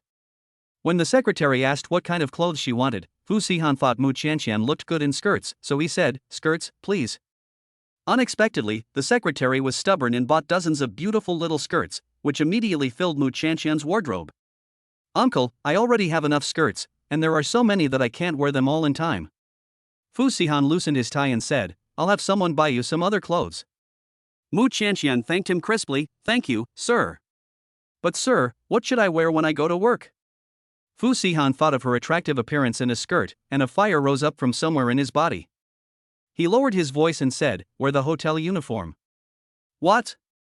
Does working in a hotel come with a uniform?" "Yes." Mu Qianqian suddenly lost her temper and complained, "You didn't tell me earlier, and now I've spent half a day picking out clothes." Fu Sihan sat on the sofa, his knees apart, supporting the well-cut, high-end suit. He said indifferently, "I didn't think of it just now." With so many important matters on his mind, the Fu family president couldn't possibly remember if there was a uniform for the small hotel under his name. Even if there was no requirement to wear a uniform, he could have everyone equipped with one immediately with a phone call. Mu Qianqian stamped her foot and huffed, "Ignoring you." She went back into the room and tried to take off her dress, but the zipper at the back was pulled up too high, and she couldn't get it down after fumbling for a long time. The dress was thin, and Mu Qianqian didn't dare to pull it too hard, for fear of tearing it. She was busy for a long time, but she really couldn't manage it, so she had to ask Fu Sihan for help. "Uncle, can you come over and help me?" Fu Sihan's tall figure appeared at the door of the second bedroom, but he didn't come in. He raised his eyebrows coldly and asked, "What do you want?" Mu Qianqian was both embarrassed and anxious. Her face was as red as a boiled shrimp, and her voice was soft as she said, help me pull down the zipper of my skirt. "I can't reach it." A ripple went through Fu Sihan's eyes. "You want me to help you take off your clothes?" His words caused Mu Qianqian's cheeks to turn even redder and hotter. "If you help me, just pull the zipper down a little, and I'll be able to get it." Mu Qianqian turned around, her back facing him. Her long hair, like seaweed, was scattered behind her, and the soft satin dress wrapped around her slender figure. Fu Sihan's breathing quickened, and his gaze became unknowingly burning. Mu Qianqian pushed her troublesome hair to the front, revealing a slender, white neck. Although her back was turned to the uncle, she somehow felt that his scorching gaze was tangible, sweeping inch by inch over her body, causing an electric shock-like feeling. Even though her clothes were on neatly, she felt a sense of shame as if she were naked. Mu Qianqian's face was so red that it was about to bleed, and she urged softly, "Uncle, hurry up. If this continues, she will really be so shy that she will find a crack to hide in." Chapter 32, Drinking Soy Milk. The sound of steady footsteps came from behind her. Mu Qianqian bit her lower lip and held her breath nervously. Fu Sihan stared at the skin on the back of her neck, and with his large hand, gently brushed away the nearby stray hairs to find the top zipper of her skirt. His palm was rough and hot, and Mu Qianqian let out a short, pained cry as if she had been burned. This sound was like a cat scratching Fu Sihan's heart, causing him to pause slightly. Fu Sihan held the zipper in his hand and just restrained himself from pulling it down a short distance, not exposing her too much. His gaze was deep and his voice was low and hoarse. "Can I touch you now?" Mu Qianqian was so nervous that her heart was pounding. Slowly, she raised her arm and felt around until she found the zipper of her clothes. She nodded with a blush, her voice as soft as a whisper, "Yes, I can do it now, thank you, uncle. I'm leaving, let me know if you need anything." Fu Sihan turned and left the room, even thoughtfully closing the door behind him. Mu Qianqian successfully took off her clothes and changed into soft and comfortable loungewear. However, a faint sense of loss arose in her heart. It seemed that the uncle was completely uninterested in her, and was indifferent to her body. She was blushing with embarrassment, but he just acted as if nothing had happened. After helping her, he calmly walked away. Is she really that unattractive? Stupid uncle, he's the one who's blind. Mu Qianqian threw herself onto the bed, imagining the pillow as Uncle Fu, and punched it hard. What she didn't know was that Fu Sihan wasn't as calm as he appeared. He wanted to continue working, but it felt as if someone had thrown a flame into his body, burning fiercely. Fu Sihan not only felt dry and thirsty, but also hot all over, and there was no way he could concentrate on his work. He had been abstaining from lust for so many years, and this was the first time he had encountered this situation. Unexpectedly, he would fall at the hands of a little girl. Even Fu Sihan himself found it hard to believe. He let out a hot breath and finally got up. He walked into the bathroom and let the cold water run down his throat to quench the heat in his body. At dinner that night, Fu Sihan saw that Mu Qianqian was eating very little, so he kept on helping her by putting food on her plate. Mu Qianqian pouted, "Uncle, I don't eat that much." She was only a little taller than a child, and when she stood in front of Uncle Fu, she couldn't even reach his shoulders. How could she possibly compare to his appetite as a grown man? "Eat more, you're too skinny." Fu Sihan's black hair was still damp at the ends, his face hard and cool, his thin lips slightly pursed. Mu Qianqian, who was a total face junkie, had no idea that the person sitting across from her eating would be such a handsome hunk.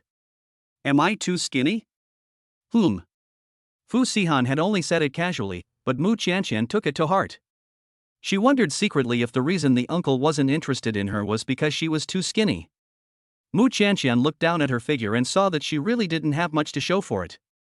She was a little embarrassed and annoyed, and secretly made up her mind that she must get her figure back up if she wanted to make the uncle drool in the future. After the meal, the nanny, Auntie Lu, came over to clear the table. Mu Qianqian walked over to the kitchen and whispered to her, "Auntie Lu, could you help me make a bowl of soy milk in the morning in the future?" "Soy milk?" "Sure, Ms. Mu. Have you recently developed a taste for soy milk?" Auntie Lu has a loud voice, and Fu Sihan, who was working in the living room, heard her at once and glanced over indifferently. Mu Qianqian noticed his gaze and wished she could immediately disappear. Her thoughts had already completely wandered elsewhere, and she spoke vaguely to Auntie Lu, "Well, just do it as you see fit, I'll go first." Mu Qianqian slipped away as fast as she could. She was about to escape back to her second bedroom, but Fu Sihan called out to her, stopping her. Mu Qianqian felt as if she had been nailed in place, standing straight and still. Fu Sihan couldn't help but frown when he saw her so far away from him, and came over. "Oh." Mu Qianqian slowly moved over to his side. Fu Sihan raised an eyebrow, wondering why she suddenly wanted to drink soya milk. He had heard her. How sensitive his ears are. Because Mu Qianqian was clutching the hem of her shirt, she didn't know how to answer. She couldn't tell him the truth, or he would laugh at her to death. Fu Sihan had only asked casually, and he didn't expect such a strange reaction. This made him suspicious. "What's going on?" Mu Qianqian forced herself to calm down. "I just want to drink it, there's no reason." The crease between Fu Sihan's brows deepened. Just as he was about to press on, a voice came from the computer, "Soy milk? Isn't it the same as papaya?" Fu Sihan was in a voice conference with someone and forgot to turn off the microphone. A casual comment from an outsider made Mu Qianqian's cheeks turn red, and all the blood in her body rushed to her head. She covered her face and ran away in shame. Fu Sihan's expression froze slightly, and he quickly reacted, wondering what the effect of soy milk was. No wonder the little girl was so coy, it turned out. Fu Sihan associated it with the sentence he casually said after finishing his meal. Did she hear it in her heart? But he had never actually paid attention to her body parts, and it was only out of health considerations that he wanted her to eat more. Who knew that the little girl's thoughts were so fanciful that she thought of other places? It made Fu Sihan feel awkward, too, for a man like him to explain this topic clearly to her. "Mr. Fu, why aren't you saying anything?" Fu Sihan thought, it was this nosy person who started all this, and suddenly his face turned black. He coldly said that they would talk about it after the cooperation, and hung up the meeting. Before going to sleep that night, Fu Sihan stood in front of the door to the second bedroom, hesitating for a long time whether to knock on the door. Just then, the door was pulled open from the inside. Mu Qianqian saw him and asked, puzzled, "Uncle, why are you here?" "Nothing, I just came to see if you're asleep." Mu Qianqian rubbed her eyes. "I just listened to the recording of the class, and I'll go to sleep in a while." Fu Sihan nodded slightly. One person stood inside the door, and the other stood outside. Mu Qianqian wanted to go to the kitchen to get a glass of milk, but the doorway was blocked by Fu Sihan, so she couldn't get out. She whispered, "Uncle, can you please move aside?" Fu Sihan gave way, hesitated for a moment, and said, "Don't take what I said tonight to heart." "Ha?" Mu Qianqian didn't react. Fu Sihan's expression was cold, but what he said was very serious. "I don't have any opinion on your figure. No one in this world is qualified to judge your figure. I just hope you can eat more to replenish your nutrients and recover your health soon." It was the first time he had ever said such a long speech. Not only was Mu Qianqian stunned, but Fu Sihan himself felt incredible. When had he become so wordy? After Fu Sihan finished speaking, he left with a cold face. He left Mu Qianqian alone in the same place, and it took a while for her to react. It was as if she had been immersed in a honey pot, and the sweet smell surrounded her. Mu Qianqian blushed shyly, but soon, she couldn't help but smile. Although the uncle's temper is a bit cold, his character is still very good. Chapter 33, Sweet Cake. The next day, Auntie Lu made red date soy milk. Mu Qianqian gulped down a big glass of it and said to Auntie Lu, "In the future, just make breakfast normally, you don't need to prepare soy milk for me on purpose." After what the uncle said yesterday, she had come to her senses. There was no need to deliberately pursue a good figure, just let these things happen naturally. Fu Sihan was reading a magazine and looked up at her when he heard this. A satisfied smile formed at the corner of his lips. Little Crybaby has lived in a bad environment since she was young, so she is prone to lack self-confidence and try to please others. If we raise her up later, she will no longer be as inferior as she used to be, and she won't fall into self-doubt because of someone else's words. Mu Qianqian took her thermos cup and waved to Fu Sihan. "Uncle, I'm going to class, bye." Fu Sihan gave a cold nod and watched her skip out the door. Once she arrived in class, Fu Qianqian greeted Mu Qianqian as soon as he saw her, "Classmate Mu." Mu Qianqian sat down next to her roommate and thanked her for helping her find a job, but she won't be going to work there anymore. Why not? Is it because of the woman who caused trouble last time? Don't worry, she's still in detention. Fu Qianqian had already heard about what happened at the cafe. She actually tried to rip someone's clothes off in the street.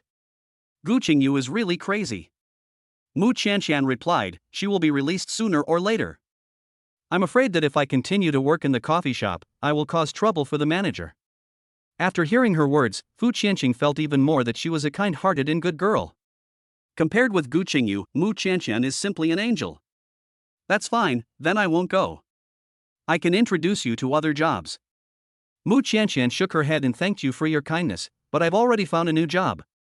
Fu Qianqian thought this was just an excuse for her to decline, and I'll find you one, with a higher salary than before.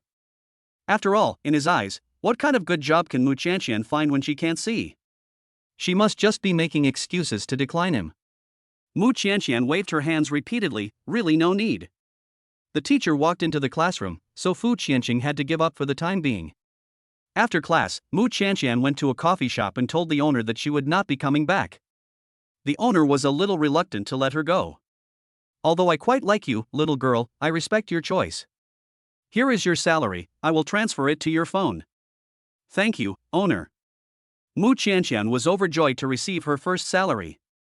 She was on her way home when she happened to pass a cake shop. Since she was young, Mu Qianqian had never celebrated her birthday, but her brother and younger brother celebrated theirs every year, and their parents would buy them cakes. The cakes were shared between their parents and brothers, and all that was left for Mu Qianqian was the crumbs on the plate the cake was served on. Mu Qianqian had secretly licked the remaining cream on the cake tray. The sweet taste would never be forgotten. Thinking about this, Mu Qianqian pushed open the door of the cake shop. The young shop assistant asked her, "Hello, what kind of cake would you like to buy?" Mu Qianqian was a little nervous as it was her first time buying a cake. "I would like a smaller one. Do you have any strawberry flavor? How many people are eating it?" "2. The kind shop assistant said, "If it's for 2 people, I suggest a 4-inch one. But the price difference between a 4-inch and a 6-inch one is not much, and the 6-inch one is more cost-effective." Mu Qianqian asked about the price, 138 for a 4-inch one and 168 for a 6-inch one, not much difference indeed. Let's get the 6-inch one. The shop assistant recommended a strawberry mousse cake to Mu Qianqian, saying that it was the best seller in her shop. She wrapped the cake up and handed it to Mu Qianqian. Mu Qianqian softly said thank you. She was carrying the cake and her mood was beyond good. But just as she was crossing the road, a takeaway rider, in a hurry to get to work, ran a red light and bumped into Mu Qianqian. Mu Qianqian was knocked to the ground by the electric bicycle, and the cake she was carrying flew out and broke into pieces. You've got no eyes. The rider cursed unreasonably. He helped himself up and, seeing the sunglasses on Mu Qianqian's face, spat on the ground. This scene happened to be seen by someone in the car. The driver glanced out the window and said, "Isn't that Miss Mu?" Sihan was on the phone, but when he heard this, he also looked out the window and sure enough saw Mu Qianqian being bullied. The little girl had fallen to the ground and was nervously clutching her walking stick. She was feeling around for the cake, but it had been thrown too far away and she couldn't reach it. Sihan's face instantly darkened, and he quickly hung up the phone and got out of the car. Wang, the assistant, who was sitting in the passenger seat, hurriedly got out of the car as well. Sihan strode over, helped the little girl who had fallen to the ground to her feet, and asked if she was feeling unwell. Mu Qianqian shook her head and said with a pained expression, "I'm fine, but my cake." This was the first time she had bought herself a cake. She had been looking forward to it all the way, so why had someone bumped into her? Sihan saw the broken cake on the ground and said, "Don't worry, the cake is fine, it hasn't broken." He signaled to his assistant with his eyes to quickly buy another one exactly the same. Wang's assistant understood, quickly took a picture and followed the road to find a cake shop. The delivery rider saw that Mu Qianqian was being protected by someone, and the man looked like he had a good temperament, unlike ordinary people, and it was obvious that he was not someone he could provoke. So he didn't dare to show off anymore and immediately got on his electric motorcycle and left. Some people are just used to bullying the weak and fearing the strong. They saw that Mu Qianqian was a blind little girl and easy to bully, and they didn't expect to hit a brick wall. Sihan hugged Mu Qianqian and got into the car, instructing the driver to take her to the hospital. Mu Qianqian pulled his sleeve and said, "No, I'm fine." Sihan's tone was unyielding, and she must go for an examination. Sometimes when your body doesn't hurt, it doesn't mean there are no wounds. Mu Qianqian couldn't argue with him, so she had to go to the hospital with him again. After a series of tests, the good news was that Mu Qianqian had only suffered minor skin wounds and had not injured her internal organs. This gave Sihan a sense of relief. He made a phone call to have the platform to which the rider belonged and his work number checked. This platform happened to have a partnership with the Fu Group, and after learning the whole story, it quickly took action. From then on, this person was fired from the platform, and other platforms would also blacklist him. This would prevent him from running red lights and causing traffic accidents. After returning home from the hospital, Mu Qianqian did not forget to carry the already broken cake in the back seat of the car. She could only see the transparent outer shell outside, but not the already broken cake inside. She thought that the cake really had not been broken, as Sihan had said. Sihan pressed her hand, unmoving, and said, "I'll do it." "Thank you, uncle," she said, smiling. Sihan went around to the back of the car, and assistant Wang had just arrived by taxi, carrying an identical new cake in his hands. Sihan exchanged the cakes in his hands with assistant Wang, and then took Mu Qianqian's hand and walked into the elevator. Chapter 34, Growing Bold. The strawberry mousse cake was placed on the table. Mu Qianqian touched the tray under the cake and said, "Hey, how come the 6-inch cake is so big? How can the two of us finish it?" It turned out that she had bought a 6-inch cake. However, assistant Wang only paid attention to the style of the cake and not the size, and directly bought the largest 8-inch one, which was naturally much larger than the 6-inch one. Sihan said coldly, "If you can't finish it, give it to Auntie Lu. She has children at home." Mu Qianqian agreed, "That's a good idea, uncle. You're so kind." Cakes are cut into small plates for serving, so the leftovers won't get dirty and can be taken home to the children without being a waste. Once again, she praised him for being kind, and Sihan didn't know what to say. If she knew his reputation in the industry as a cold-blooded and bloodthirsty king of hell, she would probably be shocked. "Let's cut the cake." Sihan first cut a piece for Mu Qianqian, putting the most strawberries on her plate. Mu Qianqian took a bite, and the sweet and soft cream melted in her mouth, along with the sweet and sour strawberries. The whole mouth was occupied by the sweet taste. So, cake is so delicious. Fu Sihan doesn't like sweet food, and his brow furrowed as soon as he took a bite. It's too sweet. He gulped down 2 big mouthfuls of water before he could suppress the sweet taste in his throat. Qianqian likes everything that tastes like strawberries, and this mousse cake is sweet to her heart. What's more, she used to be able to watch her brother and younger brother eat the cake, but she could never have any. This time, such a big cake was all for her and her uncle. The psychological sense of satisfaction made her feel that this cake was simply her most precious treasure. Uncle, do you like it? Fu Sihan felt a little sick from the sweetness of the butter just by smelling it. But he didn't dampen Qianqian's enthusiasm, just restrainingly said, "It's okay. I'll help you get another piece." Qianqian was as happy as a child. She picked up the plastic knife used for cutting cakes and, feeling around, cut another piece. Fu Sihan took an empty plate and put the small cake on it. Qianqian couldn't see it, but his eyebrows were knitted together in a frown that could have killed a fly. "Uncle, eat it quickly. I'm almost done with this one." Qianqian urged expectantly. She liked to share things she thought were delicious with people she considered important. Fu Sihan gritted his teeth and ate both pieces of cake. Qianqian wanted to cut it up for him, but Fu Sihan quickly held her wrist and said, "That's enough, I can't eat anymore." "Okay, uncle, you're saying that about me, but you don't eat much either." Fu Sihan endured the discomfort in his throat and made up an excuse, "I don't have an appetite today." "Oh. You eat first, I have something to take care of." "Okay." Fu Sihan got up, left the living room, went into the bathroom, turned on the shower, and used the sound of the rushing water to cover the sound of him throwing up into the toilet. If he had only eaten a few bites, it would have been fine, but he had eaten 2 big pieces of cake in one go. The sweet, greasy taste stuck in his throat, making him feel sick. Qianqian couldn't eat an 8-inch cake by herself, so she only ate a little bit of it, and packed the rest up to take to Auntie Lu. Fu Sihan rinsed his mouth and brushed his teeth, finally washing away the sweet and sticky taste. Only a faint minty flavor remained between his lips and teeth, which was much more refreshing than before. However, he still felt a little uncomfortable in his stomach, so he didn't eat much for dinner. In the evening, Fu Sihan worked in the master bedroom. The door was suddenly knocked on, and a gentle voice came from Qianqian, "Uncle, are you asleep?" "No, is there something wrong?" Qianqian's voice was a little nervous. "I've come to give you something." "Give me something? What is it?" Fu Sihan took a deep breath. "The door wasn't locked, so you can come in." Qianqian carefully pushed open the door and walked in, carrying a bowl of soup. "What is this?" Qianqian explained, "Uncle, you didn't eat much tonight, and I was afraid you were hungry, so I asked Auntie Lu to make you a bowl of soup to nourish your body." Fu Sihan's eyes flashed, and he said, "Just put it on the table next to you." Qianqian placed the bowl of soup on the table. When she withdrew her hand, Fu Sihan saw that her fingers were a little red. Fu Sihan's face suddenly became serious. Did she get burned? No. Qianqian quickly hid her hand behind her back. Fu Sihan looked displeased, and in a firm tone, he said, "Stretch out your hand so I can take a look." "It really isn't." The man was strong, and he grabbed her wrist and tugged it in front of him. Qianqian had wanted to resist, but her strength was like a chicken in front of him, and she simply couldn't break free. With the light, Fu Sihan saw the girl's delicate fingertips glowing red, as if scalded by the soup bowl. But fortunately, it wasn't serious.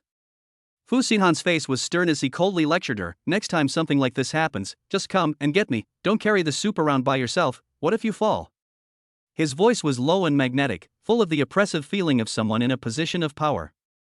Qianqian was a little scared by his imposing manner, and she lowered her head. I know. Fu Sihan pinched her wrist and said, "If I ever see you carrying hot soup again, don't blame me for losing my temper." "Ha! I remember." Qianqian nodded sullenly. Fu Sihan lowered his eyes. Why didn't he look up? He looked like a little quail. Qianqian was embarrassed to say that she was scared by the uncle. She nervously tugged at the hem of her clothes and plucked up the courage to say, "Sihan, you have such a bad temper, you won't be able to get married." This was the first time Qianqian had called him by his first name. Fu Sihan was momentarily taken aback, but a smile crossed his eyes. "Who says I can't find a wife? Aren't you my wife?" Qianqian's cheeks puffed up like a little river dolphin. If you keep being so fierce, I won't consider you my wife." Fu Sihan's eyes narrowed slightly, danger looming. His tone was cold. If you won't be my wife, who will you be? It's not you. After saying this, Qianqian turned around and wanted to run. Sihan subconsciously grabbed her wrist, and due to inertia, Qianqian was dragged into his arms and crashed into his strong chest. Ah! Qianqian let out a short cry. The male scent that came at her wrapped her up, and Qianqian's cheeks turned red, her heart pounding rapidly. The smell of the uncle is so nice, with a cold cedar scent mixed with the heavy undertones of agarwood.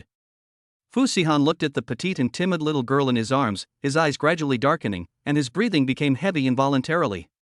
But it's not the right time yet. At least we have to wait until her eyes recover. Sihan raised the corners of his lips, his tone mixed with a sense of endearment and tolerance that he himself was not aware of. Chapter 35, White-Eyed Wolf. Qianqian's face flushed, and she quickly backed out of his embrace. She said defiantly, I learned it from you. From me? Qianqian snorted lightly, Sihan, if you dare to be mean to me again, I'll just run away and stop being your wife. The young girl didn't know how soft and cute her voice was. Her sweet voice, as she called out his name, was like the whisper of a lover, tightening Sihan's throat and giving him an urge to pull her into his arms again. Sihan's eyes were dark and cold as he threatened, if you call my name again, you won't be going home tonight. Where am I going to sleep? Sihan's gaze was full of aggression, and he emphasized each word, what do you think? The master bedroom was large, but there was only one bed. If Qianqian is left with him, she will have to share the bed with him. Thinking about this, Qianqian's cheeks suddenly flushed alarmingly. You shameless man. However, her voice was as soft as a mosquito's hum, and it didn't have the slightest deterrent effect. It was like a cat revealing its soft padded feet, trying to scare the other person, but only making the other person feel endlessly cute. This little crybaby definitely doesn't know how attractive she looks to men in her current appearance. Sihan was afraid that if they continued, the fire in his body would have nowhere to go and he would hurt her. He took Qianqian's hand and said, let's go. Go where? I'll rinse your fingers in cold water to prevent scalding. Qianqian quietly let him hold her hand.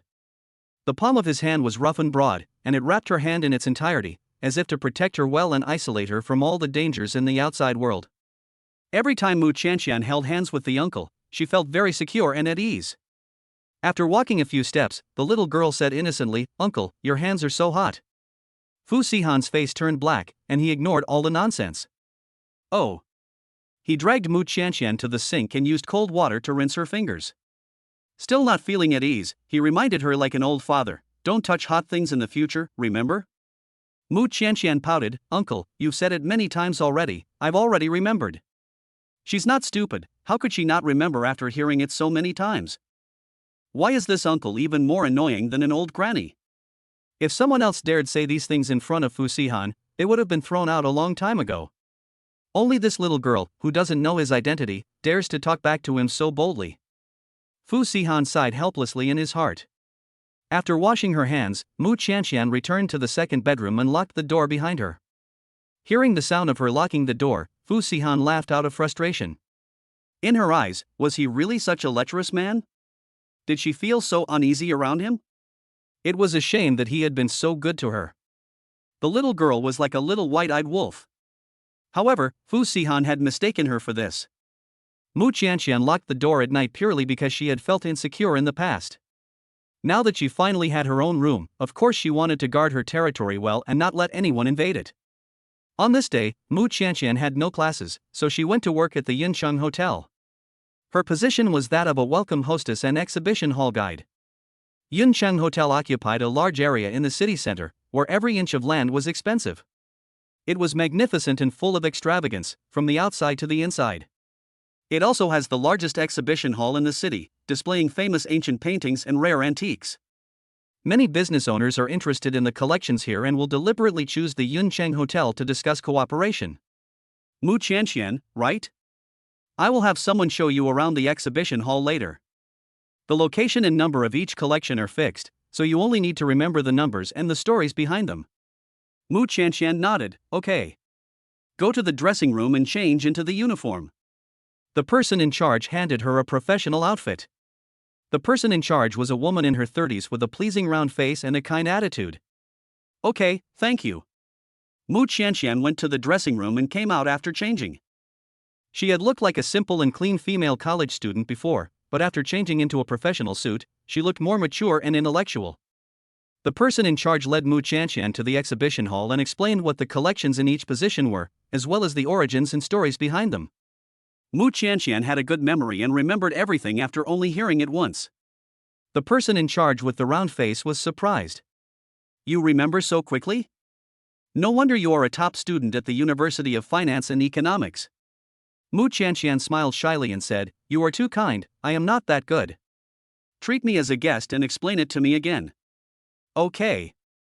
Qianqian walked through the magnificent exhibition hall, her voice soft and pleasant, her manner poised and generous, carefully explaining the origin of each exhibit. The person in charge's face broke into a smile, and he applauded with satisfaction. Not bad, there are no mistakes, you no longer need training, you can start work today. Thank you, senior. You don't need to be so formal, my surname is Li, you can just call me Li Jia. Li Jia, I'll trouble you to take care of me in the future. Qianqian stood in the doorway to greet the guests, guide them to the exhibition hall, and then talk enthusiastically about all the exhibits. This wave of guests was a bit special, with several well-dressed executives surrounding a young, tall man in the middle. Why did that man look familiar?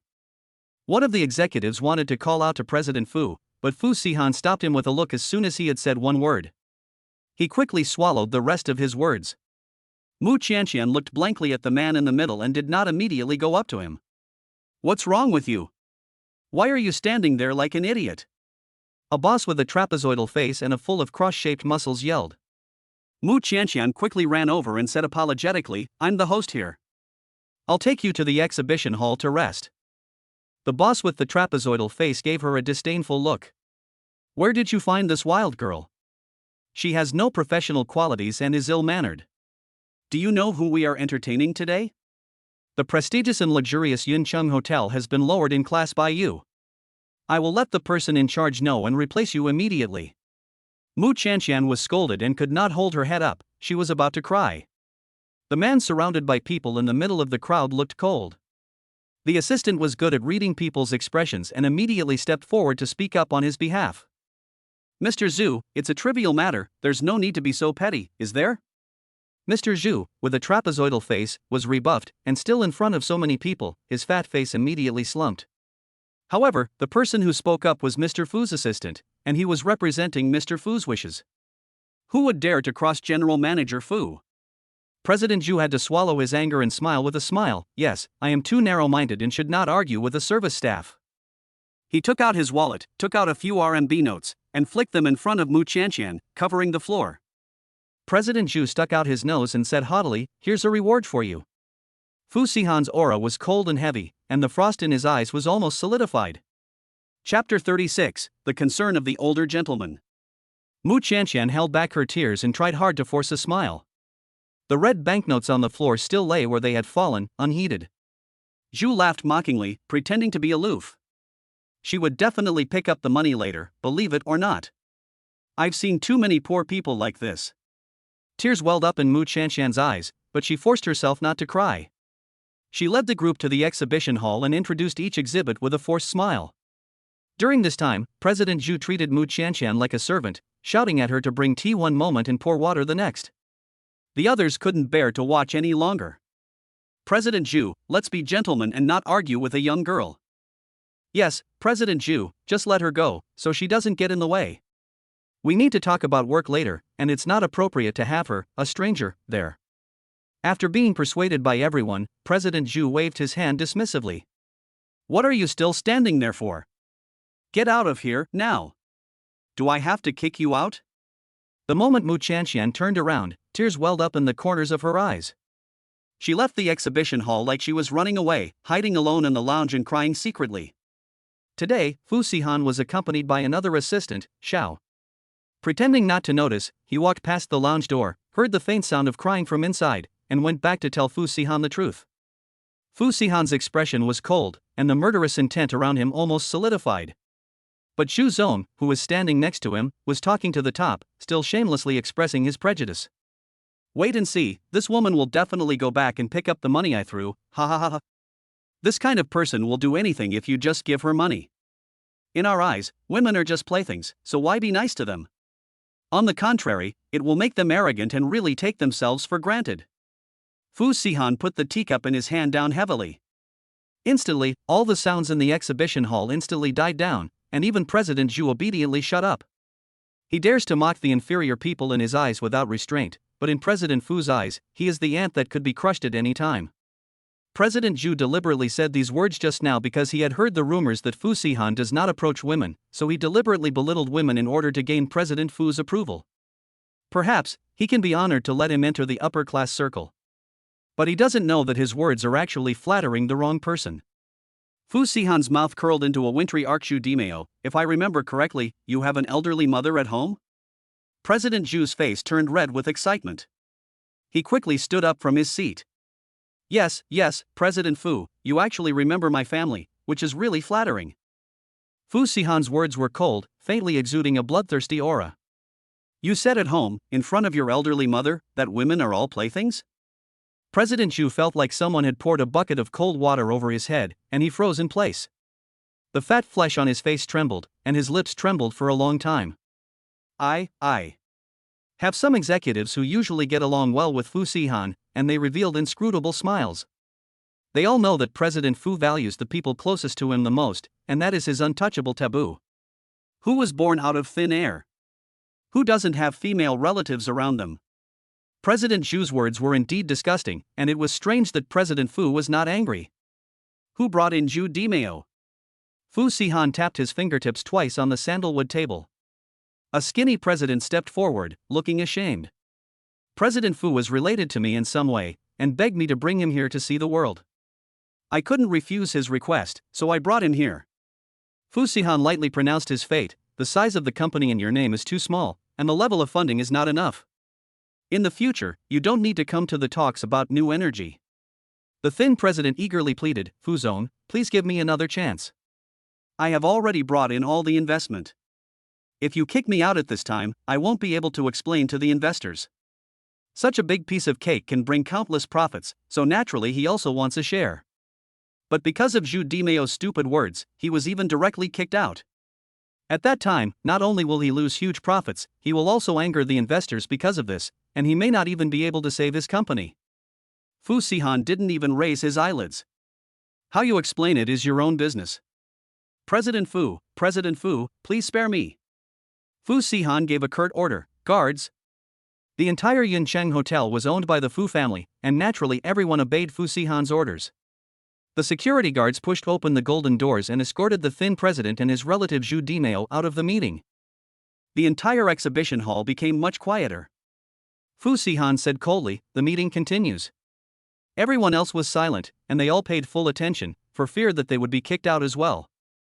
The most important thing to learn when you're around someone in a position of power like President Fu is to keep your mouth shut and not say anything you shouldn't. After being thrown out of the Yuncheng hotel, the thin president kicked Zhu Dimeo without regard for his image. Are you a pig's brain? Who did you pick on? Why did you go and mess with that living hell? You've had enough of living, don't drag me down with you. His company is only a second-rate enterprise in Bay City, barely managing to break into the upper echelons and still not yet gaining a firm foothold. After being messed with by this relative of Zhu's, all his years of hard work have been ruined, it's all over, it's all finished. Zhu Dimeo was full of anger. What are you afraid of? If they don't take us, then they don't take us. The worst that can happen is that we continue to live off our past savings and live comfortably. You've offended President Fu, and you still want to continue running the company peacefully? So what? At worst, we'll move the company to another city. No matter how long his arm is, he can't reach out to Pei City to control me. Zhu Dimeo was not a member of the circle after all, and had no idea of the Fu Group's status in the entire business world. What's more, he had no idea of Fu Sihan's ruthless and unforgiving methods.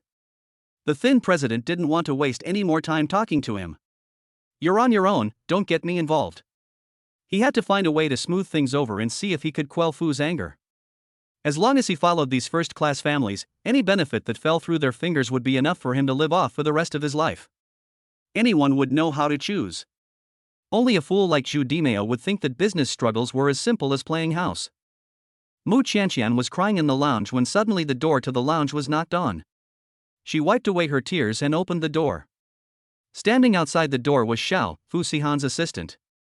You must be Miss Moo. These are the desserts our boss asked me to deliver. Our boss said not to feel bad for those insignificant people, and not to take their stupid words to heart. Chapter 37, Pinching Her Face. Mu Qianqian was taken aback.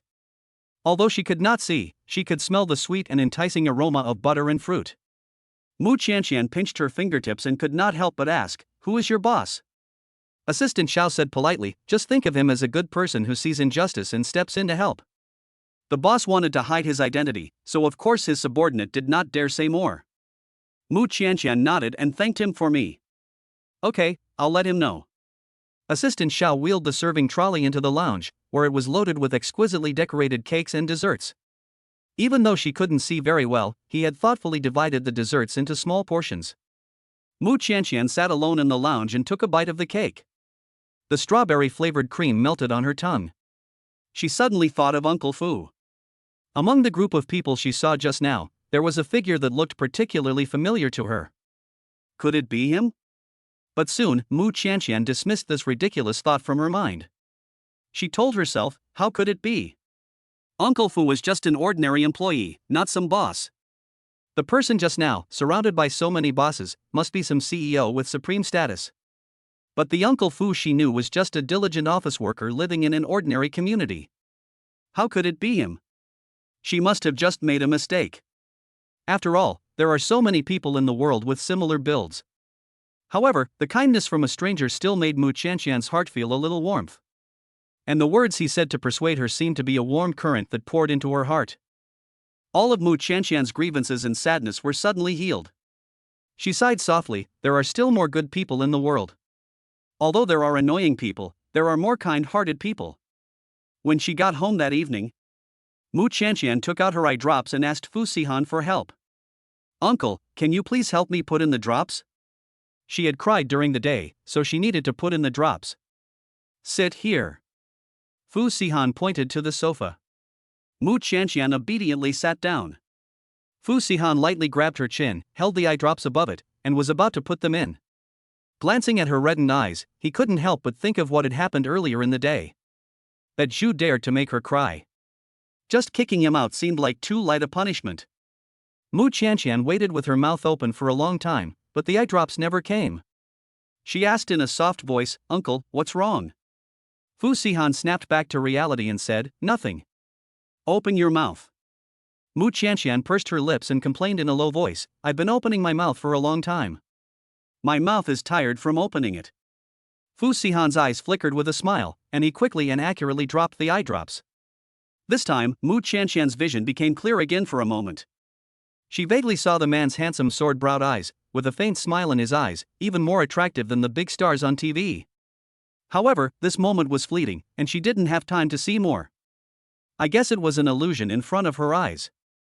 After all, in real life, who could look this handsome? It's simply impossible. Mu Qianqian closed her eyes for a while, waiting for the effect of the eye drops to wear off. She couldn't help but reach out and rub her cheeks. She had opened her mouth for too long just now, and her mouth was sore. Fu Sihan saw her rubbing her cheeks and couldn't help but reach out and pinch her face. Mu Qianqian was caught off guard, and her mouth subconsciously pouted up, her almond-shaped eyes dark and unfocused, like a confused little river dolphin. "Uncle, what are you doing?" With her face being pinched, she couldn't even speak clearly. Fu Sihan just found her incredibly cute, and her cheeks were soft and pliable, making her irresistible. The man's large palm squeezed her face, rubbing it a few times. Mu Qianqian struggled repeatedly. Seeing that if he didn't let go, the little girl would be forced to do something desperate, Fu Sihan reluctantly let go. Mu Qianqian bit her lower lip and cupped her face in her hands. "Stinky uncle. Why did you pinch me?"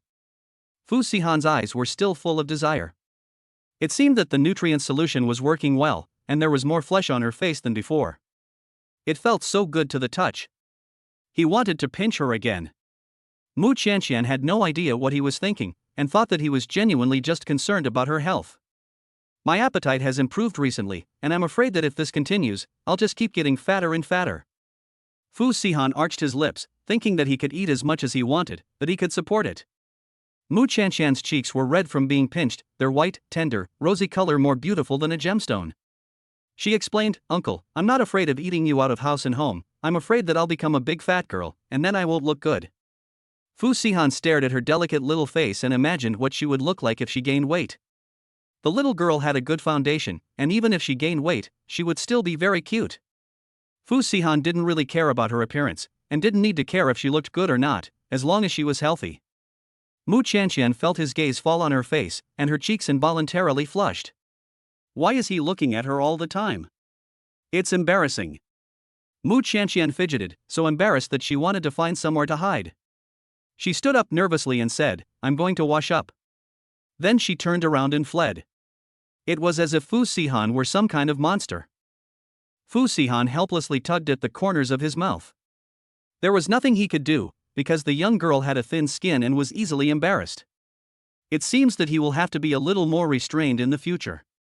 Fu Sihan sent a message to Assistant Xiao, and soon Assistant Xiao sent a reply. President Fu, don't worry, that Zhu will soon be unable to get by in Bay City. Not to mention escaping from Bay City, even if Zhu Dimeo escapes to the ends of the earth, the Fu family will be able to deal with him with ease. Zhu Dimeo really underestimated the Fu family's position in the business world. He probably never imagined that the downfall of the Zhu company would be caused by him scolding a little girl. He brought this on himself. Qianqian went to bed to get ready for bed when she received a call from her best friend Li Siyu. "Qianqian, your family members called the high school homeroom teacher, got my phone number, and called me several times." "Huh? How could this be?" Qianqian was surprised. "They insisted that you go home, saying that if you don't go back, they're going to call the police to arrest you." Qianqian looked helpless. Should I go back? But she didn't want to go back to that nightmare of a home, and even less so to the days of not having enough to eat or wear, and being beaten and scolded all the time. She loved the life she had with her uncle, who respected and treated her well and cared about her in every way. She had never dared to dream of such a life before.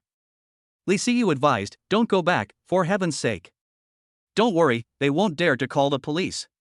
If they do, just tell them about your plan to sell yourself for a bride price, and the police will definitely help you. I've blocked their number, so I won't see them and they won't bother me." Chapter 38, Counterfeit Goods. Qianqian was determined not to go back, thanks to Li Siyu's persuasion. She couldn't go back. A family that values men over women would only be like an abyss, draining all her value. By then, it might even affect Uncle. He had been so good to her, she couldn't be ungrateful and get him into trouble. "Siyu, if they change their number and call you, just block them all. Don't worry about them, and don't let them affect your mood." "Okay, I will. Don't worry, they can't get to me." Qianqian spent the next 2 days on tenterhooks, afraid to sleep for fear that her family would come looking for her. Fortunately, her parents did not report her missing to the police. Apart from the barrage of phone calls, there had been no other action for the time being. Qianqian couldn't help but wonder in her heart. Her parents were both money grubbers. With 200,000 yuan in bride price in front of them, how could they resist calling the police to take her back? Could there be a reason she didn't know about? But no matter what, she would cherish the peace and quiet she had now.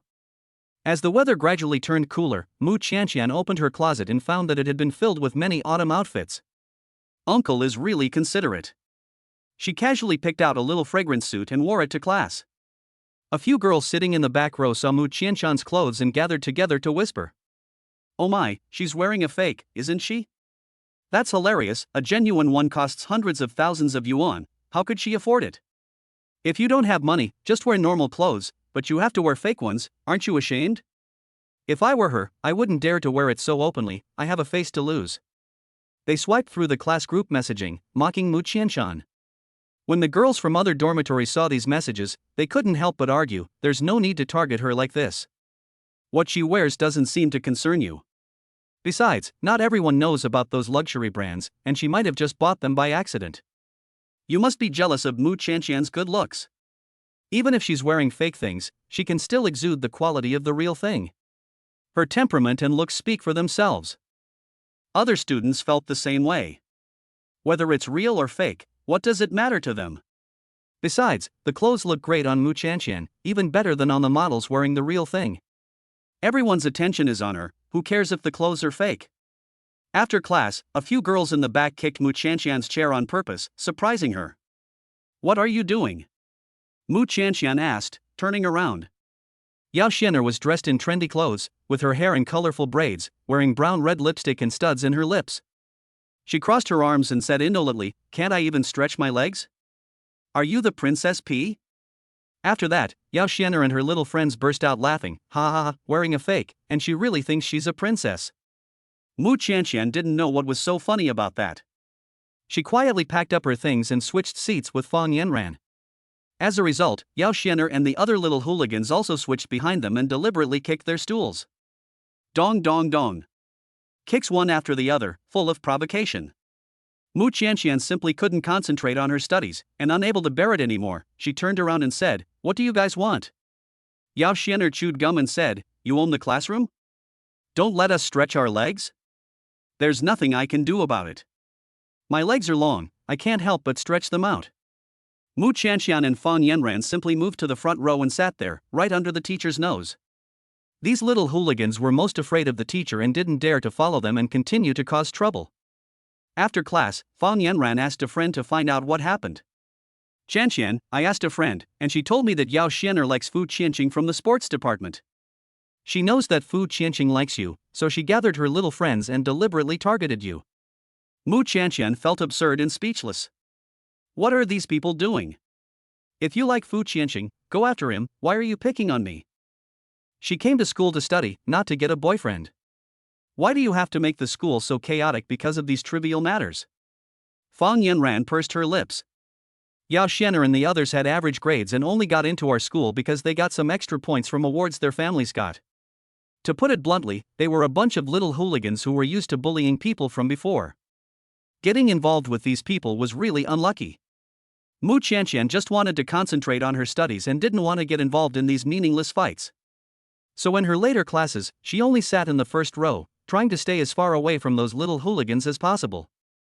But after class that day, the little gangsters stopped right in front of them. "Princess P, where are you going?" Mu Qianqian frowned as she held her books in her arms. "I'm going home." Yao Xian'er sneered, "Oh? Going home? Can you afford to buy a house in Bay City? It's not one of those old, broken-down apartments with no elevator that you rent, is it?" Ha ha ha ha. Mu Qianqian hated her mean voice, it made her feel very uncomfortable. "Get out of the way." Yao Xian'er deliberately blocked her way with her entourage. "The road is so wide, and you can't even move? How fat are you?" Fang Yanran took Mu Qianqian's arm and tried to walk around them and leave. But no matter where they went, Yao Xian'er followed them, blocking their way every time. "Oops, what a coincidence, how did I just block your way?" Mu Qianqian pursed her lips. "Yao Xian'er, if you like someone, you should go after them openly, not deal with me here." Her words directly caused Yao Xian'er to change color. Yao Xian'er extended her long, sharp fingernails and raised her voice, "Dare you tell me what to do? I can do whatever I want, and you, a blind person wearing fake things, dare to point your finger at me? Fake things? She's wearing fake things?" Mu Qianqian tugged at the hem of her shirt, and a faint sense of inferiority rose in her heart. Yao Xian'er took a step forward, raised her hand high, and tried to slap Mu Qianqian. But just then, Fu Qianqing arrived in time and grabbed her hand. "What are you trying to do?" Yao Xian'er immediately put on a gentle expression when she saw that it was the young master of the Fu family. "Qianqing, you're here." She couldn't afford to make a bad impression in front of Fu Qianqing. After all, Fu Qianqing came from the Fu family, a multi-billion-dollar family, and many people would kill to marry into it. Fu Qianqing ignored her and looked at Mu Qianqian with concern. "Qianqian, did she do anything to you?" Mu Qianqian shook her head, "No." "Are the clothes I'm wearing fake?" Fu Qianqing said without hesitation, "How could it be? Your clothes are really authentic, they are obviously limited edition real goods. Who dares to say you bought fakes? She must have never seen the real thing herself." He didn't care at all that Yao Xian'er was still there, and what he said was equivalent to slapping her in the face. Yao Xian'er's face turned from green to white, and her fingernails dug deep into the palm of her hand. Chapter 39 Stealing. Mu Qianqian was surprised. The clothes she was wearing were all bought by the uncle. She thought they were just clothes from an ordinary brand, but the material was a bit better. She never expected that they were actually limited edition. Why was the uncle so generous to her?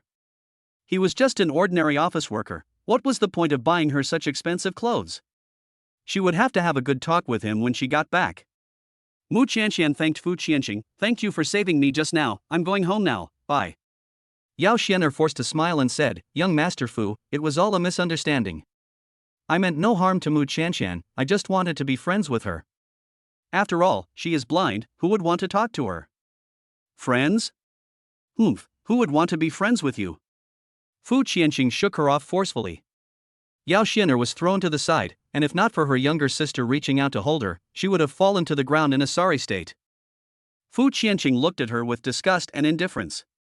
Although Mu Qianqian couldn't see with her shallow eyes, her character and personality were far better than yours. Who says no one wants to talk to her? I would love to follow her around every day. A quick flash of jealousy crossed Yao Xian'er's eyes. Yes, I spoke out of turn just now.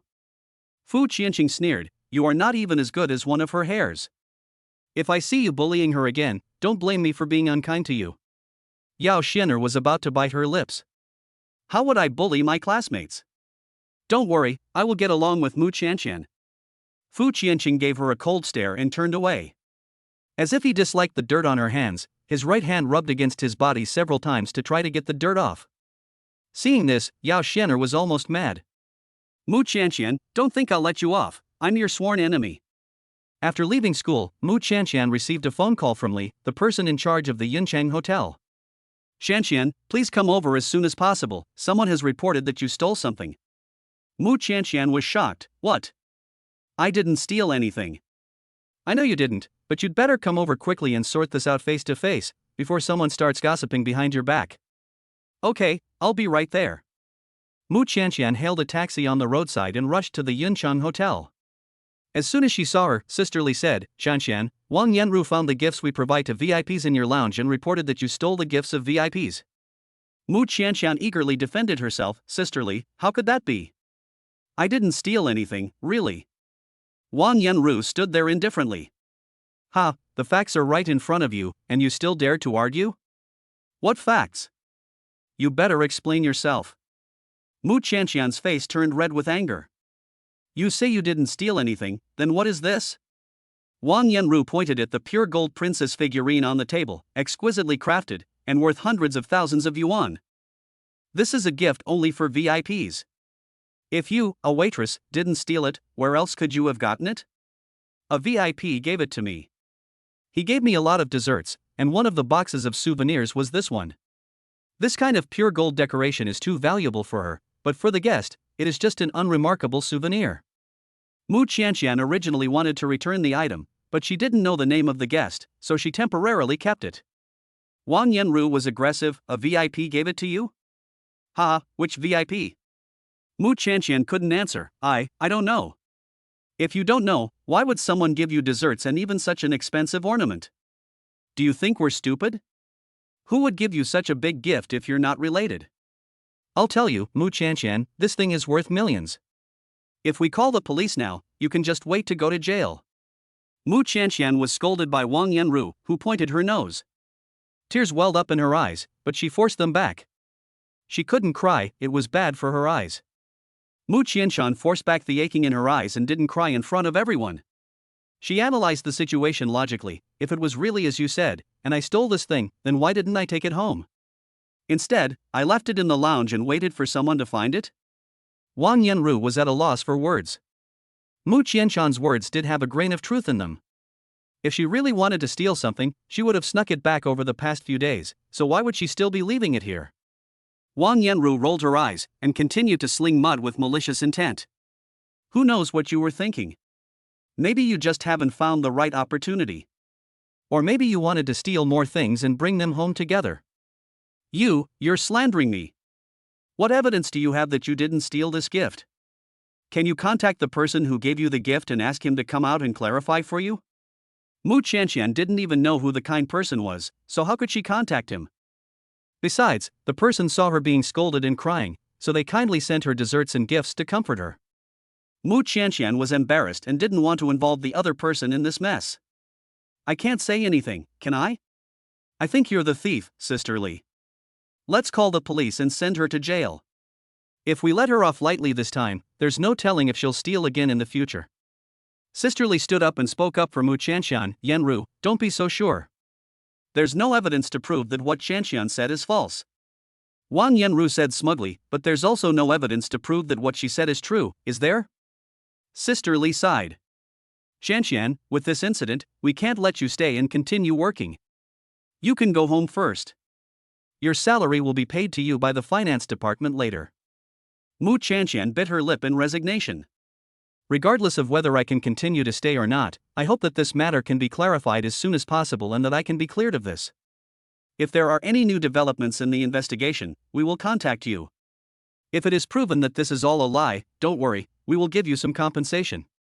Mu Qianqian didn't want any compensation, she just wanted to clear her name. After leaving the Yuncheng Hotel, she returned home dispiritedly. Before getting into the taxi, someone saw Mu Qianqian's familiar back and couldn't help but exclaim. Isn't that his sister, Mu Qianqian? Why is she coming out of the hotel? Mu Chenghui, the eldest son of the Mu family, quickly called his parents, his tone malicious and venomous. Dad, Mom, I found Mu Qianqian, that bitch of a girl. She just came out of the hotel, she's so shameless. Good, this girl didn't wait at home to get married, but ran off to do something shameful with a man. When I catch her and bring her back, I'll see what I, the eldest brother, can do to teach her a lesson. Chapter 40, Uncle is no one else. What? You saw this bitch? Mu Chenghui nodded. Yes, I just saw her come out of the hotel, I don't know which wild man she went off with. This damned girl, hurry up and bring her back to me. She's not getting married, but she has to fool around with someone without a name or a relationship, she really has a bad brain. Hurry up and bring her back, I'll contact her husband and have him wire the money to us as soon as possible. Mu Chenghui was just about to tell his family that Mu Qianqian had already gotten into the car and left. But his family was so eager to get the bride price that they had already hung up. Mu Chenghui thought about the 200,000 yuan bride price and ran after her. But with 2 legs, how could he possibly outrun a taxi? He was quickly left behind. Mu Chenghui was full of grievances and returned to the security booth, where he was unfortunately caught by the security team leader. Mu Chenghui. Where have you been? Mu Chenghui's eyes were weak. Captain, I just had diarrhea and went to the toilet. You're always shirking your duties. I bet you've been hiding somewhere smoking again. You can forget about this month's bonus. Captain. Mu Chenghui wanted to beg for leniency, but the captain didn't give him the chance and just walked away. After working so hard for a whole month, he had only earned 2,000 to 3,000 yuan. If the bonus was deducted, he would only have 1,500 yuan left, which would not even be enough to pay for his cigarettes and alcohol. It was all Mu Qianqian's fault, that bitch, for making him unable to get his bonus. If he could just catch her, he could get a 20,000 yuan bride price. Thinking about this, a flash of greed and malevolence quickly crossed Mu Chenghui's eyes. Fu Sihan returned home from the company and found Mu Qianqian sitting on the sofa in a daze. What are you daydreaming about? He asked coldly. Mu Qianqian took 2 seconds to look in his direction sluggishly. Uncle, you're back. She stood up from the sofa and tried to go over to greet him. However, she tripped over the table leg after taking a few steps and almost fell to the ground. If Fu Sihan hadn't caught her in time, Mu Qianqian would have had a close encounter with the ground. Fu Sihan frowned. What was going on? Why did the little girl seem so lost today? Mu Qianqian stood up straight and stepped out of his embrace. She smiled weakly to show that she was strong, not wanting to worry him. Uncle, I'm fine. You must be tired, so sit down, have a drink of water, and rest for a while. I'll go ask Auntie Lu to come cook dinner. Mu Qianqian finished speaking and then went out the door to call someone next door. Fu Sihan, however, suddenly grabbed her arm, his voice cold. What on earth happened? Mu Qianqian kept her head down and didn't say a word. Fu Sihan's hand gripping her arm tightened unconsciously. A layer of frost covered his eyes, and his voice was so cold it could almost drop ice pellets. Mu Qianqian, have you forgotten what you said? Mu Qianqian looked up blankly. What?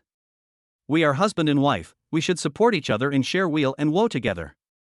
You can hide things from anyone, but you should never hide things from your husband. Mu Qianqian's heart flutters at Fu Sihan's words.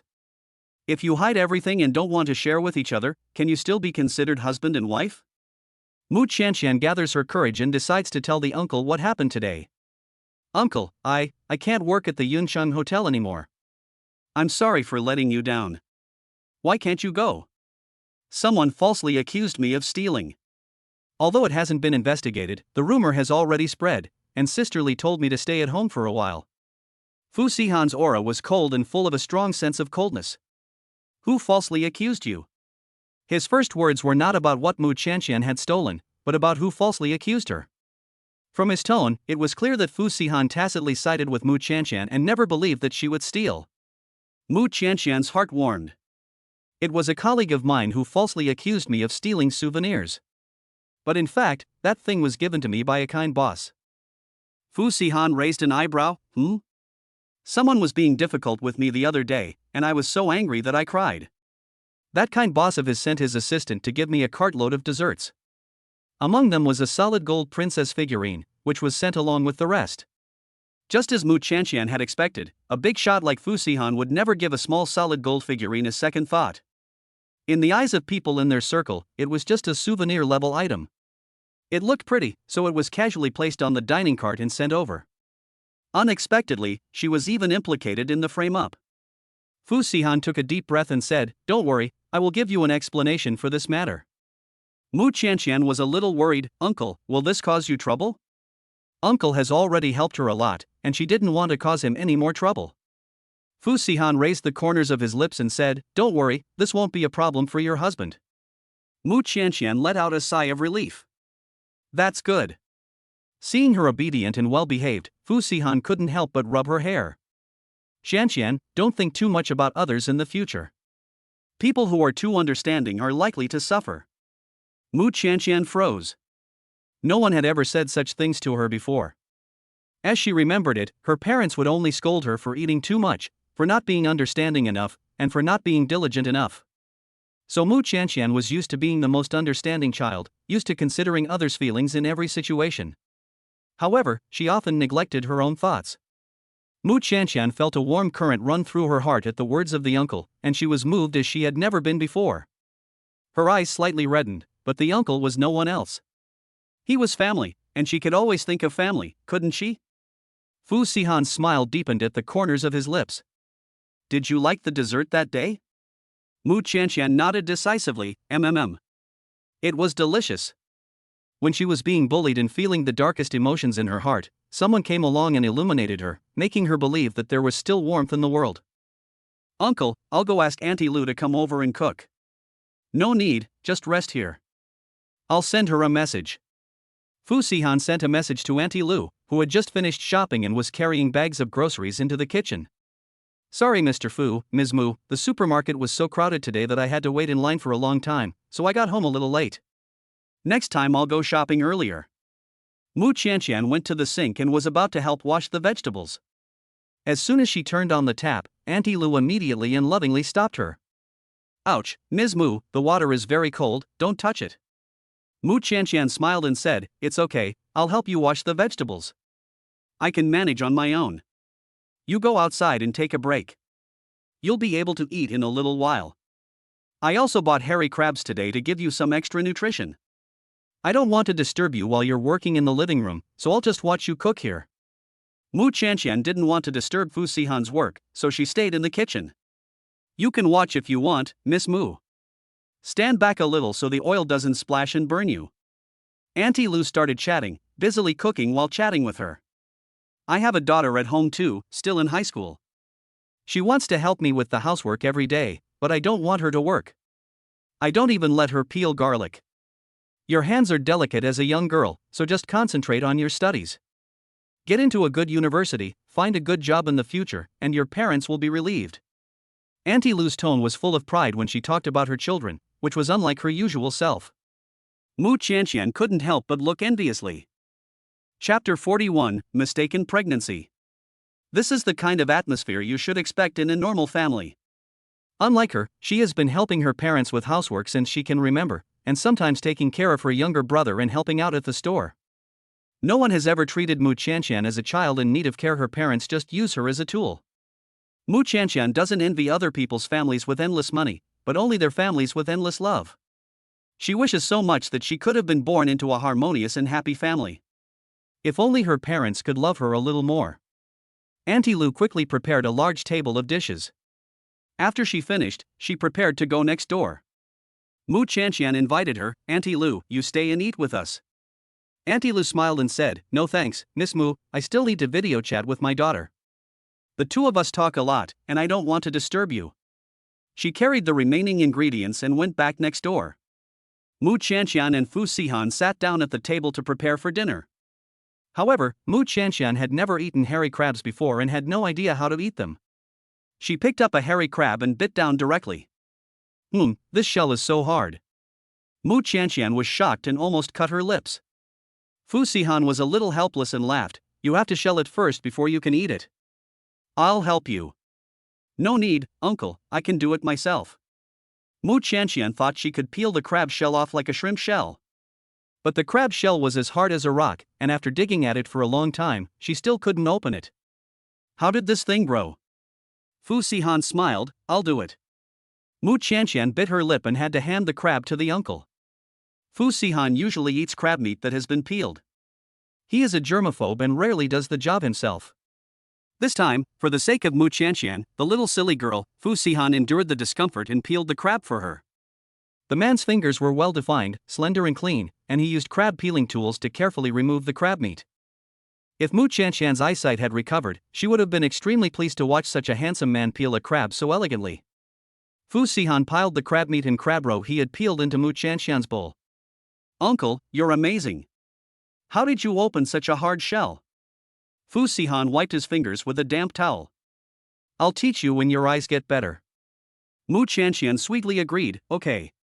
She took a big bite of the crab roe and meat, and the rich, sweet flavor went straight to her head, making Mu Qianqian's eyes widen. This was the most delicious thing she had ever eaten. It was so delicious. "Uncle, you should try some too." Mu Qianqian fed it to Fu Sihan. Fu Sihan's eyes flickered slightly, and after hesitating for a moment, he ate it. He had never eaten anything that someone else had fed him before. This was the first time. Unexpectedly, there was no rejection or disgust as he had imagined, and he accepted it peacefully. Mu Qianqian asked expectantly, "Is it delicious?" Fu Sihan actually thought it was average, but he didn't want to dampen her enthusiasm, so he said insincerely, "Not bad." Next, Mu Qianqian fed Fu Sihan a bite every now and then while she ate. Fu Sihan put the peeled crab meat in her bowl and let her feed it to him. Then why didn't he just eat it himself? Fu Sihan wanted to bring up the topic, but Mu Qianqian was in a good mood and didn't notice. Forget it, it's rare for her to be happy, so just let it be. Fu Sihan also heard a few words from Mu Qianqian's conversation with Aunt Lu in the kitchen just now. The little girl has not received the love of her family since she was young and has always grown up in a very harsh environment. Under such circumstances, she neither resents the world nor is she lonely and gloomy, but instead has grown up to be an optimistic little ray of sunshine. This really impressed Fu Sihan. Mu Qianqian ate more than usual during this meal. She had not yet listened to the recording of today's class, so after finishing eating, she sat at the table to study. Old Lady Fu called Fu Sihan on video, and after just a few words, she told him to call Mu Qianqian over. "Let me see Qianqian." Fu Sihan was helpless. "You pretended to care about me just now, but you actually want to see Qianqian, don't you? You're a big man, what do you have to worry about?" "I'm just afraid that you'll bully Qianqian, and I won't feel at ease if I don't see her for a few days." After all, everyone knows that Fu Sihan is cold-hearted, and Old Lady Fu is just afraid that Qianqian, such a delicate and sweet little girl, will suffer if she stays by his side. Fu Sihan then got up and went to the second bedroom, knocking on the door. "Uncle, is there anything I can help you with? Grandma is on video chat with me and wants to see you." "I'll be right there." Mu Qianqian loved the kind and affable old lady, and as soon as she heard that an elder wanted to see her, she immediately put down what she was doing and cheerfully opened the door. Fu Sihan took her to the living room and sat in front of the computer. "Grandma, I've brought you the person. You should go back to whatever you were doing. I want to talk to Qianqian for a while." As soon as she saw Mu Qianqian, Granny Fu forgot all about her grandson and dismissed her casually. "Grandma." Mu Qianqian called softly. "Hey, Qianqian, sit closer so Grandma can have a good look." Mu Qianqian sat a little closer. Although she couldn't see Granny Fu on the video, she could hear her voice. Fu Sihan was handling work nearby and looked up from time to time. When he saw Mu Qianqian smile, he couldn't help but raise the corners of his lips. After the video call, Fu Sihan was about to hang up. Grandma Fu was beaming with joy. Take good care of Qianqian. You have to pay attention to her these past few months. Our family doesn't have those bad habits of favoring sons over daughters. What happy event have you encountered? Fu Sihan was puzzled. In a couple of days, you should take Qianqian to the hospital for a checkup and you will know. The old lady said mysteriously. Fu Sihan was at a loss for words as Fu Sihan was puzzled. After a while, he saw Mu Qianqian leaning on her stomach, standing in front of the table drinking water. Suddenly, he had a revelation. It was probably because she had eaten too much tonight. Since just now, Mu Qianqian had been touching her stomach a lot. Moreover, her nutrition has improved recently, and her face is more round and plump than before, looking healthy and radiant. It's easy to mistake her for pregnant. It seems that Grandma has mistaken her for pregnant, and this is a big misunderstanding. In a few months, if she doesn't let Grandma see her great-grandchild, she will probably disappoint the old lady for a while. Fu Sihan couldn't help but feel a headache. What should I do now? Chapter 42, Puzzling Uncle. Fu Sihan walked over to Mu Qianqian and asked with concern, "Is your stomach not feeling well?" Mu Qianqian felt a little embarrassed. "I think I ate too much, and my stomach has been bloated." Drinking a lot of water doesn't help. If your stomach is bloated, don't drink water. Fu Sihan opened the cupboard, took out the medicine chest, and handed her a tablet of lactobacillus. Take a few pills and rest for a while, and you'll feel better. This medicine helps digestion, and soon Mu Qianqian's bloating eased considerably. Uncle is really amazing. No matter how many problems there are in life, he can handle them all. Thank you, Uncle. I'm going back to bed. Wait. Fu Sihan stopped her. Uncle, is there anything else? Fu Sihan hesitated. Grandma mistook Mu Qianqian for being pregnant, but they had always slept in separate rooms, and they had never even shared a room, so where would they have a grandchild for Grandma? Are you still getting used to sleeping in the second bedroom? Mu Qianqian didn't understand why Uncle suddenly asked this. I slept pretty well. After all, she didn't even have her own room at home before, and now she finally has her own room, and such a big and soft bed, which she never dared to dream of before. Uncle, what's wrong? Fu Sihan pursed his lips. Nothing, go back to sleep. Oh. Mu Qianqian returned to the second bedroom, and Fu Sihan pressed his eyebrows together, quite headache. He couldn't just tell her outright to bear a child for the Fu family. But there was no way to explain to Grandma. Mu Qianqian was wrong to think that there were still problems that could stump President Fu. For example, the problem of getting pregnant and giving birth has stumped him. In the following week, Mu Qianqian went to school every day as usual. The Yuncheng Hotel called her to pay her wages in compensation, but she did not receive any news about going back to work.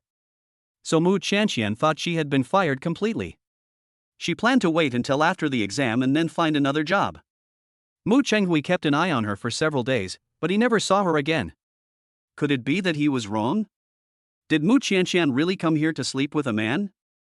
No way, this is a high-end hotel. How could a poor blind girl like Mu Qianqian afford to stay here? She must be relying on a man. Mu Chenghui planned to keep a close eye on her for a few more days, but if he couldn't wait any longer, he would have to give up. After all, he has always sneaked out while working, which has already caused the captain's dissatisfaction. If he keeps sneaking out, he might not even be able to keep his job. Mu Chenghui secretly ground his teeth, blaming the bitch Mu Qianqian. In the office, Assistant Wang was reporting to Fu Sihan.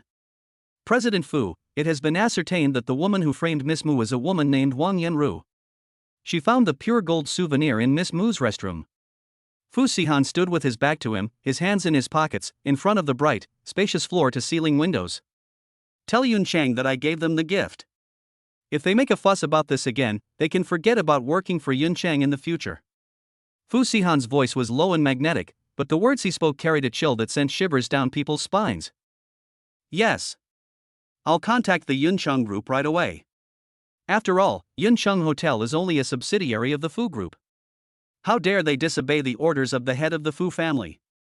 When Li received a phone call from her superior, she was berated. What have you done? If you can't manage such a big hotel, then get someone else. Li quickly smiled and said, President Qiu, what do you mean? Have I done anything wrong? A small ornament worth a few 100,000 yuan is worth all this trouble for you? You almost got me into trouble with the Fu family. They didn't realize that such a trivial matter would actually involve the Fu family. Could it be that Miss Mu is related to the Fu family? You don't need to ask any more questions about this matter. Someone did give her that ornament. Don't let me find out that someone is making a fuss about this matter in the future, or else your position will be at an end. There have been countless people who have wanted to replace you over the years. Sister Li trembled with fear. Yes, I'll call Miss Mu right away and ask her to continue coming to work. Sister Li quickly dialed Mu Qianqian's phone number to inform her that the misunderstanding had been resolved and that she could come back to work at any time. At the same time, Sister Li was greatly puzzled. It seemed that the young girl was just pretty, smart and kind.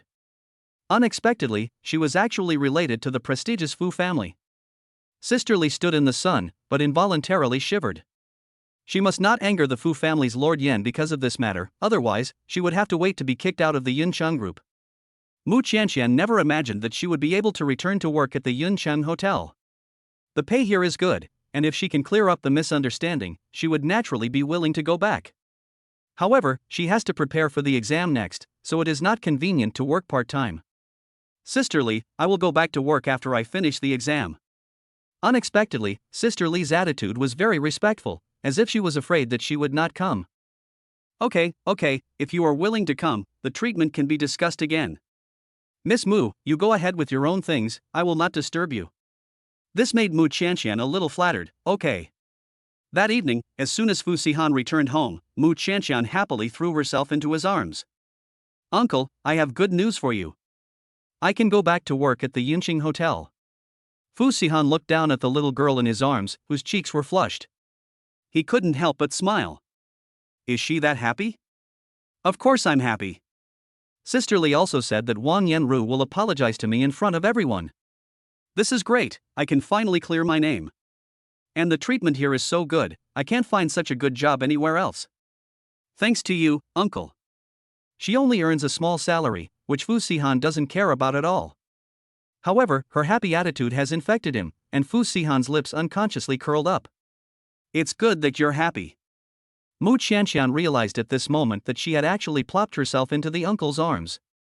She blushed and quickly backed out of his arms. Yes, I'm sorry, uncle, I'm just so happy. Fu Sihan's eyes darkened a little, and his voice was low and hoarse. It's fine. Mu Qianqian said shyly, Uncle, I'll go study first. You haven't eaten yet, and you're starting to study so early? Well, I'm going to take the exam soon, so of course I have to study hard. Mu Qianqian waved at him and went back to the second bedroom. When it was time to eat, Fu Sihan called Mu Qianqian to eat, but she was so engrossed in her studies that she didn't hear him. Fu Sihan had to push open the door to the room. Mu Qianqian was wearing headphones, sitting in front of the desk, listening to the content of the video, and scribbling things down on paper. She was gently tapped on the shoulder. Mu Qianqian took off her headphones and smelled the familiar, refreshing scent of agarwood. Uncle, is that you? Yes, come out and eat. Chapter 43, Tutoring Qianqian. During dinner, Mu Qianqian kept muttering the formula in her mouth. What was the name of that theorem? Fu Sihan heard her and casually answered her question. Mu Qianqian's eyes lit up. This is it. Uncle, how did you know? As soon as the words left her mouth, Mu Qianqian felt that she had asked a stupid question. Uncle Fu had been to university, so of course he knew this kind of knowledge. Fu Sihan said modestly, I haven't forgotten everything I learned. Uncle Fu, were you a top student? Fu Sihan raised the corners of his lips and said, No. They called me the academic god. His tone was light and casual, but it had an unassailable power. Mu Qianqian froze in place. What? You don't believe me? Fu Sihan asked. Mu Qianqian quickly shook her head. No, I believe you. If you're so smart, you must have been very good at school. She was just charmed by his domineering and confident manner. When he said he was a learning god, his tone was full of the arrogance of a superior, and it was impossible not to be convinced. Realizing that her cheeks were beginning to burn, Mu Qianqian quickly rubbed her face. Don't be infatuated. Uncle, I have a small request. Fu Sihan seemed to have read her mind, and before she could bring it up, he said. If there's anything you don't understand, I'll teach you. Mu Qianqian was so happy that she almost jumped up, her voice clear and crisp. Thank you, uncle. She couldn't wait to go back inside and study. Qianqian was eager to learn, and after a few bites of rice, she didn't want to eat anymore. Sihan's face darkened. Eat more. I'm full. Do you still want me to teach you? Finish these dishes first, Sihan said coldly. Qianqian pouted, obediently picked up her chopsticks and ate. Seeing this, Sihan's face finally eased a little. After dinner, the two went to the second bedroom together and sat at the desk to study. Your solution to this problem is wrong. You should start here. You're also right in doing it this way. I have a quicker solution, you can try it. Sihan's voice was low and magnetic, and his explanations were clear and easy to understand. After listening to him, Qianqian suddenly understood many things that she didn't understand before. While Qianqian was memorizing formulas, Sihan casually took a notebook from her desk and planned to check her homework. However, when he flipped through it, he found her little notebook for keeping track of expenses. It was clearly written in the notebook that the surgery performed by the uncle had cost her 8 digits. The uncle bought her a mobile phone. The uncle took her shopping for daily necessities and bought her a lot of supplements and nutritional drinks, as well as a daily nutritional menu, and milk and goat milk. Qianqian had recorded every expense in the notebook. Sihan looked at her neat handwriting and his eyes unconsciously deepened a lot. Uncle, come and listen, have I memorized the formula correctly? Sihan did not respond for a long time, so Qianqian touched his arm. Uncle? Sihan's eyes flashed, and he said, go ahead. Okay. Qianqian sat up straight and began reciting formulas and theorems. Sihan put her notebook back in place. Qianqian did the math in front of Sihan. There's a mistake here. Where? Sihan took her hand, moved it to the paper, and led her in writing. I'll show you how to do it. Her small hand was completely wrapped in the man's large palm, the warmth of his palm rough and reassuring. As he moved closer, the clean, pleasant scent of his body permeated Qianqian's nose. Qianqian bit her lower lip, her heartbeat accelerating unconsciously. Did you learn it? Sihan whispered. The hot breath he exhaled when he spoke blew on her small earlobes. Qianqian shrunk her shoulders, and her heart gave a sharp throb. It was like the spring water in a pool melting, flowing through her whole body. Sihan glanced down at her, and saw the young girl's pale cheeks flushed, even her ears were bright red. She stiffly maintained her original posture, not moving a muscle. Sihan's chest cavity overflowed with a low laugh. Am I that scary? Qianqian licked her lips. No, not at all. Then why are you hiding so far away? Qianqian carefully moved back to him, once again enveloped by his breath. Sihan taught her again. But Qianqian's mind was out of control. For a moment, she thought the uncle's voice was really nice, and then she felt her ears tickling. The heat from his breath when he spoke blew into her ears, tickling and numbing them. Qianqian, what are you thinking about? Sihan noticed that she had wandered off, and tapped her finger lightly on the table. No, nothing. Qianqian sat up straight nervously. Sihan pinched the tip of her nose and told her to pay attention, as he had things to do later and couldn't talk to her for long. Teacher Fu, you can start. I'll definitely pay attention this time. Sihan arched his lips in satisfaction. That's more like it. On the day of the exam, Qianqian was in the exam room alone.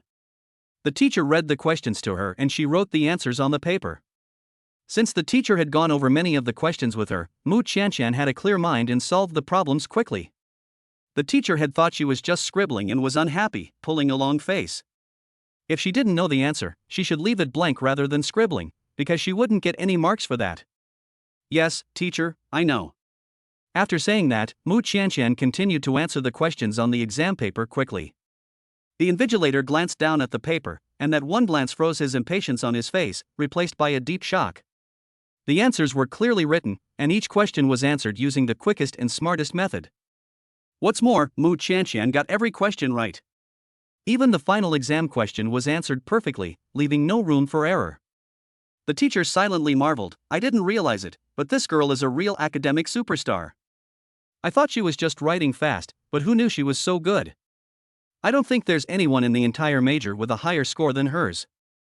After the exam, Qianqian walked out of the exam room, and Fang Yanran took her arm. Qianqian, I didn't realize how difficult this exam was.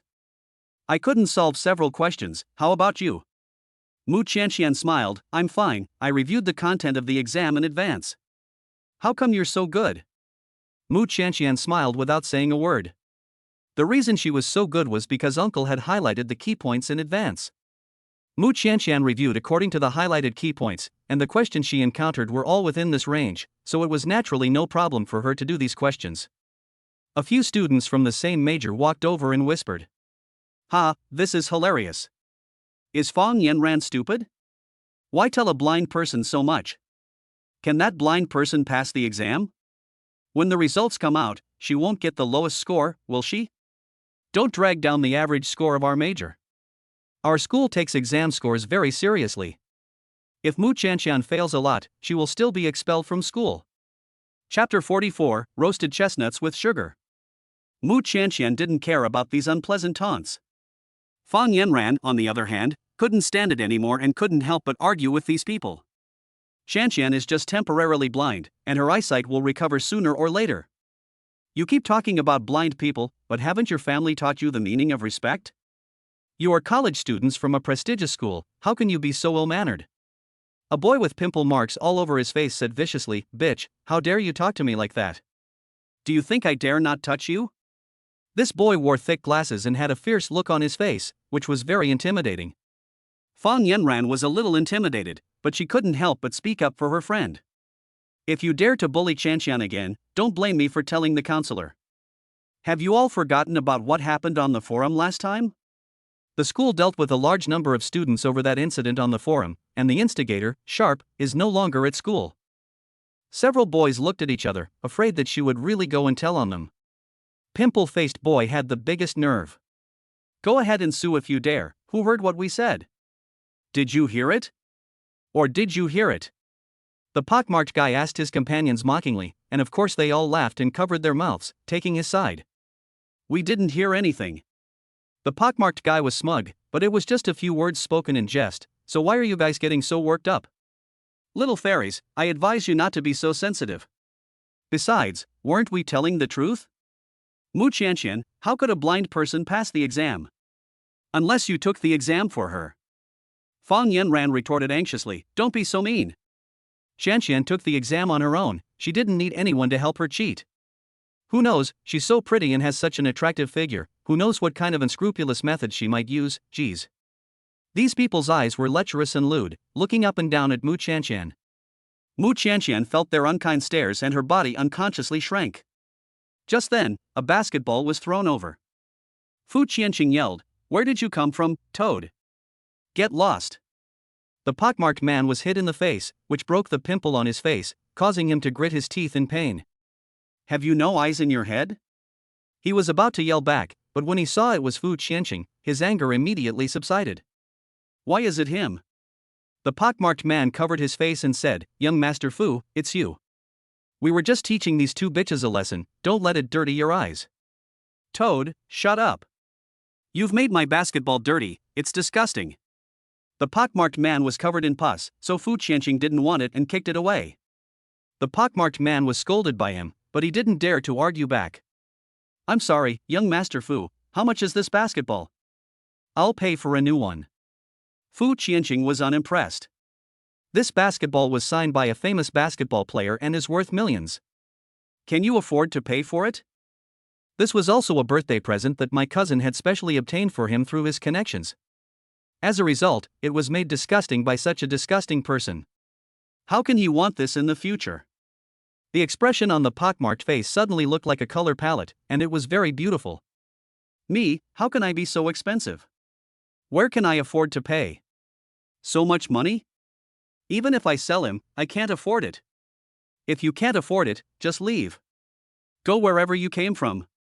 If I see you, you toad, farting around again, don't blame me for being rude." Yes, we'll leave." The pockmarked man led his men away, rolling in the dirt. After these people left, Fang Yanran couldn't help but give a thumbs up. "Classmate, you really have a knack for swearing. That guy's face is full of pimples, so he looks just like a toad." I have to say, Fu Qianqing's swearing was really accurate. But Fu Qianqing couldn't smile. "Oh, what a pity about his basketball. Thank you, Fu, for helping me again." Mu Qianqian's voice was soft and gentle. These words made Fu Qianqing feel like he had been pumped full of energy, and he immediately perked up. You're welcome. As long as I can help you, I'm happy. Take the basketball back and disinfect it, and then put it on the shelf. Although I lost a precious birthday gift this time, at least I was able to help Mu Qianqian, so it's not a total loss. Fang Yanran waited with Mu Qianqian at the school gate. It wasn't long before Fu Sihan's figure appeared not far away.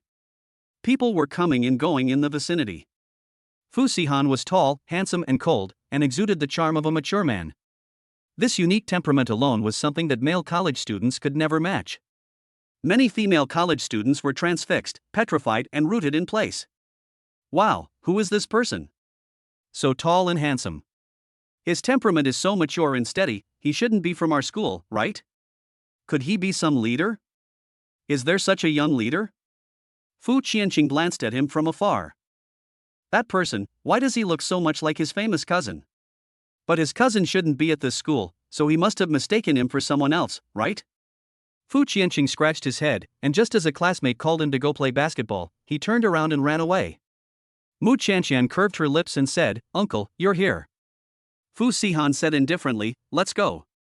The surrounding stares were so intense that it was impossible to ignore them, and Fu Sihan couldn't help but lower his face and his eyes grew cold. Seeing this, the girl who had wanted to go up and ask for his contact information was afraid to go any closer. Handsome guys are good looking, but they don't seem to have a good temper. The crowd dispersed. Fu Sihan took Mu Qianqian's wrist and led her away from the school. He coldly commanded, "Next time, find a place with few people and wait for me there." Mu Qianqian froze for a moment, obediently nodded, and said yes. The uncle is cold-natured and doesn't like to be in crowded places, she understood. What Mu Qianqian didn't know was that what Fu Sihan hated most was not the crowd, but being stared at directly by a group of superficial people. Just with a face, or a prominent identity, they can make them love to death. Such superficial feelings are the most cheap. He can't look down on it. "Uncle, I want to start working at the Yunsheng Hotel tomorrow." "You just finished your exams, why don't you take a couple of days off?" Mu Qianqian shook her head. "No, I want to earn money as soon as possible to help you relieve some of the pressure of supporting the family." Fu Sihan thought of the little notebook she kept in private. The young girl was innocent and pure, without any crooked thoughts of worshipping money. Whoever was kind to her, she would remember it in her notebook and find a chance to repay them. "Don't work too hard, just work moderately." "Yes, I know." The two of them walked hand in hand in the shade of the trees. Mu Qianqian smelled the aroma of fried chestnuts on the street and couldn't move any further. Fu Sihan raised an eyebrow, wanting to eat? Mu Qianqian nodded repeatedly. Little glutton. Fu Sihan affectionately curled his lips and led her to the street, buying a bag of fried chestnuts. Chapter 45, The Best in the World. Mu Qianqian bit into the sweet fried chestnut, peeled off the shell, and handed it to Fu Sihan. "Uncle, I'll give you the first one." Fu Sihan was stunned for a moment, took her hand, and ate the sweet fried chestnut. "Is it delicious?" Mu Qianqian asked expectantly. "Well, it's not bad. The sweet fried chestnut is sweet and soft, just like a certain little crybaby." Mu Qianqian had no idea what he was thinking, so she bit into another chestnut and stuffed it into her mouth. The warm chestnut was sweet and sticky, and it was indeed very good. Fu Sihan's gaze fell on her inadvertently. The sun shone through the leaves, and she seemed to be glowing. Her face was so white that it looked as if you could pinch water out of it, her nose was small, and her cherry lips were stained with a little chestnut powder. She was so cute. Fu Sihan suddenly remembered his grandmother's misunderstanding. His elders thought they had a child, and if he couldn't produce a child by then, he wouldn't be able to explain himself. Thinking about this, Fu Sihan's eyes deepened. "Do you think I'm good to you?" Mu Qianqian tilted her head, her smile innocent and pure. "Of course, you are. You are the best in the world to me. No one has ever been so good to her. Buying you candied chestnuts is being nice to you?" Fu Sihan teases her on purpose. "No, Uncle has helped me a lot. I also have to thank you for tutoring me for this exam, otherwise I couldn't have answered so smoothly." Mu Qianqian had previously worried that if she failed the exam, it would result in her being held back a year or even expelled. Now that she has Uncle, the academic god, to help her with her studies, all these problems have been solved, and she doesn't have to worry about it anymore. Qianqian had just peeled a chestnut, but Fu Sihan snatched it away. If you want to eat it, just tell me, why did you have to snatch it? Fu Sihan wasn't interested in the sweet fried chestnuts. But when he saw her pouting like a little pufferfish, he didn't want to give the chestnut back. Open your mouth. Qianqian opened her mouth doubtfully, and Fu Sihan pinched the chestnut and stuffed it into her mouth. Qianqian's tongue accidentally touched his fingertips, and her face immediately turned red. She held the chestnut in her mouth, and her cheeks bulged on one side. Fu Sihan reached out and poked her bulging cheek. Why aren't you eating it? Qianqian then came back to her senses and pretended to eat the chestnut calmly. Only she knew how fast her heart had been beating just now. It's all because the uncle is so good at flirting. Who can resist? Fu Sihan pondered for a moment. Actually, I need your help with something. What is it? Uncle, just tell me, if there's anything I can do, I'll definitely help. She raised her little face expectantly, her face full of sincerity. I'll talk to you in a couple of days. In the private VIP room, Fu Sihan sat alone in the shadows, his silhouette cold and stern. While everyone else indulged in drinking and dancing, he was aloof and unapproachable. A few of the dancers dared to approach him. This man was different from those big bosses with beer bellies. Just his figure, temperament and appearance were better than those of the popular stars. Plus, the people who could enter and exit this place were either rich or powerful. With so many advantages, everyone wants to come over and take a chance. Maybe he will take a fancy to them and they will rise to the top. Before the dancer could touch Fu Sihan's trouser leg, she heard a cold voice from above. Get lost. She looked up. The man's face was half light, half dark, but his eyes were full of coldness. The dancer shivered in fear and quickly hid. Qianqian pushed away the stunning beauty in his arms, shook his wineglass, and came over with a nasty look. I'm saying, Mr. Fu, you don't have any hidden illnesses, do you? Coming to a place like this, you'd be ashamed if you didn't have a good time, and you'd be sorry for all the money I spent. Fu Sihan frowned, staring at the hand he had placed on his shoulder. Qianqian quickly moved his hand away, afraid that if he was a little longer, he would lose his claw. I forgot, you're a germaphobe, I'll stay away from you. Qianqian raised his hand, took a few steps back, sat on the sofa, and rested his arm stylishly on the back of the sofa. There are so many beautiful women in my place, doesn't Fu ever look at any of them? Fu Sihan didn't want to even glance at these people. I need to talk to you about something. As long as it's not about going back to managing the company, anything is fine. Don't worry, I'm not here to lobby on behalf of your father.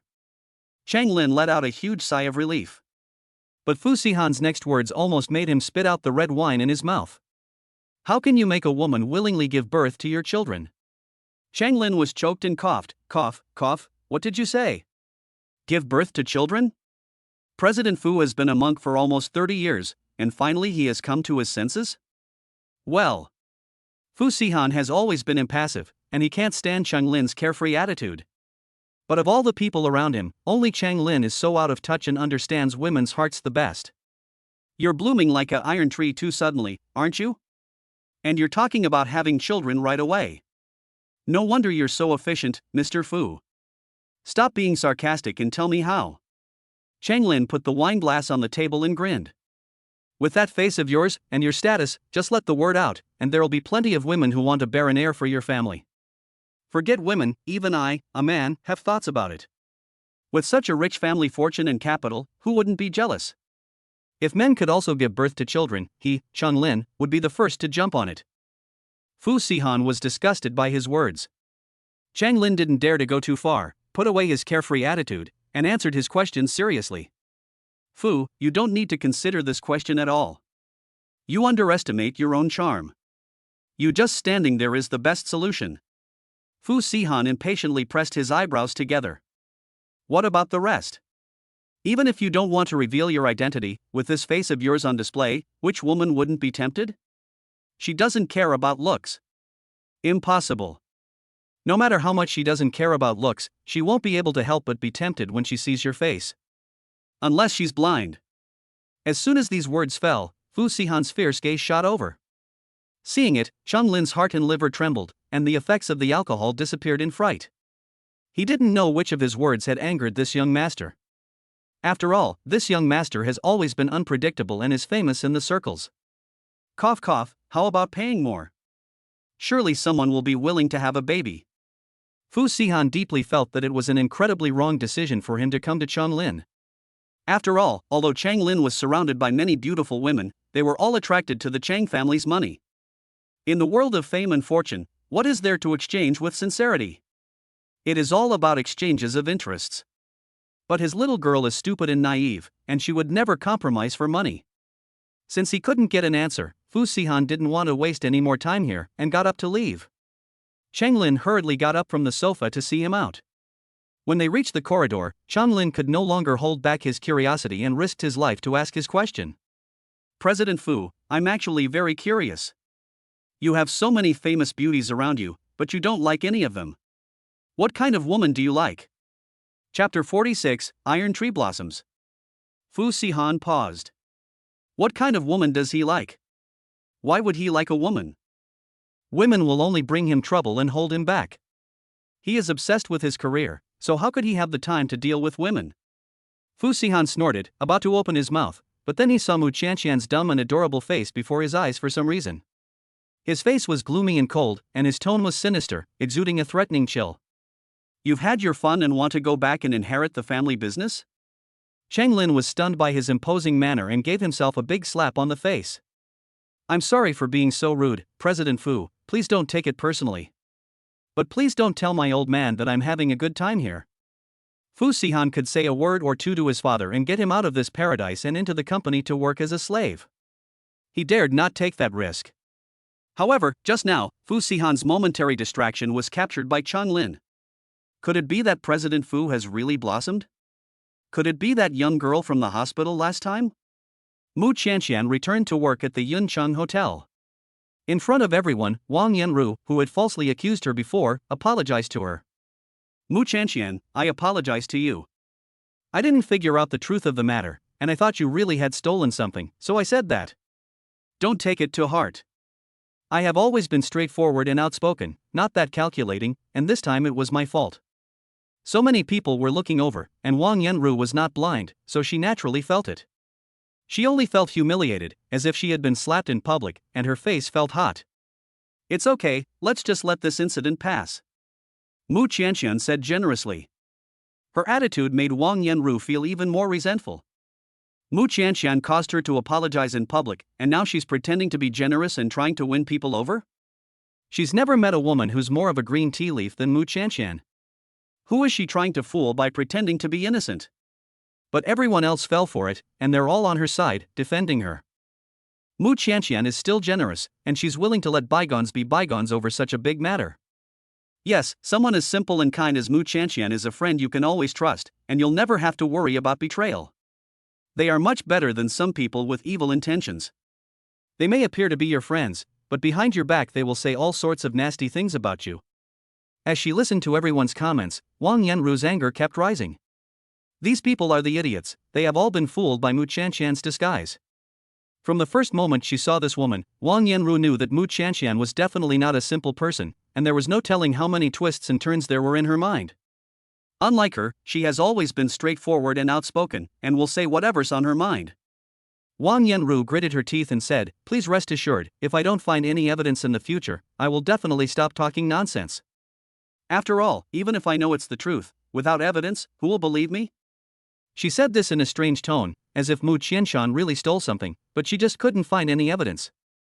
After saying that, Wang Yanru turned around with a bellyful of anger and left. Everyone working in the hotel came to comfort Qianqian. Qianqian, don't take it to heart. Wang Yanru is just jealous of you. She came here to work just to climb the social ladder. But after working so hard, no boss has ever looked at her. You just got here, and someone gave you such an expensive gift, how could she not be jealous? I see. No wonder she had to target me. Qianqian gave a smile and said with grace.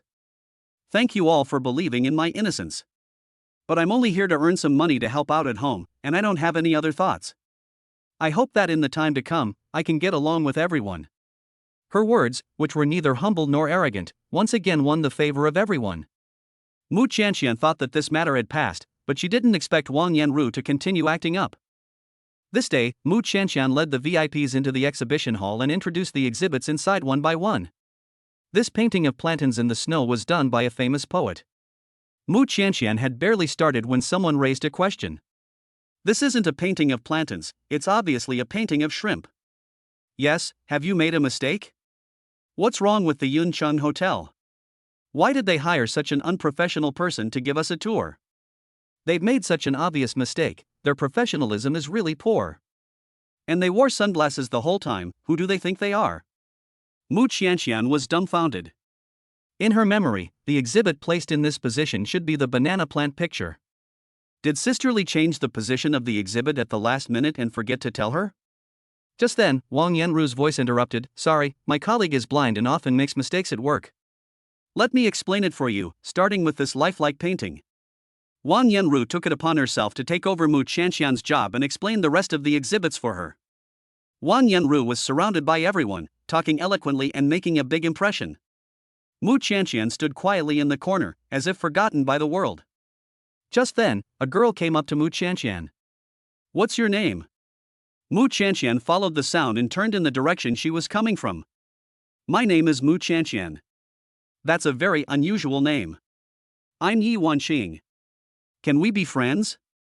Qianqian froze for a moment, then blinked. Yi Wanqing led her out the back door of the exhibition hall and slipped out to the fountain garden at the back of the hotel. Qianqian, you're really pretty.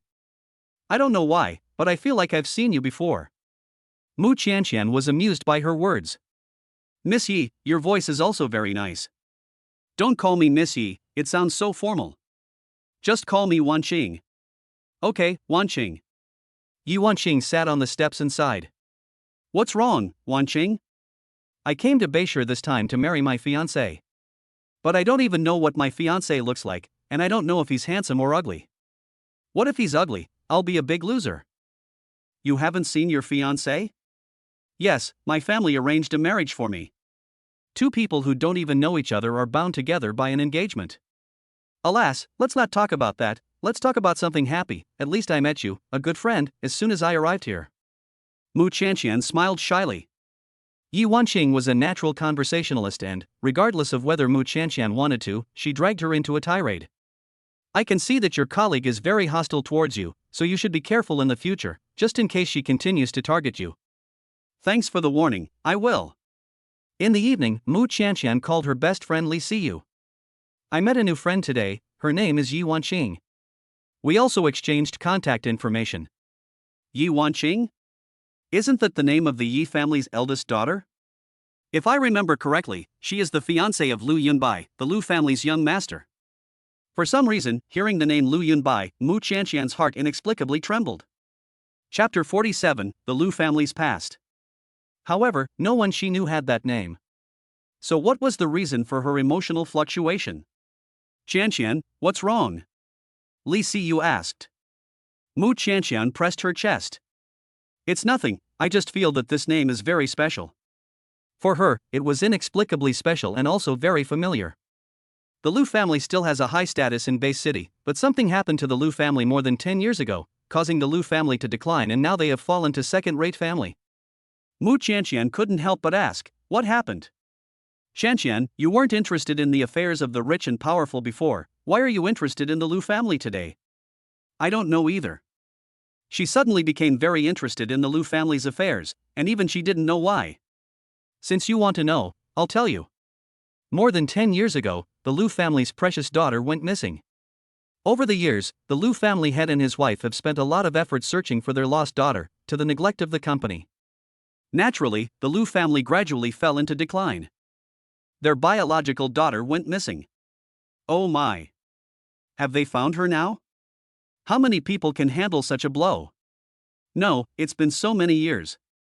I don't think it's possible to find her. I heard that Madame Lu has become ill with depression. If she can't find her daughter, I'm afraid she won't live long. Qianqian hesitated before speaking. For some reason, she suddenly felt her heart tighten. It was as if it had been squeezed in a big hand, and the pain made her gasp for breath. What was going on? The Lu family has nothing to do with her, so why does she feel so bad when she hears news about them? The Lu family also has an adopted daughter named Lu Yunxiang. I heard that she looks a bit like the Lu family's biological daughter, so the couple adopted her. However, this adopted daughter hasn't been seen in the circles lately, as if she had a conflict with her brother Liu Yunbai, and even her credit card was suspended, for some reason. Mu Qianqian sat on the bed and stared blankly for a long time. That night, Fu Sihan returned very late from outside. When she smelled the alcohol and tobacco on him, Mu Qianqian knew that he had another business dinner. Uncle, you should take care of your health. If you can, try to cancel these business dinners. Mu Qianqian held him up and couldn't help but nudge him like a mother. Fu Sihan rubbed his headache and laughed. Since when did you start taking care of me? Usually, he is the one who takes care of her, making sure she drinks tonic regularly, eats enough, and doesn't cry. Today, it's her turn to take care of him. How novel. Mu Qianqian glared at him and threatened. If you don't listen, just keep drinking. If you have a problem with it one day, I'll be just the one to remarry. Her words were soft and gentle, and they didn't have the slightest bit of deterrent effect. However, this remark still made Fu Sihan's heart throb. Fu Sihan reached out and pinched Mu Qianqian's cheek, pinching her little face into a bun. He curved his lips in a smile. I see, little housekeeper. If he could decline social engagements, of course he wouldn't want to participate. However, he was in the big vat of the business world, shouldering the burden of the entire Fu group, and sometimes he had no choice. Mu Qianqian helped him sit on the sofa and threw his arm away. I'll leave you alone. She got up and left. Fu Sihan spread his knees apart, propped his elbows on them, and rubbed his throbbing temples. He took off his tie and threw it on the sofa. There was no movement in the living room for a long time, and Fu Sihan thought that Mu Qianqian had really gone back to her room in anger. But soon after, a cup of warm water and 2 stomach pills were placed on the coffee table in front of him. Fu Sihan looked up in surprise. He saw Mu Qianqian sitting opposite the coffee table, her face full of concern. The reason she was angry was, in the final analysis, because she cared about his health. How did you find the stomach medicine? Fu Sihan's voice was hoarse, and his gaze was dark and deep. Mu Qianqian hugged her knees and squatted on the ground, her chin resting on her folded arms, looking like a depressed little mushroom. You weren't going to be back today, so I guessed you had to entertain guests. I asked Auntie Lu to prepare the stomach medicine in advance, waiting for you to come back and give it to you. A flash of surprise quickly passed through Fu Sihan's eyes. So that's what happened. For a moment, there were more complex emotions in his gaze as he looked at Mu Qianqian. Drink your medicine, do you want me to feed you? The young girl was throwing a temper tantrum, her tone different from usual, trying to sound fierce. But in Fu Sihan's ears, she just sounded cute as hell. Fu Sihan got a mischievous idea and said deliberately. Your husband has a terrible headache, so I'm afraid I'll have to trouble Mrs. Fu to help me feed him his medicine. Mu Qianqian blushed furiously at his words. Mrs. Fu? Shameless. Mrs. Fu? When did you help your husband take medicine? Mu Qianqian covered her burning face, wishing she could find something to plug his mouth. Just stop talking, can't I feed him? She picked out a pill and held it in the palm of her hand. After hesitating for a long time, Mu Qianqian finally mustered the courage to pass the pill to his mouth. Fu Sihan obediently took the pill. Mu Qianqian let out a sigh of relief and picked up the glass to give him a sip of water. After he took a sip, she continued to feed him with the glass. Fu Sihan turned his face away. A single sip was enough. Mu Qianqian was a little suspicious. But you didn't tilt your head just now, did you really swallow the medicine? Fu Sihan was speechless. This silly girl thought everyone was as stupid as her and couldn't even drink medicine. It's already gone down, don't worry. Mu Qianqian was half believing. After all, she had tried to swallow the medicine several times before, but she had never managed to do so. After she had finished taking the 2 pills, Mu Qianqian was about to leave, but Fu Sihan grabbed her wrist. Then, her vision swirled. She was pressed against the sofa, and the male scent that came at her wrapped her in an aggressive manner. Mu Qianqian's little heart was pounding, and her cheeks were redder than persimmons. She couldn't even speak properly. Big uncle, what are you going to do? Under the influence of alcohol, Fu Sihan said something he would never normally say. Qianqian, bear me a child. His voice was low and magnetic, exuding the charm of a mature man. Although Mu Qianqian couldn't see, she could feel his hot gaze sweeping over her body. This made her feel extremely ashamed, and she wished she could find a hole to crawl into. She hesitated to respond, and Fu Sihan couldn't help but frown. You don't agree? Mu Qianqian's face was so red that it was about to bleed. My uncle is also too direct, isn't he? She had never hugged or kissed a man before, and she was suddenly transitioning to the stage of having children. She really wasn't used to it. Sihan pinched her slender waist, his tone conveying an unquestionable firmness. Qianqian, answer my question. Chapter 48. I do. Qianqian was too embarrassed to say a word and struggled under him. Sihan thought she was trying to escape and instinctively restrained her hands and pulled them above her head. Qianqian, speak. His low, hoarse voice was close by, and the hot breath he exhaled blew on her nose. Qianqian didn't dare to breathe. Why is uncle so direct today? He's like a different person from usual. It seems that he really is drunk today. I do. Hear the answer he wants to hear, and finally Sihan let her go. The man released his hold on her. Qianqian quickly got up from the sofa and stood several steps away from him. She was breathing heavily and still in shock. As the effects of the alcohol gradually wore off, Sihan's senses returned little by little. He, too, had been intoxicated by the alcohol and actually done such a thing. Great, the little girl must have been scared by him. She might even be crying. Sihan suddenly felt his head ache even more. He pursed his thin lips and spoke coldly. Just now, I was drunk and said some things, so please don't take it to heart. Qianqian covered her burning cheeks and turned around, running back to the second bedroom. Sihan wanted to follow her, but was shut out. The mighty Fu president had been snubbed by a woman for the first time. Qianqian went to work at the Yunchang Hotel. The VIPs had not yet arrived, so everyone was sitting in the lounge chatting. Wang Yanru walked in proudly, wearing an expensive-looking suit. Yanru, where did you get this suit? If I'm not mistaken, it's a men's suit, right? Wow, judging from the craftsmanship, it looks like it's from that famous Italian brand? Each piece starts at 6 figures. Yanru, which rich playboy are you dating? It seems like you're about to get what you want. Wang Yanru couldn't help but feel a little giddy at these envious and flattering words. She stroked the suit jacket lovingly and spoke with pride in her tone. This? The young master of the Yi family gave it to me. After saying this, she disdainfully glanced at Qianqian. Wow, is it the Yi family, the #1 family in Sioux City? I heard that their family is going to marry into the Liu family soon. I saw it on the financial news. Every day, they welcome and see off distinguished guests, all the big shots in the city. In order to better serve their guests, naturally they have to pay attention to the ups and downs of the business world. Wang Yanru said anxiously, don't get it wrong, it's Miss Yi and Master Liu who are getting married. Master Yi doesn't have a fiancée. Everyone is a person of insight, who can't hear the undertone of Wang Yanru's words. So do we have to congratulate you in advance? Yanru. Master Yi is still single. If he takes a fancy to you, you'll be set for life, and we won't be able to curry favor with you no matter how hard we try. These words made Wang Yanru's heart bloom with joy, and she couldn't hide her smugness on her face. She said with a pretense of modesty, oh, it's not even a done deal, so don't spread rumors. I'm only friends with Master Yi. Wang Yanru played with her long, bright red fingernails and once again looked meaningfully at Qianqian. What if Qianqian is crafty? She's just a blind person.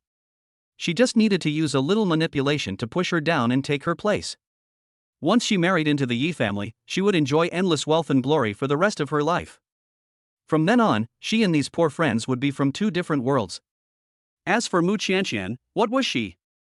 During the lunch break, Qianqian went to the fountain garden and sat on the steps listening to the birds chirping in the garden. Before long, Yuanqing came out for some fresh air. Qianshan, I see you again. It's you, Wanqing. Yuanqing ran over lively, sat down next to Qianshan, and asked, what are you daydreaming about? Qianshan lowered her head, nothing. She was just thinking about last night. The uncle was drunk and asked if he wanted to have a baby. Later, when the uncle sobered up and apologized, she was so embarrassed that she ran back to her room. Early this morning, to avoid embarrassment, she didn't even eat breakfast, and as soon as she got up, she hurried out the door. Have you had lunch yet? Qianqian nodded and said she had. But she had her mind on other things, so she didn't eat much. As the two of them talked, Wang Yanru, wearing a suit, walked past. Yuanqing recognized her at once. Hey, isn't that my brother's suit? Yes, it seems like Mr. Yi gave it to her. Is that what Wang Yanru told you? Yes. After hearing this answer, Yi Wanqing covered her mouth and laughed. Wanqing, what are you laughing at?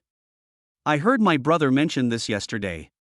He said that when he was serving her a drink, a woman deliberately spilled it. Out of gentlemanly courtesy, my brother gave her his shirt. It was just a shirt given out of courtesy. How did it become a gift when it got into Wang Yanru's mouth? Mu Qianqian suddenly realized, so that's how it is. This woman must want to return the clothes. This is going to be interesting. Let's go over and have a look. Yi Wanqing took Mu Qianqian's hand and led her quietly after them. Wang Yanru arrived at the door of the VIP room, shook her hair, and commanded the doorman condescendingly. Go tell Yi young master that I've come to return the clothes. She took the opportunity to quickly take out a mirror and check her makeup and hairstyle.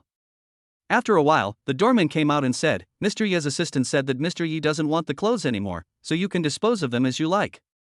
Wang Yanru's smile froze on her face. No? But these are Mr. Yi's clothes, can his assistant make the decision? Whether the assistant's words count or not is not your business. You can take the clothes back and dispose of them yourself. The doorman was about to close the door, but Wang Yanru quickly stopped him. Wait, why don't you go ask Yi again? I'm Wang Yanru, the one who helped them yesterday. They even praised me for explaining it clearly. The doorman gave a mocking look. You really took it seriously when I said it was just a formality? What do you mean a formality? This is a shirt that Master Yi himself gave to me, do you understand? If you mention my name, he will definitely see me. Bah, Master Yi is not a busy person, he doesn't have the time. After saying this, the doorman closed the door directly. Wang Yanru's face twisted with anger, and she stamped her foot fiercely. Damn it! It must be that this doorman was lazy and didn't pass on the message, otherwise Master Yi would not have refused to see her. She is only an assistant, how dare she interfere with Master Yi's affairs without authorization? If she and Master Yi get together in the future, she will be the first to fire this assistant. But the immediate priority was how she could meet Yi Xiaoye. Wang Yanru came out of the corridor and saw Mu Qianshan and another unfamiliar woman. She immediately changed her expression, smiled flirtatiously, and said complacently, Oh, Yi Xiaoye asked me to meet him alone tonight. Is that not a good idea? I'll think about it. Chapter 49 Su City Yi Xiaoye. After Wang Yanru left, Yi Wanqing covered her stomach and let out an unbridled burst of laughter. Ha ha ha ha. This woman's laugh kills me. My brother doesn't even bother to talk to her, and she's daydreaming on her own. How could there be such a ridiculous woman? She was in Suzhou before, but I've never seen her before. It's still Beishir that has more talent, with all kinds of strange people. Mu Qianqian couldn't help but smile at her words. Just then, her phone rang, and her voice assistant announced. An emergency contact is calling you. Wanqing, I'm going to take this call. Okay, go ahead. Mu Qianqian found a secluded place with no one around, and after hesitating for a long time, she answered the phone. Her voice was as soft as a cat's meow, timid and shy. Hello? Fu Sihan's deep, magnetic voice came through the receiver. Have you had lunch yet? Mu Qianqian tugged at the hem of her shirt to ease her nerves. I already ate. Why did you leave without eating anything this morning? I had breakfast at the hotel. After she finished speaking, Mu Qianqian held her breath nervously, waiting for a response from the other end of the line. She was afraid that Fu Sihan would bring up last night again. Well, eat well. Fortunately, he didn't bring up this awkward topic. It seemed like the reason the older man had called was just to check if she had eaten on time. Mu Qianqian felt as if she had been strangled, and many indescribable emotions welled up in her heart, bittersweet and tinged with some confused greenishness. It was only after Fu Sihan had hung up that Assistant Xiao walked up to him. President Fu, President Xiao would like to set up a time to discuss cooperation. Is it the president of the semiconductor industry? Yes. Let's set it for the afternoon the day after tomorrow. Okay, I'll make the arrangements. Assistant Xiao walked out of the CEO's office and met Assistant Wang on the way. Hey, Assistant Wang, where did you go this morning? I didn't see you. Assistant Wang looked around suspiciously and said. CEO Fu asked me to take care of some personal business. Oh. Assistant Xiao sensibly didn't ask any more questions. I'll go arrange a meeting between CEO Fu and President Xia, and I'll go now. Assistant Wang took a big glass of water and gulped it down. He had received a call from General Manager Fu early in the morning, asking him to go to the Yuncheng Hotel to see if Miss Mu had gone to the hotel. When he arrived, he saw that Miss Mu was indeed there. General Manager Fu instructed him to tell the person in charge to arrange breakfast for Miss Mu. So, the person in charge of the hotel arranged a sumptuous breakfast buffet for all the staff, which was unprecedented. Assistant Wang stayed at the hotel for the whole morning, making sure that Miss Mu was doing well, before returning to the company. "Are you done?" Yi Wanqing asked. Mu Qianqian nodded. Were you just talking to your family?" Mu Qianqian thought about it and said, "Sort of." Although the uncle is not related to her by blood, since the two of them have already gotten married, they are family. Family.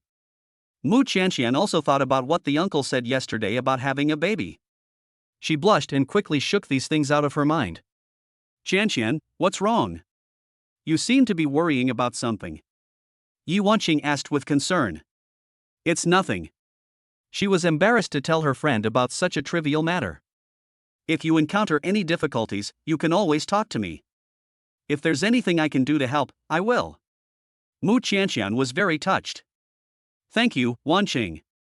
Your break is almost over, right? You go back to work first, I won't disturb you." "Okay." Mu Qianqian returned to work. A group of colleagues gathered together to chat, and in the middle of them was Wang Yanru. "Oh, Mr. Yi wants to ask me out tonight. I don't think that's a good idea. What do you guys think?"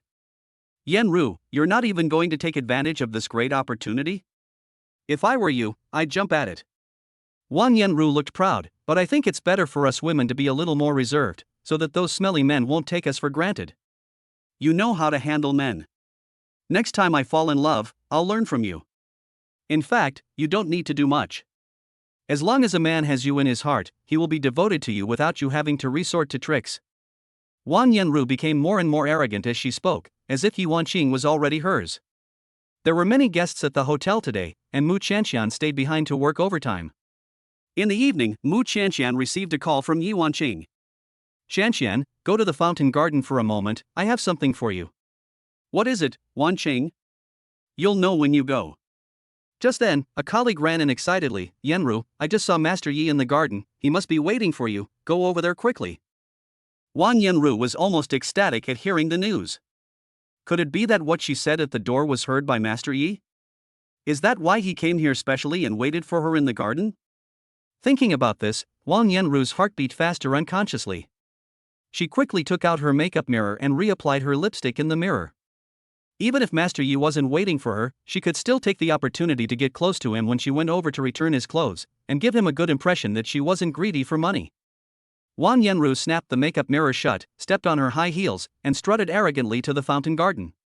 She had just taken a few steps when she looked up and saw Mu Qianqian walking in the same direction as her. Wang Yanru sneered disdainfully, "What? You blind girl want to see Yi Shengao too?" Mu Qianqian didn't bother to respond to her, and didn't even turn her head. Wang Yanru thought everyone was like her, full of thoughts of climbing the social ladder. Mu Qianqian was just going to see her friend Yi Wanqing, and it had nothing to do with men. Wang Yanru scolded, "Bitch, what are you pretending to be so innocent for?" In the middle of the fountain garden is a small pavilion in the style of a castle. Master Yi stood under the pavilion, looking like a noble prince. Wang Yanru eagerly walked towards him. The path leading to the pavilion was lined with lush trees on both sides. Mu Qianqian was walking in front of her, but Wang Yanru was eager to show off in front of Master Yi, so she quickened her pace to catch up with her. Wang Yanru twisted her hips and knocked Mu Qianqian to the side. Fortunately, there were lush trees to catch her, or she would have fallen to the ground. "Wang Yanru, why did you bump into me?" "Oh, why did you fall down for no reason?" Wang Yanru pretended to exclaim. Out of the corner of her eye, she noticed that Ye's attention was drawn to their direction. Wang Yanru was secretly pleased, helped Mu Qianqian to her feet, and said, "The path in the garden is not stable, so you have to be careful." In an unseen corner, she leaned close to Mu Qianqian and threatened viciously, "Get lost. If you dare to ruin my good thing with Master Yi, don't blame me for being unkind to you." Wang Yanru twisted her waist and walked flirtatiously towards the pavilion. "I'm sorry, Mr. Yi, but one of my colleagues has poor eyesight and can't even walk on flat ground without falling. I just helped her up, so we've been delayed quite a bit." "You must have been waiting for a long time, right?" Here are the clothes you lent me yesterday. I heard from a friend that clothes from this brand are very expensive, so I washed them and brought them back to you. Chapter 50, Throw It Out. Wang Yanru thought that these two sentences of hers were extremely well spoken. Firstly, they showed her kindness in helping her colleague. Second, it also showed her character of not worshipping money, and set her apart from other women. Wang Yanru looked at Yi Shaoshang with seductive eyes, waiting for his praise. Unexpectedly, Yi Qianlin stared at her, full of confusion. He asked his assistant beside him, "Who is she?" A plain sentence made Wang Yanru's face freeze, and her expression was ugly. Just as she hesitated whether to introduce herself, Yi Xuanlin's assistant already spoke. "Young master, yesterday at the exhibition, her clothes got wet with wine, and you gave her your jacket." "It's her." Yi Qianlin had a vague impression in his mind, but he couldn't remember clearly.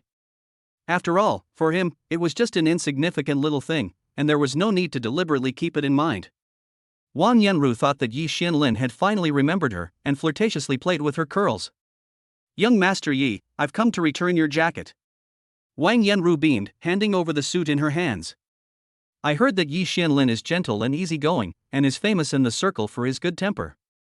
He never likes to make things difficult for people. In that case, doesn't that give me a chance to get close to him?" "No need." Yi Xuanlin's tone was detached. "But this suit is so expensive, I don't know how I can keep it." Wang Yanru stepped up the stairs, getting a little closer to Yi Qianlin. The suit in her hand smelled of a pungent woman's perfume, which she had deliberately left behind. Yi Qianlin, who dealt in wine and was very sensitive to smells, took a half step back in disgust when he smelled the perfume. He raised his hand, and his assistant stepped forward. "Miss Wang, give me the suit." Wang Yanru hesitated for a moment, but handed it to him anyway. Although she could not personally return the clothes to Yi Xiao, at least she could leave a good impression of not being money-oriented and vain in front of him. Unfortunately, the next move of the assistant made Wang Yanru's plan fall through and her face was completely shamed. The assistant walked out of the booth with the suit in one hand and threw it directly into the trash can. That custom-made suit worth hundreds of thousands of dollars, with a strong smell of perfume, was discarded in the trash can. "But that's Yi Xiaoru's suit. How dare you, an assistant?" Wang Yanru was about to bite her teeth, her face turning purple with anger, pointing at the assistant and accusing her. The assistant had a blank expression on her face. The suit had been returned. "Miss Wang, please." Wang Yanru gave Yi Xiaoru one last look, but unfortunately Yi Yuanlin didn't show any intention of staying with her. All her planning for tonight had come to nothing. If she went back in a huff, she would be the laughingstock of her colleagues. Wang Yanru stood outside the pavilion, not knowing whether to go or stay. A clear female voice interrupted her thoughts. "Excuse me, is Wanqing here?" Yi Qianlin was sitting in the pavilion, burning incense and brewing tea. Upon hearing this, he paused in his actions and asked softly, "What do you want with her?" "Wanqing told me to come to this pavilion, saying that she has something for me." Mu Qianqian had been standing there listening for a long time, but she hadn't heard Yi Wanqing's voice. If Yi Wanqing had been there, she would have definitely come over and put her arm around her. "Wanqing isn't here?"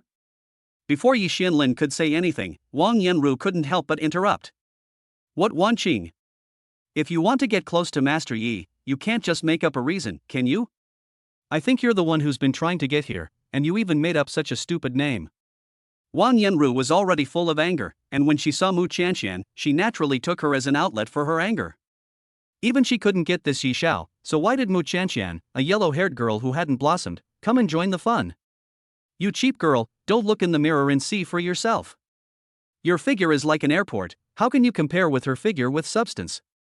Mu Qianqian was rarely moved when she heard Wang Yanru's words. "Don't you dare talk about my friend like that. We agreed to meet here, so maybe she's just been held up and will be here in a bit. This pavilion is so big, so you're the only one allowed to come?" "Heh, I didn't say you weren't allowed to come, I just don't like some people who say one thing and do another. Who are you trying to impress with that green tea? You say you just want to work for money and aren't interested in the wealthy family. But as soon as Master Yi showed up, this bitch came here faster than anyone else. How many times do I have to tell you before you understand? I'm waiting for a friend here, what's it got to do with you?" "Waiting for a friend? Your Wanqing is also a gold-digging girl who wants to climb up the social ladder, just like you, right? You two want to join forces and come together to fish for men?" Yi Qianlin put down the teacup in his hands with a heavy heart, and the tea in the cup splashed onto the table, partially wetting his long, slender fingertips. Compared to many young masters, he is good-tempered, but that doesn't mean he doesn't have a temper. Yi Qianlin lowered his eyes and commanded, "Throw the person out." Wang Yanru was full of joy and pride, as she heard, "Hurry up and get out. You're covered in mud and rotten tree leaves, you're filthy." With such a flirtatious beauty standing here, Yi Xiao is not likely to still fancy a bean sprout like Mu Qianqian. When Yi Xiao said throw it out, he must have meant Mu Qianqian. Mu Qianqian was so angry that her face turned pale, and she wanted to scold Wang Yanru. Wasn't she dirty because Wang Yanru pushed her? Besides, what was she doing standing outside the pavilion, getting in the way of other people? "I'm not leaving." Mu Qianqian was young after all, and when her temper flared, she angrily hugged the pillar of the pavilion and refused to let go. She wouldn't budge until Wanqing came over to get her. Yi Qianlin couldn't help but smile at her actions. This girl is quite stubborn, just like his devilish sister. Wang Yanru folded her arms and sneered, "Oh, so you've shown your true colors, haven't you? You can't walk away when you see a man, just like a piece of gum. You can't even get rid of her, and I'm ashamed of you." Enduring this until now has been Yi Qianlin's limit. Nonsense. As soon as Yi Xiaogang said these two words, his assistant walked straight over. Wang Yanru was about to enjoy the show, but she saw the assistant come up to her. "That girl is over there, don't make a mistake." Wang Yanru pointed at Mu Qianqian. "This place has been booked by Master Yi, please leave." "Why is Yi Xiaogang kicking me out?" "If he's kicking anyone out, shouldn't he kick her out? Look how dirty she is." The assistant said disgustedly, "That's nothing compared to the filth in your mouth." Wang Yanru was full of disbelief. Why could that bitch Mu Qianqian stay, but she had to be thrown out? "You have 3 seconds to leave, or don't blame me for calling the security team." If it really came to that and it became known to everyone, Wang Yanru's face would be completely ruined. Wang Yanru's face turned pale and then white, and her fingernails dug into her palms. "I'll go by myself." She walked down the steps unwillingly, and before she left, she gave Mu Qianqian a vicious glare. Once Wang Yanru left, the area around the pavilion finally quieted down. Mu Qianqian still hadn't figured out what had happened, and she hugged the pillar, staring blankly in this direction. Yi Qianlin smiled charmingly, his voice as gentle as a clear spring. "Little girl, did you think I was going to throw you out?" Chapter 51, Picking up Mu Qianqian from work. Mu Qianqian let go of the pillar in the pavilion and smiled sheepishly. "Sorry, I thought you were in cahoots with her." Yi Qianlin was misunderstood, but he wasn't annoyed. He spoke slowly, "May I ask if your last name is Mu?" "Well, my name is Mu Qianqian, I'm here waiting for a friend." As if she was afraid that he would misunderstand, Mu Qianqian quickly added, "It's not to find you. She is married. She is not interested in other men at all." Yi Qianlin's smile deepened at the corners of his mouth, and the whole person was enveloped in the temperament of a gentleman like the wind, elegant and gentle. Miss Mu might as well sit in the pavilion for a while and take a break. "Okay." Mu Qianqian sat primly across from Yi Qianlin. The assistant had long since retreated outside the pavilion, leaving just the two of them inside. The cool light breeze blew in her ears, and the tea brewing on the clay stove was bubbling away. After waiting for a while, she still did not see Yi Wanqing's figure. "I'll go out for a bit and give her a call. Have a cup of tea before you go." Mu Qianqian thought about it for a moment, and since it wasn't a big deal, she agreed. Yi Qianlin's movements were unrestrained and dashing. He performed a series of processes in the preparation of tea brewing, boiling, waking, and brewing with such fluency that it was pleasing to the eye. Unfortunately, the person sitting opposite him could not see. "Miss Mu, please." A cup of clear, hot tea was pushed in front of Mu Qianqian. She held the saucer underneath the teacup, blew on the hot air, and took a sip. Mu Qianqian's small face wrinkled up, "It's so astringent." She doesn't know how to appreciate tea, and the first thing she felt was astringency. Miss Mu can savor the tea and feel the aftertaste. Following his instructions, Mu Qianqian relaxed her mind and savored the aftertaste in her mouth. The taste doesn't seem astringent anymore. It smells so good, with a light floral fragrance and a hint of orchid. What she didn't know was that this was top-grade Mingqian Longjing tea, which could sell for a high price. Mu Qianqian gradually appreciated the mystery of tea appreciation. After a while, Yi Qianlin asked, "Miss Mu, would you like another cup of tea?" "No, thanks. I'd better go and call Wanqing." I'm a little worried because she hasn't shown up for so long. That's a good idea. Mu Qianqian got up anxiously, walked out of the pavilion, and called Yi Wanqing with the help of her voice assistant. Wanqing, I've been waiting for you for a long time here in the pavilion. Why haven't you come? Yi Wanqing was lying on the soft bed, crunching on potato chips. I didn't show up, but I hope you got the present I sent you. What present? The tea my brother made. How is it? Is it good? Mu Qianqian froze for a moment. The young master in the kiosk is your brother? Yes, we both have the surname Yi. Don't you remember? Qianqian, you really are slow. Mu Qianqian angrily patted her own head. I haven't forgotten, I just kept thinking about our promise and didn't think about it that much. She was too busy waiting for someone to think about these things. So? My brother's tea brewing skills are pretty good, right? It's quite good, but I don't know how to appreciate tea. I can only appreciate it to a certain extent, I can't reach a higher realm. Mu Qianqian felt that it was like chewing a peony with a cow to be given such a delicious tea to drink. It was a waste of a precious thing.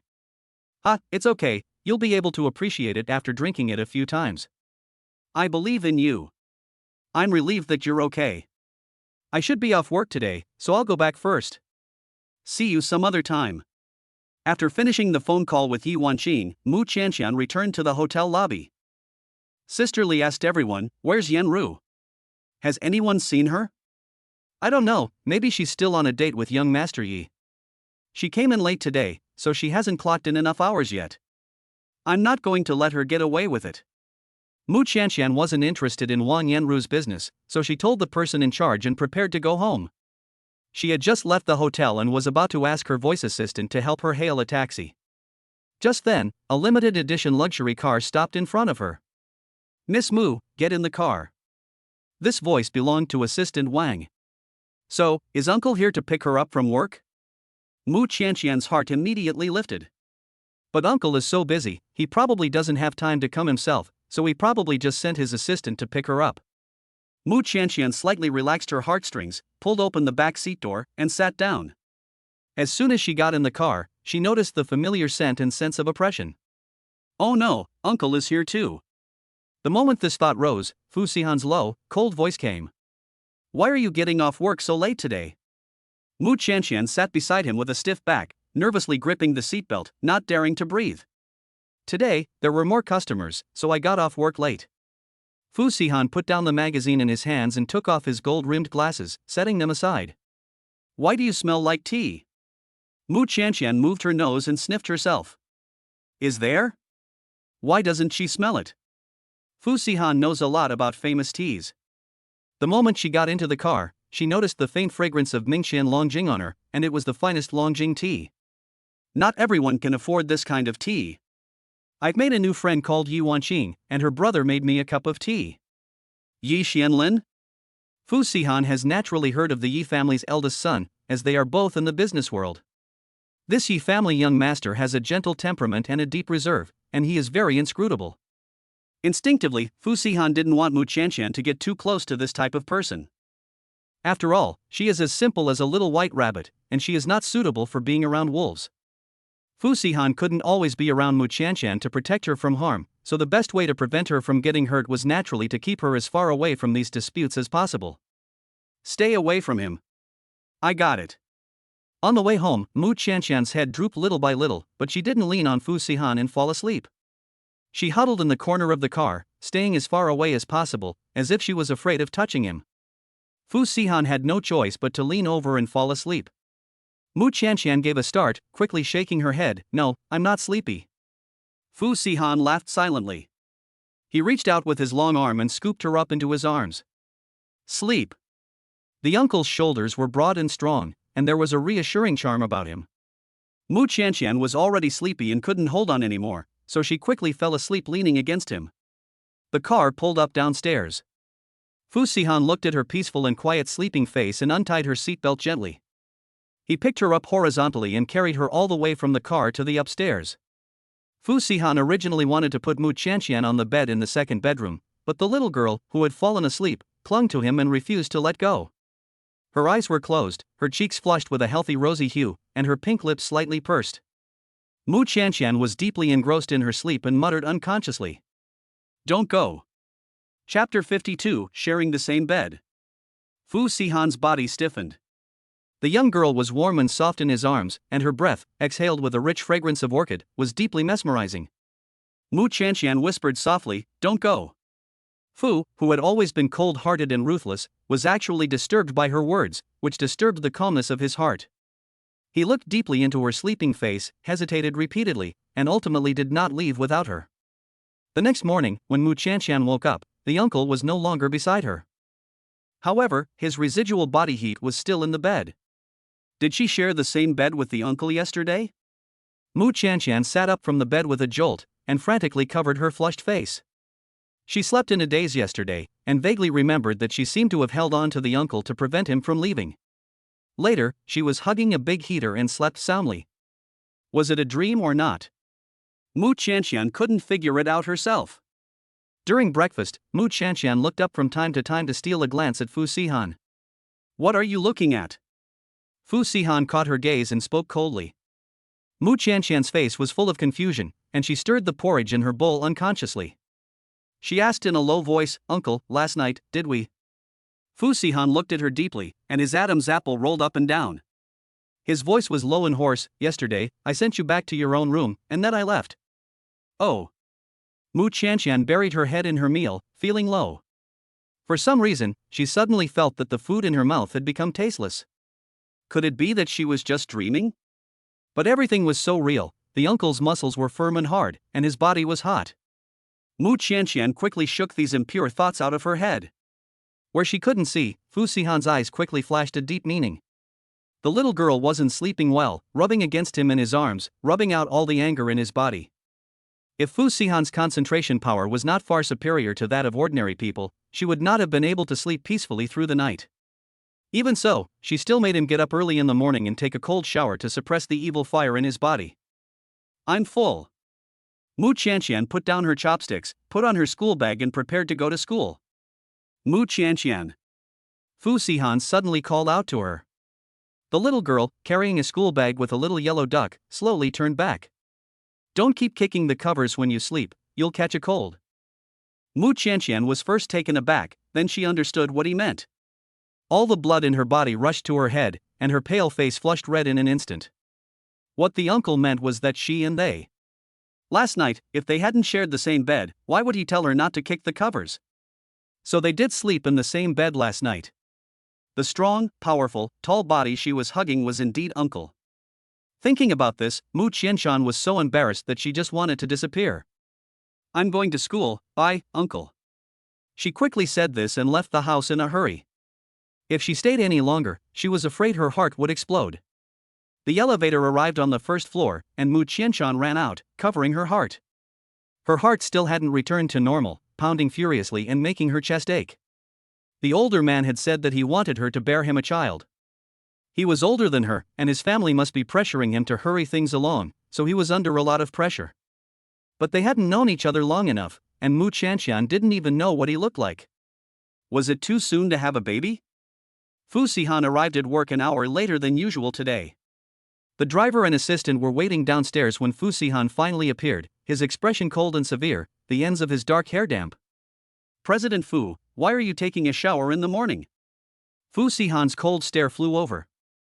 Assistant Wang immediately fell silent and dared not say anything more. Fu Sihan exuded an air of being unfriendly and intimidating. After all, taking a cold shower in the morning is something that would make anyone angry. Today, the Fu Group executives are all talking about one thing in private. What's wrong with Fu today? He's so angry, he's rejected several proposals. I don't know, Fu is always picky about his requests, and today he's even more difficult to please than usual. Oh no, if I'd known, I would have waited a few days to bring up this proposal. If you're not in a hurry with what you're working on, I advise you to wait until tomorrow to report back to Fu. Mu Qianqian and Li Siyu met in an elective class. I was at the Yunqing Hotel yesterday and also met Wanqing's brother. Li Siyu widened her eyes in shock. Are you talking about Yi Xiao? I think so. The tea he brewed was delicious. I didn't taste much at the time, but now I realize how wonderful the tea was. Do you know how much tea Yi Xiao personally brews?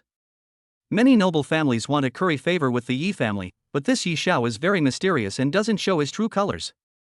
Outsiders only know that he is passionate about classical and refined things, such as tea art, as well as playing the piano, chess, calligraphy, and painting. He is proficient in all of these things and is at the level of a top master. Master Fu of Beishir and Yi Xiao of Suchang. These two are the two men in the celebrity circle who are most wanted to marry, ranking first and second respectively.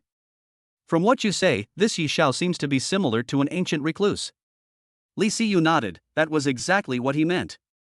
He doesn't look like a businessman, but rather like an unstained scholar.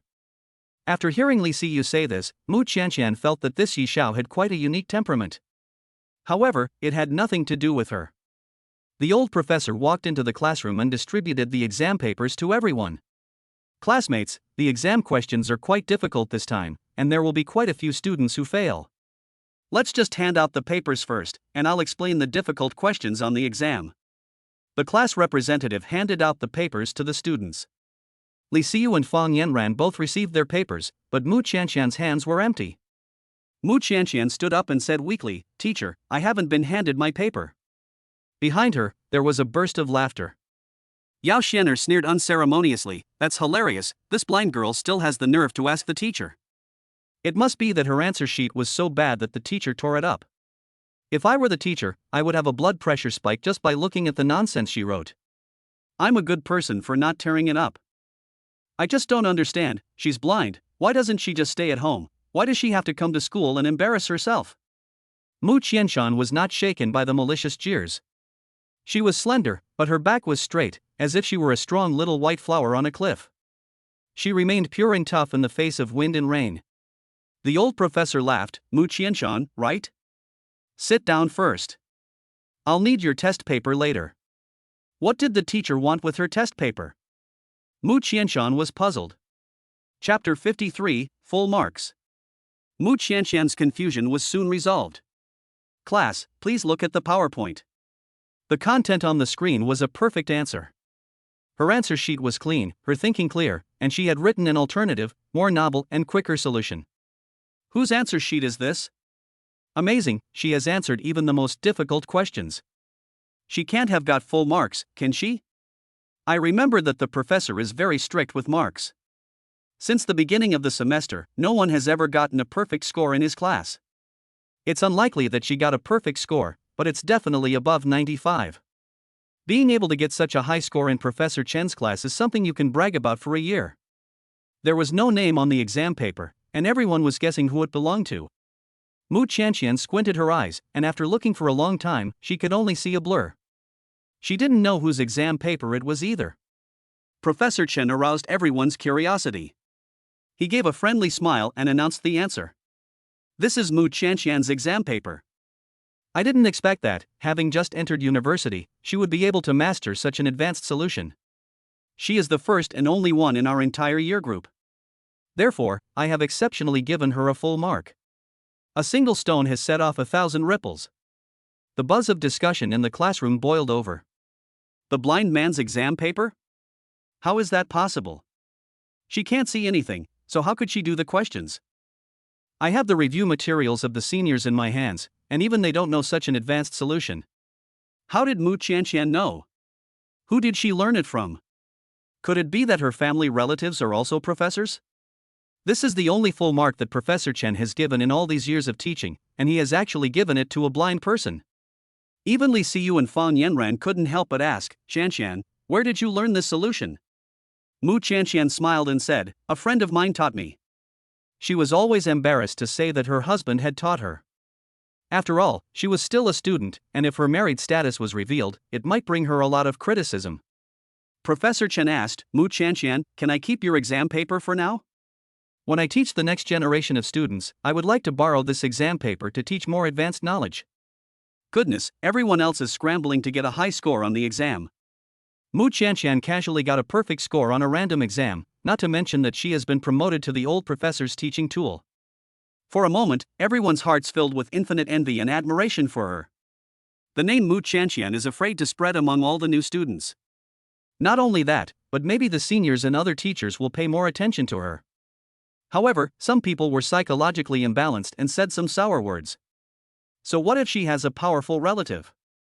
If I had such a powerful personal tutor, I could get full marks too. Mu Qianqian turned a deaf ear to these comments, stood up and replied with grace. Yes. Thank you, Professor, for your appreciation.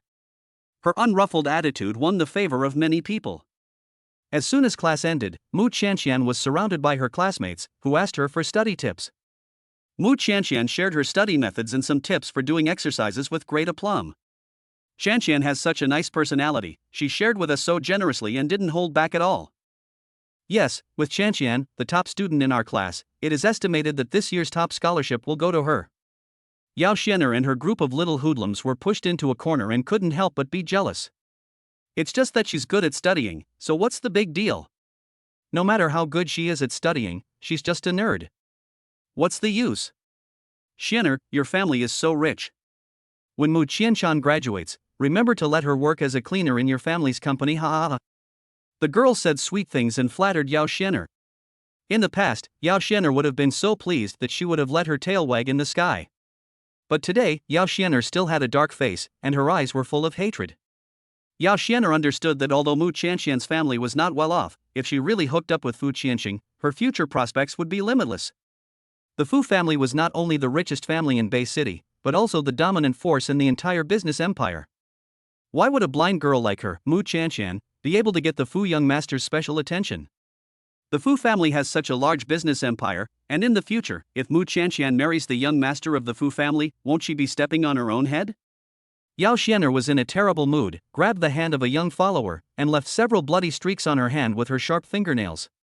The young follower was sweating from the pain on his forehead and was about to cry, but he simply didn't dare to resist her. Lu Family Villa. These days, Lu Yunxiang has been secretly keeping an eye on Mu Qianqian's movements. Although Shapu had not been able to expel Mu Qianqian from university, the finance university had always been strict with its requirements, and if Mu Qianqian failed a few exams, she would be advised to withdraw from the university. However, after waiting and waiting, she did not wait for Mu Qianqian to be expelled, but instead, she waited for the news that she had received full marks and become an academic superstar. Bitch! Don't let me catch you! Lu Yunxiang gritted her teeth and swept all the expensive porcelain in the room onto the floor, where it shattered. Downstairs, Lu Yunbai was meeting with the Yi family's young master.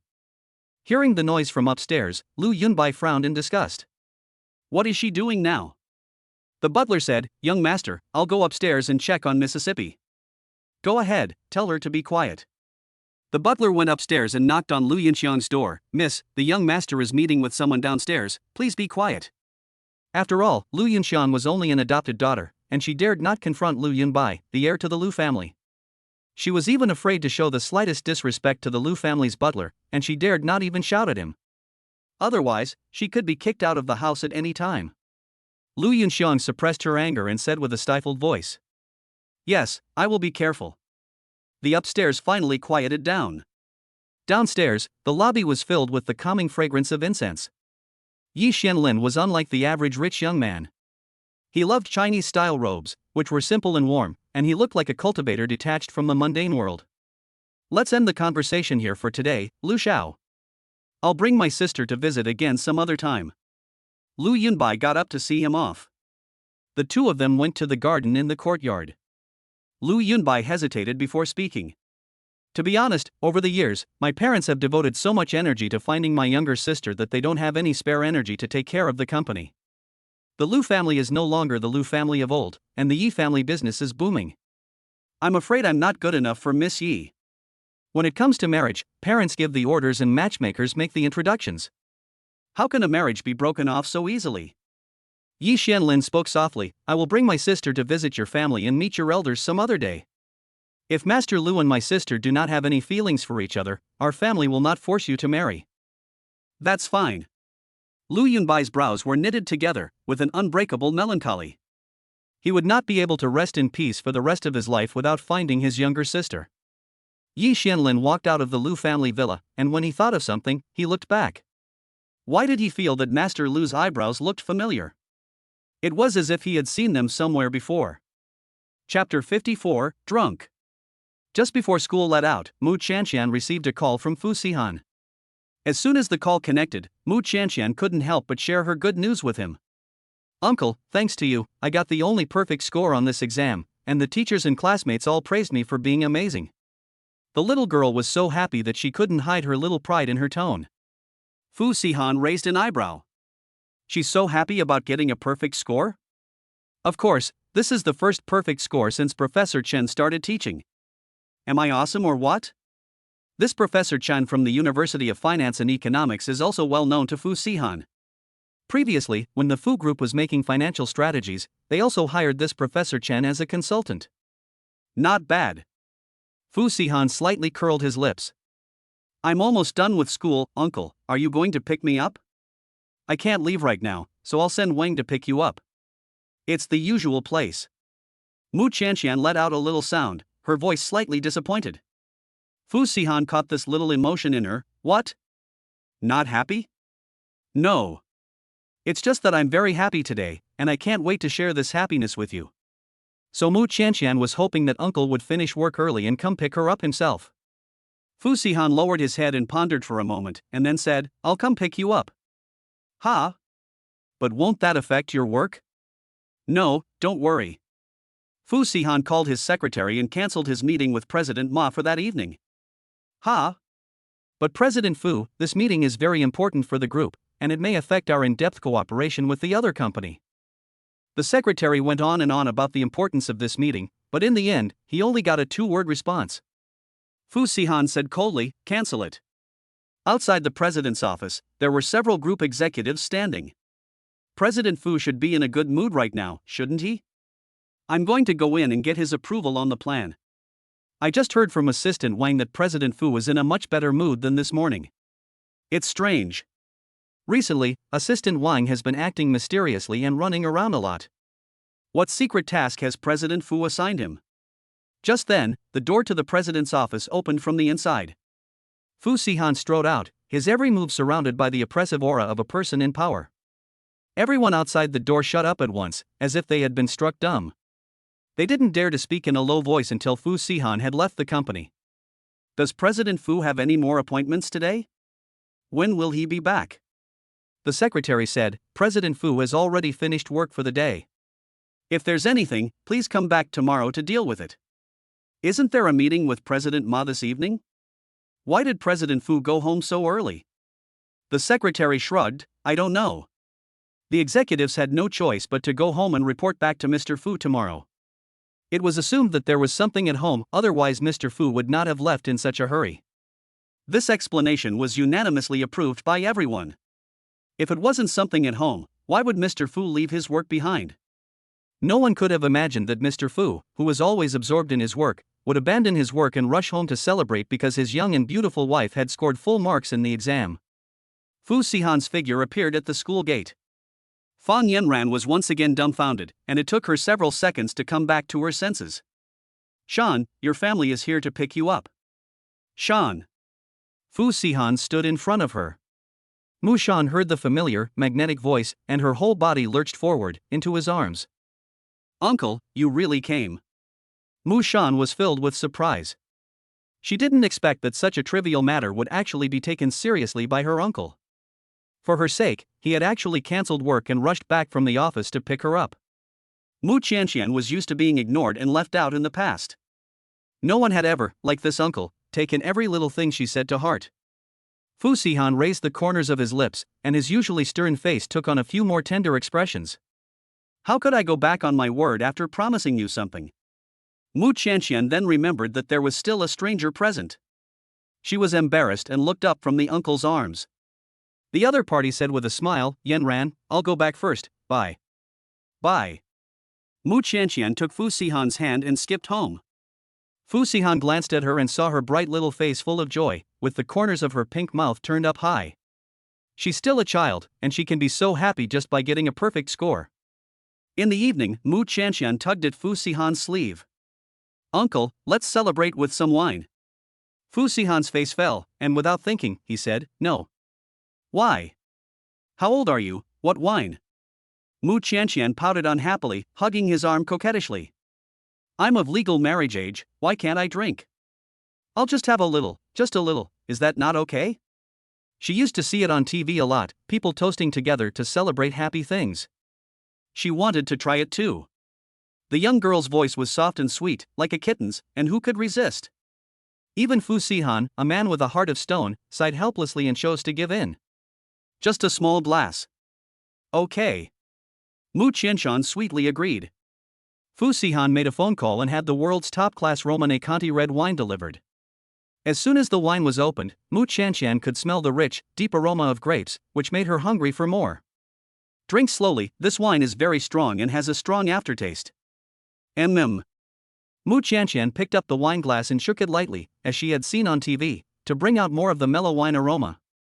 She took a gentle sip and was deeply impressed by the complex and mellow taste of the wine. Do you like it? Mu Qianqian nodded with her eyes closed, and said, The young girl's lips were stained with the bright red wine, like a seductive and enticing shade. Fu Sihan stared at her lips and suddenly felt dry and thirsty. Deep down, an impulse that was not unfamiliar welled up within him. Fu Sihan's eyes darkened as he gulped down the wine in his glass and barely suppressed the evil thought. Mu Qianqian was drinking for the first time, and after just a small glass, she felt dizzy. What's going on? Am I walking on cotton wool? Why is the floor so soft? She staggered to her feet, but before she could take 2 steps, she fell into Fu Sihan's arms. Mu Qianqian tried to stand up from his embrace, but she was so drunk that she felt weak all over and couldn't muster any strength. Instead, because of her several movements, she inadvertently stirred the hearts of others. Fu Sihan's iron arm tightly encircled her body, his voice hoarse, suppressing a dangerous aura. Don't move around. Drunk little girls are not that honest. The more he told her not to move, the more Mu Qianqian struggled in his arms. The little girl cooed softly a few times. She would never know how seductive it would sound in someone else's ears. Fu Sihan's breathing became a little heavier. The man's gaze was dark and brooding as he domineeringly pinched her chin. Little girl, if you keep provoking me like this, don't blame me. Chapter 55, The Clingy Qianqian. Mu Qianqian was drunk, and all kinds of thoughts in her head were going up and down like a roller coaster. She was completely unaware of her dangerous situation, and said drunkenly, Well, although you are ugly, I don't mind you, uncle. After saying that, the little girl blinked her obsidian-like dark eyes and belched softly. Mu Qianqian sat on Fu Sihan's lap, with her 2 hands holding his face and kneading it into various shapes. It was as if she had found her beloved toy and couldn't bear to let go. It's so much fun. No one has ever dared to be so unrestrained in front of Fu Sihan. Fu Sihan's face darkened, and he coldly slapped her hand away. Behave yourself. It hurts. Mu Qianqian bit her lower lip and said in a pouty voice. Fu Sihan looked down and saw a red mark on the back of her white and tender hand. He had only lightly slapped her, so why was there a red mark? The little girl's skin is so delicate. Fu Sihan frowned, grabbed her wrist, and rubbed it gently. Uncle, hoo-hoo. Mu Qianqian handed him her wrist. Her hand smelled and felt very soft, as if she had just soaked it in flower petal water. Fu Sihan's eyebrows jumped. His face was as gloomy as water, but he couldn't resist Mu Qianqian's coquetry, so he blew 2 breaths in a cold face. Is that okay? It doesn't hurt anymore. Mu Qianqian grinned and giggled in his arms. It's getting late, I'll take you back to your room to rest. But Mu Qianqian used her hands and feet to cling to him, hanging onto him the whole time, refusing to come down. Fu Sihan took a deep breath and lifted her up like she was carrying a child. Mu Qianqian felt her field of vision suddenly expand, and she was overjoyed. Wow, I've grown taller. Uncle, I'm so tall now, I'm almost touching the ceiling. Fu Sihan was speechless. Forget it, he's not going to argue with a drunk. Fu Sihan had planned to carry Mu Qianqian back to the 2nd bedroom, but the girl refused to get off him. No, uncle, don't leave me, I want to sleep with you. Fu Sihan's eyes revealed danger, are you sure? Yes. Mu Qianqian hugged his neck and nodded vigorously. She leaned on his shoulder, her voice thick with a nasal tone, unable to hold back her tears. My family doesn't want me anymore, but you, uncle, can't abandon me. Feeling the coolness on his neck, Fu Sihan's heart suddenly felt a sharp tug for some reason. After living for so many years, this was the first time he had felt like this. You said it yourself, don't regret it tomorrow. I won't regret it. I definitely won't regret it. Mu Qianqian said with a smile. The little girl's moods changed pretty quickly. Fu Sihan curled his lips and carried her to the master bedroom. As soon as Mu Qianqian got into the bed in the master bedroom, she couldn't help rolling around. This bed is so soft and fragrant. It was late at night, but she didn't want to sleep, and she wanted Fu Sihan to keep her company. Fu Sihan grabbed her hands, placed them behind her back, and held them tightly. Go to sleep, don't move around. No, I can't sleep. Uncle, tell me a story. Fu Sihan had never imagined that Mu Qianqian, who looked quiet and well-behaved in normal times, could become so clingy when drunk. He told a story about a mountain in the past perfunctorily. I want to hear more, I want to hear more. Mu Qianqian was still not satisfied and kept squirming in his arms. That's enough. The veins on Fu Sihan's forehead were throbbing, and the breath he exhaled was surprisingly hot. His eyes were terrifying, as if he wanted to devour her alive. But Mu Qianqian couldn't see. Uncle. Mu Qianqian called him sweetly. Fu Sihan's hand was clenched into a fist, and he was about to reach his limit. He would rather stay at the company and work overtime than coax a drunk little girl. You can only look, not eat, even an iron body can't stand it. Fu Sihan's eyes were red with anger as he stared at her. Mu Qianqian, if you don't go to sleep, you won't be able to sleep tonight. Mu Qianqian blinked in confusion. What do you mean, uncle? Fu Sihan grabbed her hand and brought it up to her head. He rolled over and pinned her down. Little girl, are you still going to make a scene? Mu Qianqian pushed his shoulder, but it didn't budge. She was like a young rabbit that had wandered into a hungry wolf's territory, weak and delicious. Stared at by the fierce wolf king, she had no chance of escape. Uncle, you're so heavy. He was weighing her down so much that she could hardly breathe. A voice inside Fu Sihan kept shouting, urging him to abandon reason and devour her without regard for anything. But looking at her innocent expression, he was always hesitant. Do I really want to do this to her before her eyes recover? The little girl is kind-hearted and soft-tempered, and most likely will not blame him. But for some reason, Fu Sihan did not want to treat her badly. After playing around for a long time, Mu Qianqian finally felt sleepy. Uncle, although you are ugly and don't have a lot of money, I actually quite like you. The more she talked, the softer her voice became. If Fu Sihan hadn't had perfect hearing, he wouldn't have been able to hear what she said. Forget it. If I ask for sex now, she'll think she was slept with by an ugly man, and she'll feel so uncomfortable.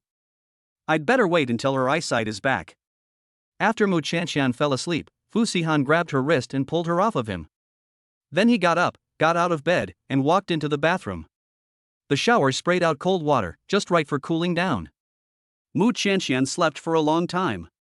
She woke up dazedly and, recalling her stupid appearance last night, she suddenly wanted to die. God, if she had known she had such a poor tolerance for alcohol, she would have never touched it. It was fine that she got drunk after just one glass, but the key point was that her stupid appearance was seen by the uncle. How could she appear in front of the uncle in the future? Footsteps could be heard at the door. Mu Qianqian didn't think twice before lifting the quilt and hiding inside. Fu Sihan stood by the bed, staring at the lump in the quilt for a long time. Come out. Don't you feel stuffy hiding under the quilt all the time? After saying that, he directly lifted the quilt. Mu Qianqian's furry head was revealed, and her pretty face was red. I don't know if it's stuffy or if she's embarrassed. Looking at her timid and cute appearance, Fu Sihan really wanted to hold her in his arms and rub her hard. What you did and said when you were drunk yesterday doesn't count, and I won't hold it against you. Mu Qianqian weakly said, Really? Get up quickly, you'll be late for work later. Oops, I forgot I have class today. Mu Qianqian slapped her head and quickly got up from the bed. After she left, Fu Sihan looked at the mess on his bed and had a headache. Now, his bed was full of the sweet fragrance of a young girl, faint but pleasant. How was he going to sleep tonight? Chapter 56, Parents Looking for Their Child. Mu Qianqian couldn't help but daydream during class. After class, Fang Yanran asked with concern, Qianqian, what's wrong? You seem to have something on your mind. Mu Qianqian rested her hands on her cheeks, looking a little distressed. Yanran, what do you think it means if a woman takes the initiative to come to a man's door, but he doesn't respond? Is the woman pretty? Mu Qianqian pointed at herself, not very pretty, just like me. Not very pretty? Ha, that's a level of beauty that's beyond compare. I don't believe there's a man who could sit still, unless he's a saint. But he really didn't do anything. Fang Yanran said with certainty, there are only two possibilities. What? The first is that he has someone else in his heart. The second is that he has a special sexual orientation and is not interested in women. Qianqian felt that it was not likely to be the second possibility. If Uncle really had a special sexual orientation, he would not have married her. Uncle is a very responsible person and would not have cheated on her. So there is only the first possibility left? Uncle has someone else in his heart? When she thought about this possibility, Qianqian's heart felt sour and aching, as if she had been pricked by a needle. Qianqian, what you're saying can't possibly be happening to you, can it? Qianqian forced a smile. How could it be? This is about a friend of mine, I'll ask for her. Lu Yunxiang had been having nightmares for several days in a row. She dreamed that the real Lu family heiress had returned, and the Lu family had swept her out of the door. Overnight, she had gone from being a high and mighty heiress to a homeless nobody. No, she couldn't just sit around and wait for death. While Lu Yunbai was at the office, Lu Yunxiang snuck out of the old Lu family mansion. She put on a mask and sunglasses and found Qianqian's home. Who are you? Mu's father asked warily. Lu Yunxiang threw out 100,000 yuan, which immediately made all the Mu family members' eyes pop. Never mind who I am, just do my bidding, and this money is yours. Mu's mother greedily hugged the money in her arms. My noble benefactor, just tell us what you want us to do, and we will definitely get it done for you. Go to the finance university and cause trouble, and get Qianqian expelled from school. Qianqian is at school? How is that possible? That bitch couldn't afford the tuition, so she must have been expelled a long time ago. If you want us to do it, just say the word, and we'll do it for you. Otherwise, the 100,000 yuan. Mu's mother said with a servile smile, okay, we'll go. That bitch doesn't know where she got the money to pay the tuition, and she doesn't even bring any home. What a waste of food she's been all this time. Mu's father's eyes were sinister, betraying his plan. It's just as well. We can get her back, and then contact her husband again to bring the bride price to us. Two birds with one stone. Husband? Qianqian has a husband? Lu Yunxiang eagerly pursued. Yes, although he is a cripple and quite a bit older than her.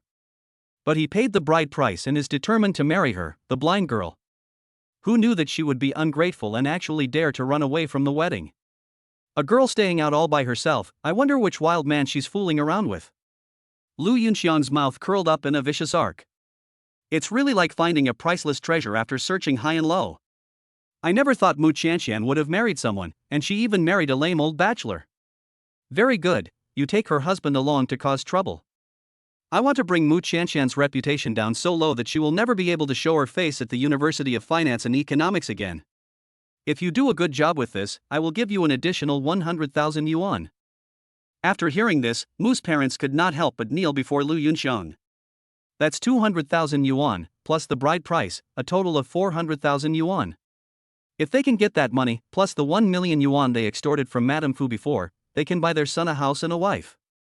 Mu's mother licked her face and flattered her, thanking the benefactor, you are truly a living Buddha. I can see that you are blessed in appearance, unlike our family's bitch of a daughter, born with a cheap life. It's good enough that someone wants her, and she dares to be picky. Lu Yunxiang despised the Mu family from the bottom of her heart. However, Mu's mother's words, which belittled Qianqian and exalted Lu Yunxiang, still made her feel very useful. Lu Yunxiang's eyes flashed with murderous intent. Born with a worthless life, she should stay in a poor family like yours. Don't delude yourself into thinking you can take what belongs to someone else. Qianqian, get the hell out of Bay City. During class, a leaf drifted onto Qianqian's desk. She picked it up and tore it apart piece by piece. If an uncle has someone he likes, someone he doesn't like, and someone he likes. Fang Yanran saw her mouth moving non-stop and asked curiously, Qianqian, what are you doing? Nothing. Qianqian blushed and gathered all the leaf fragments together, putting them in her pocket. After school, Qianqian and Fang Yanran had just walked near the school gate when they heard a commotion. What happened? Fang Yanran said, it seems that someone tried to break into the school and was stopped by the security guard. A burly peasant woman with her arms akimbo cursed and shouted at the security guard, let us in. We have already said that we are the parents of students here. Why won't you let us in? The security guard explained politely, this is the school rule. If you want to enter the school, you have to call your child first and ask her to come out and let you in. Mu's mother's face turned purple with embarrassment, and she yelled at the top of her voice, "That bitch won't answer our phone calls, so how can we ask her to come out and let us in? You let us in first, and when we find her, her father will smash her face." Following Lu Yunxian's instructions, Mu's parents came to the entrance of the University of Finance and Economics to make trouble. They also brought along a lame old farmer. The man had a squinty face and a lecherous look, and he looked around at the young female students walking by, which made people sick. The security guard had never seen such unreasonable parents before, and he immediately looked suspicious. "Are you really the parents of these students? How can you talk to your child like that? If you don't call your child again, I can't let you go out." What kind of parents insult their own children like that? They just called her a bitch and a slut, just like the shrews in the countryside. The security guard didn't dare let them in, for if they hurt a student at the school, it would be their fault. Mu's father smoked a cigarette while he watched, silently agreeing with Mu's mother's abuse, and countless calculations flashed through his turbid eyes. Suddenly, he saw Mu Qianqian walking over. Is that her? Mu Qianqian had changed so much that her father didn't recognize her after a period of time. In the past, Mu Qianqian was thin and small, like a firewood stick. Now she was slender and graceful, with a rosy complexion and an easygoing manner, just like the spoiled daughter of a wealthy family. Mu's mother followed his gaze and her eyes became venomous. It's that bitch of a girl. She didn't even call out when she saw her parents coming. What a rude thing to do. Hearing this voice, Mu Qianqian felt as if she had fallen into an ice cave. She knew her mother's voice all too well. This shrill voice of abuse had accompanied her for more than 10 years and had become a psychological shadow for her. Mu Qianqian suddenly felt her hands and feet go cold, and she pulled Fang Yanran and tried to escape. Before she could finish her sentence, Mu's mother had already run over and slapped her across the face. With a loud slap. Fang Yanran was stunned by the sudden slap. "Who are you? Why did you hit her?" Mu's mother rolled up her sleeves and looked fierce. "Why did I hit her? I'm her mother. Why can't I hit her? I'm going to beat this disobedient little bitch to death today." She grabbed Mu Qianqian's hair and tugged hard. "You little brat, do you still dare to run away? If you dare to run away again, I won't let you go." Mu Qianqian's scalp hurt so much that it was about to fall off. What was even more terrifying than this severe pain was the shadow and painful memories that the Mu family had brought to her. Fortunately, at this time, Li Siyu was walking past the door with a friend. Seeing this scene, she quickly told her friend to go and call the security team. "Someone is beating someone up in front of the school. Go call the security office." "Okay, I'm going." Li Siyu ran over, grabbed Mu's mother's arm, and forcefully disengaged it. There was a crack. Mu's mother let out a painful scream. "Oh, it hurts so much, you slut, how dare you hit an old lady? I'll hit you back, what? In broad daylight, you dare bully my friend, don't blame me for not respecting the elderly and loving the young." Chapter 57, Fight Back Hard. Li Siyu had studied Sanda. No matter how strong a peasant woman like Mu's mother was, she could not beat someone who had studied the techniques. Mu's mother covered her arm in pain, her face grim. "I'm her mother. I can't beat her, so who can? This bitch didn't listen to the family's arrangements and dared to run away from the wedding. I'll take her back, and no one can say a word." Mu Fu was going to come over and help, but when he saw how powerful the girl Li Siyu was, he didn't dare to move. Instead, the old man with the limp came over, showing his yellow teeth and cursing. "Pa, you're protecting her, are you trying to marry her off to me instead? I'll starve you for 3 days when we get back, and I'll see if you're still so defiant." Women these days are getting more and more disobedient, so they need to be beaten 3 times a day, otherwise they won't learn their lesson. "If you dare to run around again, I'll strip you naked and tie you to the tree at the village entrance. I can't control you, you worthless brat. Go back with me and have a litter of kids, and I'll see if you're good or not." Li Siyu was so disgusted that she almost vomited the leftovers. "You old fool, if I don't beat the daylights out of you today, my name isn't Li." Li Siyu gave a sharp kick with her leg, sending the cripple tumbling to the ground, and then kicked him hard in the face. The cripple's mouth twisted as he was kicked, and he spat out a stinking tooth, groaning as he fell to the ground. His foul mouth was finally unable to say anything disgusting. In the end, only Mu's father, the most sinister villain, was left. He didn't dare to come too close, and said with a smile that didn't reach his eyes, "Li Siyu, right? Do you know that it is natural for parents to beat their children? But if you dare to hit my wife, just wait and see how much money you have to pay and how long you have to go to jail. Don't worry, our family is wealthy and can afford it. Even if I dismember all of your limbs today, my parents won't blame me a word. Li Siyu had been spoiled since childhood. Her parents had doted on her, and she naturally had this kind of fearless attitude. Her parents had never said a harsh word to her. What were these old fogies? How dare they yell at her? Are you tired of living? Mu's father, also known as Mu Chenggong.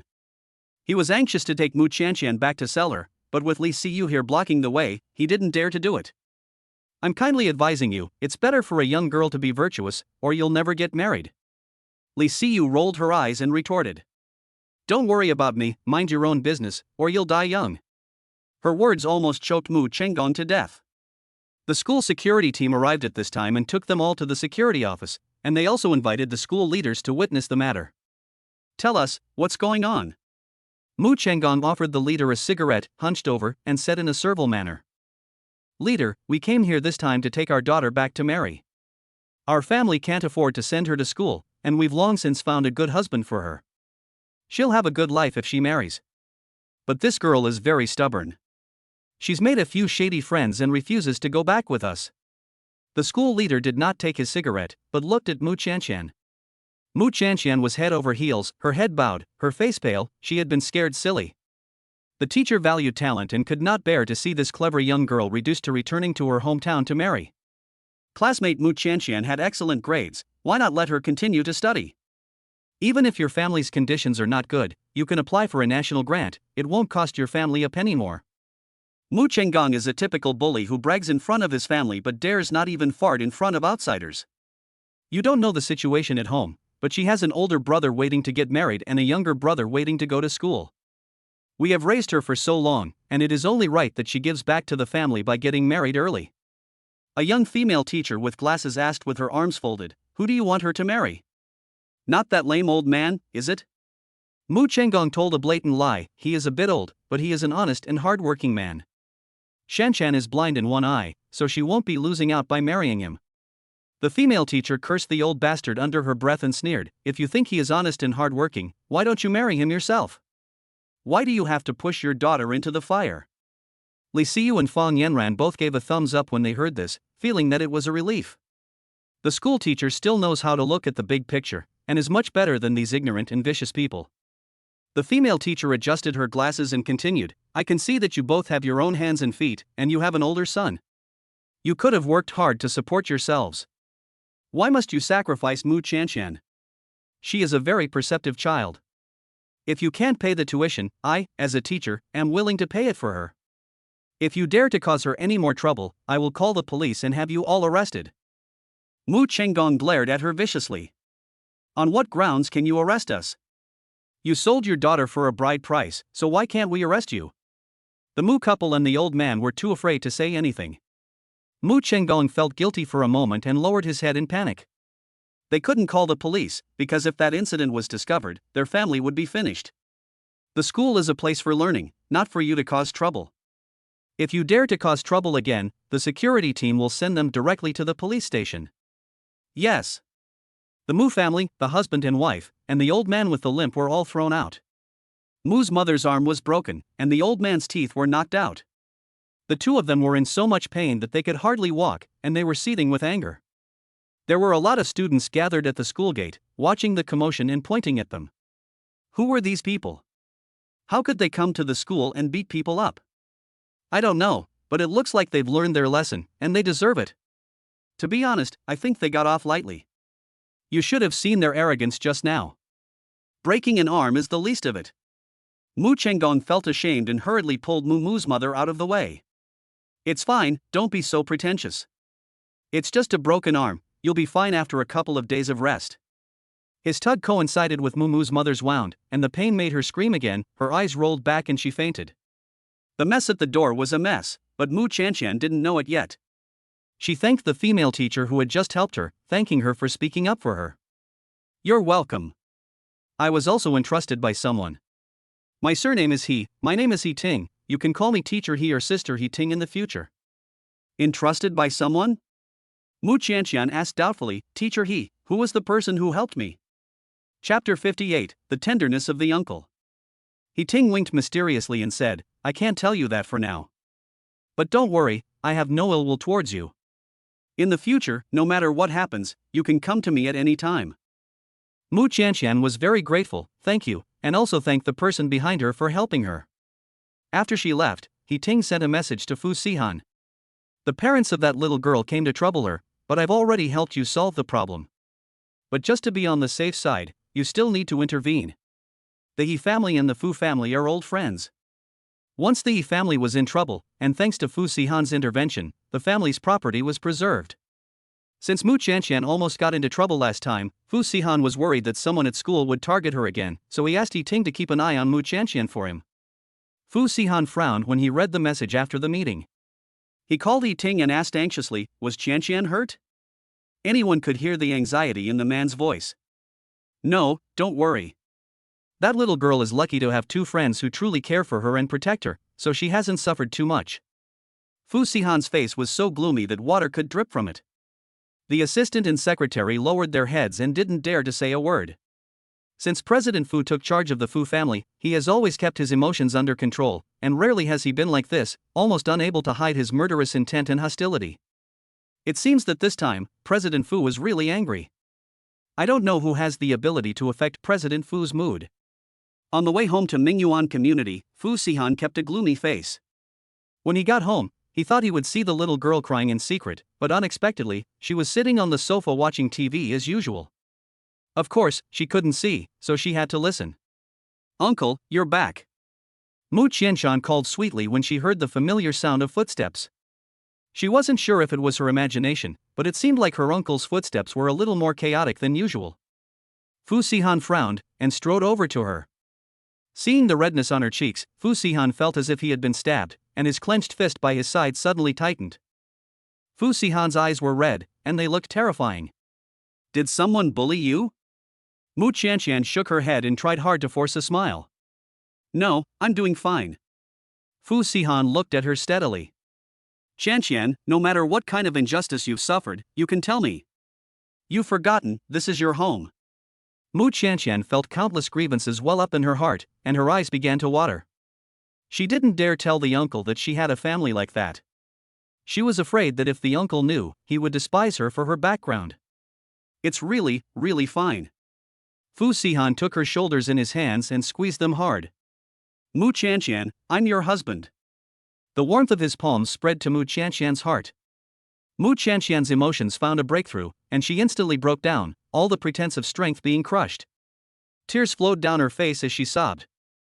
I'm sorry, uncle, I never told you, but I actually come from a terrible family. My parents only love my older brother and younger brother, not me. They want to marry me off to an old cripple in exchange for a bride price. They went to see you today?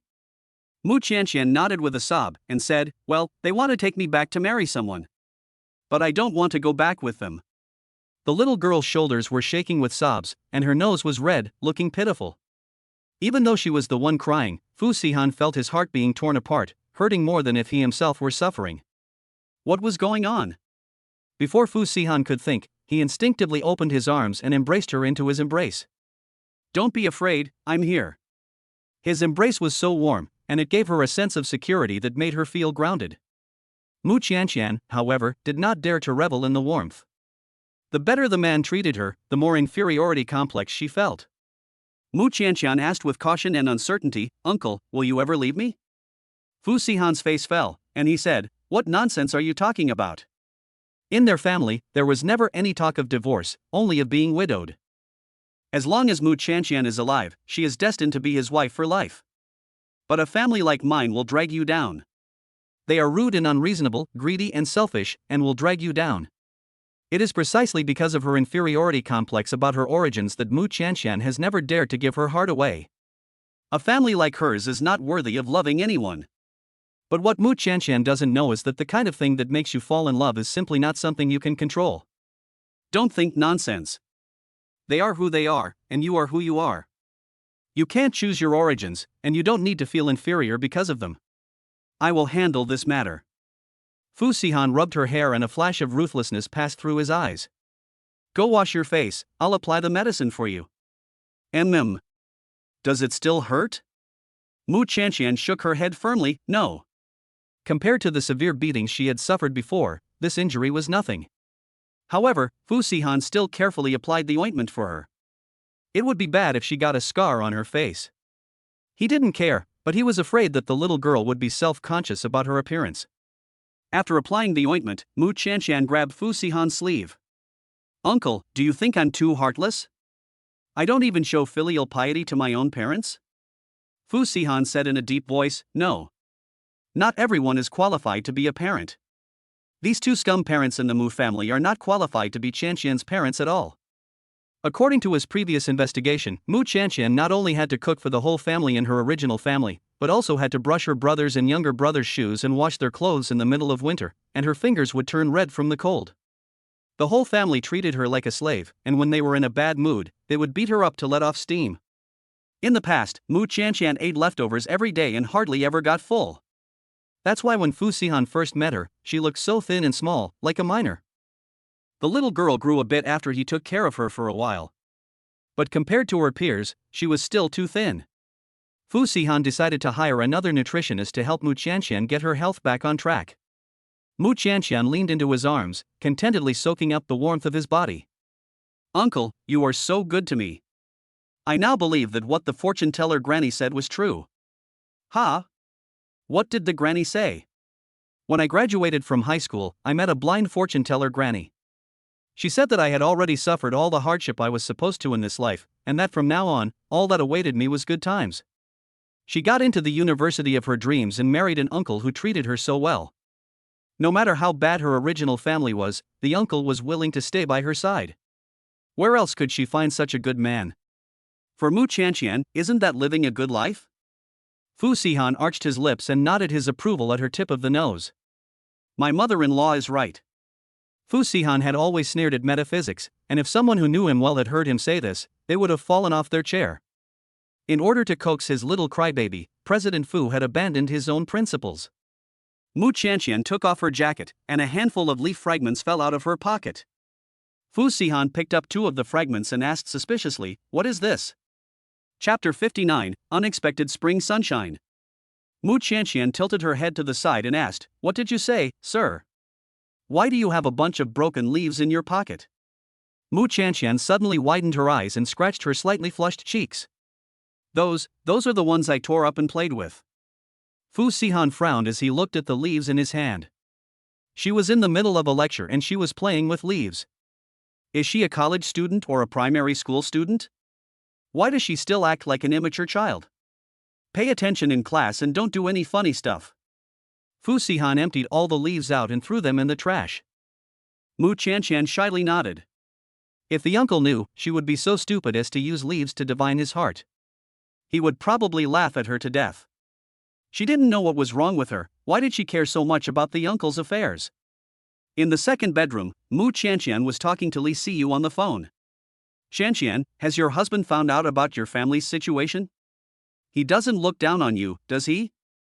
Li Siyu was determined that if Mu Qianqian's husband looked down on her in the slightest, she would unconditionally support Mu Qianqian getting a divorce. Her best friend could not be wronged in the slightest. Mu Qianqian sat cross-legged on the bed and nodded. He already knows. Has he looked down on you because of that? No, he said I don't need to feel inferior because of my background.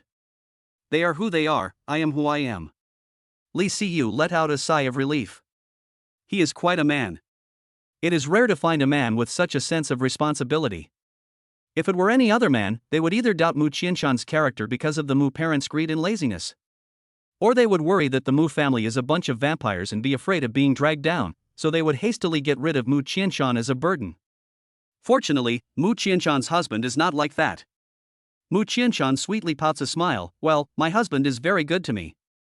"Your husband is older and knows how to treat people well. At least he is much better than those little boys at school, huh?" "Yes. But Qianqian, has your family recently learned something? Why did they suddenly come to the school to look for you?" Mu Qianqian shook her head. "I don't know." She had thought she had escaped from that evil lair and could start a brand new life. But the sudden appearance of her parents shattered her illusions of the past few days. How did they find their way to the school? I suspect someone is behind this. Li Siyu was furious. If I catch him, I'll beat him to a pulp. Mu Qianqian felt secure with Li Siyu's words. Siyu, you mustn't fight again. I'm afraid you'll get someone hurt and it'll be your fault. Don't worry about that. I know what I'm doing. But who do you think is taking care of my people under Teacher Tuaha's orders? I don't know. Mu Qianqian thought about it all night, but she couldn't figure out who it could be. Never mind, I'll figure it out later.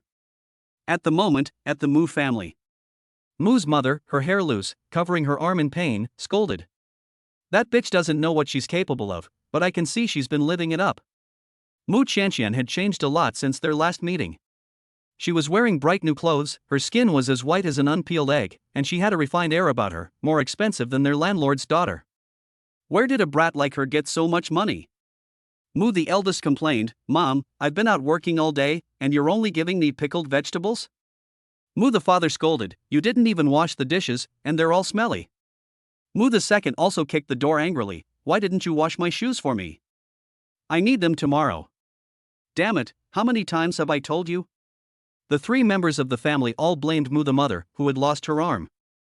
In front of the three men in the house, Mu's mother didn't dare say a harsh word. I can't use my arm, so you guys make your own food. When my arm gets better, I'll do all the work again. It's all that brat's fault. If she hadn't run away, would the house be in such a mess? Mu's father slammed his chopsticks down on the table and said angrily, Why don't we just call the police and have Mu Qianqian arrested? Why go to all that trouble? His dirty clothes and smelly socks have piled up into a mountain, and there's no one to help wash them. We can't call the police. Mu father suddenly shouted this sentence, which startled the family. Mu boss doesn't understand, why can't we call the police? Even if the police come, Mu Qianqian is also a person on our household register, so it's not difficult to arrest her and bring her back, right? Anyway, we just can't call the police. Whoever dares to call the police, if I find out, I'll break their legs. Mu's father's eyes were fierce, like an enraged hyena, and no one dared to contradict him. If you don't report it, then don't report it. Mu Chenghui, the eldest son, said so with his mouth, but a calculating look flashed in his eyes. He always felt that his parents were hiding something from him. But he was already in his 20s, and he had never been in a relationship, and his family couldn't afford to buy a house. If he delayed any longer, he would become an old bachelor that everyone laughed at. He can't wait any longer. Fu Sihan knocked on the door of the second bedroom and said, Bring me your household registration book. Mu Qianqian came to the door with sleepy eyes and rubbed her eyes. Uncle, what do you want my household registration book for? Just bring it to me, I'll tell you later. Okay. Mu Qianqian had complete and unconditional trust in him, so she yawned and went back to her room to look for her household registration book. Here you are, uncle. Fu Sihan, however, hesitated to take it. His deep gaze fixed on her round shoulders. The young girl had just woken up in the morning and was a little confused, her expression cute and dazed. She was wearing a thin nightgown, the straps of which slipped down her arms, revealing her soft, white shoulders. Her faintly visible charm was most alluring. Uncle? Mu Qianqian called out to him doubtfully. Fu Sihan cleared his throat and averted his scorching gaze from her. Bring it. After he left, Mu Qianqian closed the door and was about to get dressed. It was only then that she realized that the straps of her nightdress were about to slip down to her elbows. Oh my God. That's how she appeared before the uncle just now. It seems that she has accidentally exposed herself.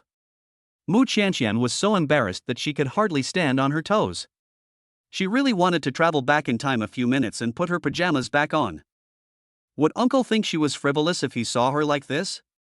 The door was knocked on again. Why aren't you coming out to eat? Mu Qianqian then realized that she had been stuck here for a long time. I'm coming. With embarrassment and shyness, she slowly walked out of the room. During dinner, Mu Qianqian felt uncomfortable, and always felt that the uncle was looking at her strangely. Although she was now fully clothed, she was still bothered by the morning's wardrobe malfunction. Did the uncle see it or not? Chapter 60, Moving Household Registration. Fu Sihan stared at the distracted little girl and asked in a deep voice. No school today? Mu Qianqian was caught red-handed and sat up straight with a start. Ha? Yes, I'm going to. Fu Sihan frowned. Why aren't you eating? Oh.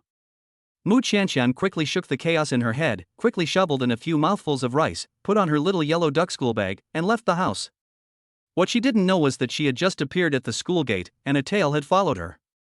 Mu Chenghui stared at the pretty figure in front of him, hardly believing that such a pretty girl was his sister. When did this girl become so fair and tender? Mu Chenghui had wanted to take advantage of the crowds to sneak behind other people and blend in with the university, taking Mu Qianqian with him. But the security booth was not to be trifled with. Stop. Where's your student card? Mu Chenghui laughed twice. I forgot to bring it. If you forget it, go back and get it. You can't get in without your card. Mu Chenghui was humbled and driven away, and could only stand outside the campus and watch. This won't do, he still took leave to run out, and wasting a day is wasting a day's wages. Mu Chenghui squatted by the roadside and smoked a cigarette. The more he thought about it, the more he couldn't hold his temper. So Mu Chenghui went to the police station and told the police officer, with tears in his eyes, that his sister had been cheated by a man, was fooling around outside every day and not coming home, and was not answering the phone. Officer, can you please contact her for me? Mu Chenghui looked old and looked more like someone in their 30s. The police officers were speechless when someone his age called them uncle. I'll help you check. Your sister's household registration has long since been moved. No way. Why not? You can see for yourself. Mu Chenghui glanced at the screen and saw that there were originally 5 people in his family register, but now there were only 4. Mu Qianqian's page was gone. What happened? Someone has already completed the household registration transfer procedures for her, so she is no longer part of your family. Therefore, we cannot disclose her information to you. Mu Chenghui hurriedly asked, where did she transfer her household registration to? This is personal information, we cannot disclose it to you. But she is my younger sister. Our whole family has been looking for her like crazy. Mu Chenghui asked anxiously. He had taken leave from work to come and handle this matter, in order to bring Mu Qianqian back home as soon as possible, so that she could work for the family and pay for his house. But after all that work, he had got nothing in the end. Sorry, we cannot disclose it. Even if Mu Qianqian's household registration had just been moved into an ordinary person's home, they would not have disclosed her information to Mu Chenghui. Not to mention that the household registration book she is currently in is not something ordinary people dare to touch. You must have made a mistake. Hurry up and find that brat for me. Do you want to make me a bachelor for the rest of my life? Mu Chenghui became so agitated that he lost his temper and started throwing a tantrum. Everyone doing business at the nearby window avoided him, fearing that they would be hassled by this lunatic. Disturbing official business, throw him out. Mu Chenghui was taken by the arm and thrown directly out. He slammed the ground hard, grinding his teeth in anger. This damned bitch, she even dared to secretly move her household registration, even abandoning her own home. Sigh. The stone stuck in his fist, and the pain made Mu Chenghui's face contort as he rolled on the ground, clutching his hands. In the evening, Fu Sihan came to pick up Mu Qianqian and returned the household register to her. This is the Mu family household register, and it will no longer be of any use to you in the future. Mu Qianqian grabbed the strap of her school bag and asked, puzzled, Uncle, why is that so? Your household registration is no longer with the Mu family. Then where is my household registration? Fu Sihan curled his lips and said, of course it's with your husband. Now, Mu Qianqian is on the same household registration as him. He is her household head. Mu Qianqian's heart pounded when she heard this.